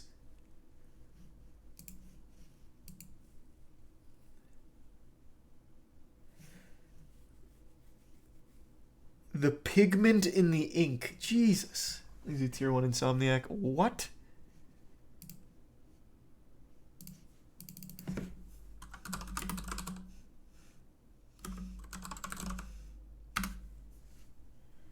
Phil Ivey cheated his way to a $10 million win.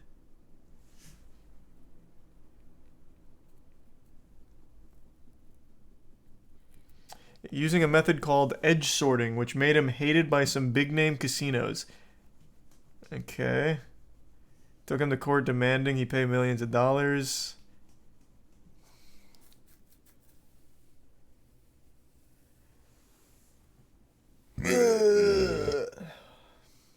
My tummy's a little upset. So what is edge sorting? Is it going to explain here?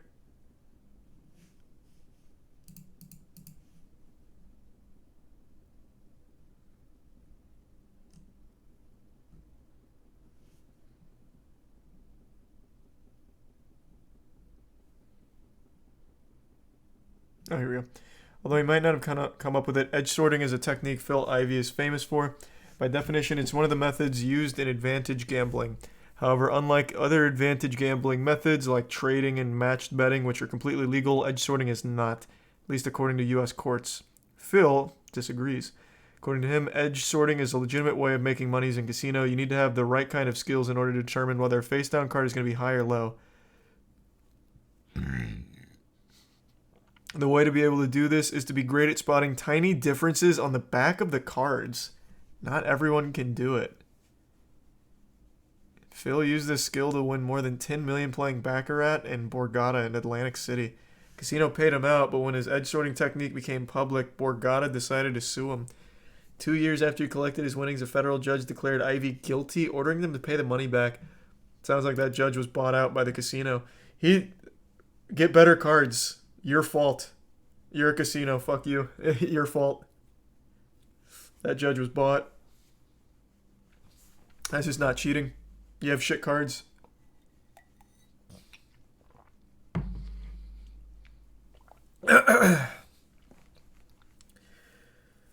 Ivey still hasn't done it. Oh man, I got so many burps in my throat. Where are we? I think he still hasn't paid them back, is what that's about.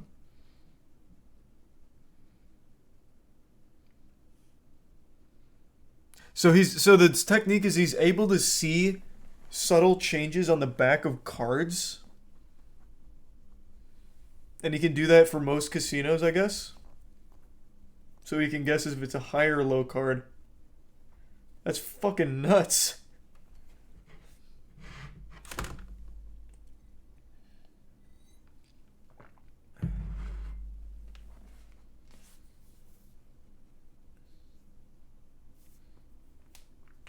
He used his cards to play the game. Literally a superpower. Yeah, pretty much.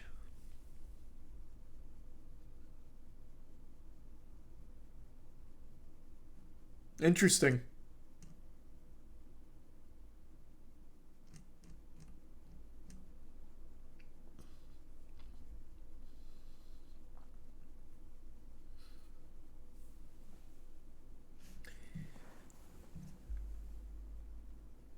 Thanks, a resub Shadow. Look at his interview. He explains how he did it.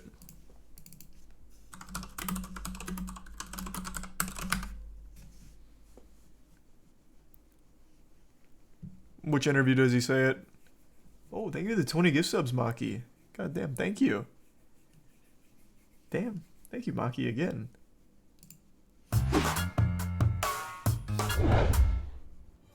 Recently, edge sorting has gotten a lot of press because poker superstar Phil Ivey has been accused of using the technique to win millions of dollars at casinos in New Jersey and London. Being able to identify cards when they're face down is a huge advantage in casino card games like blackjack and baccarat. It would be. Edge sorting is a way to do exactly that. Edge sorting works because the patterns on the backs of many decks of cards, even ones used in casinos, are not perfectly symmetrical. On every card in this deck, for example, one edge shows diamonds that are cut in half, and on the other we see the full diamond. That means that a trained eye can tell the difference between opposite edges of these cards. Okay, I so wouldn't. Now imagine even them showing me that, I couldn't so even that really certain tell. Important cards are pointed one way, and all the others are pointed the other way. If you could pull that off, you'd be able to identify the next card to come off the deck, or cards that are already face down on the felt. Obviously, casinos aren't going to let you sort the deck before you play with it, so that's why players using this technique have to get pretty creative. In Phil Ivey's case, he was playing baccarat, and since he's known as a high-stakes gambler, he was able to talk the casino into giving him special treatment and unknowingly sorting the deck for him. He requested a specific style of Borgata playing cards, and that the casino reuse the same I see. for his entire session. Okay, so it's less of it's less of a superpower and more of a streamer privilege kind of thing.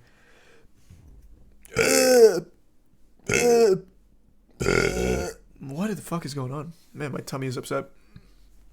So they let him do things that normal people aren't allowed to do, which is even more the casino's fault. Thus, they had even less right to sue him for money.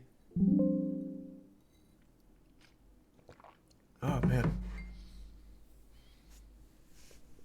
Automatic shuffling machine, and most importantly, he even got them to agree to turn certain dealt cards 180 degrees because he told them he was superstitious. Oh, right now, what the Borgata fuck? Casino in New Jersey is suing him for almost $10 million he won in 2012 because they say he was using the edge sorting technique. But there are tons of easy ways for casinos to stop players from edge sorting. They can use perfectly symmetrical decks, use new decks every time they deal, or incorporate a turn into their shuffle procedure. That's when half the deck is turned 180 degrees before being shuffled, effectively destroying any sorting that has already been done. Huh. A little less cool when I hear how he actually did it. I thought he was able to just eyeball it in any casino. But it looks like it was just very specific for the casinos being fucking idiots. Doing everything he asked.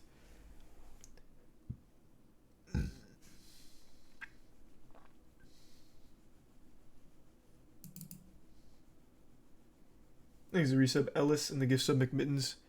Alright, my tummy's kind of upset. I might just call it a night. Take a Tums. Alright everyone, thanks for tuning in. To everyone who donated, big thank you. New subs, welcome aboard. Sub means a lot. Thanks for subbing. Enjoy the emotes, and I will see you all tomorrow. Thanks for the generosity. Who's streaming?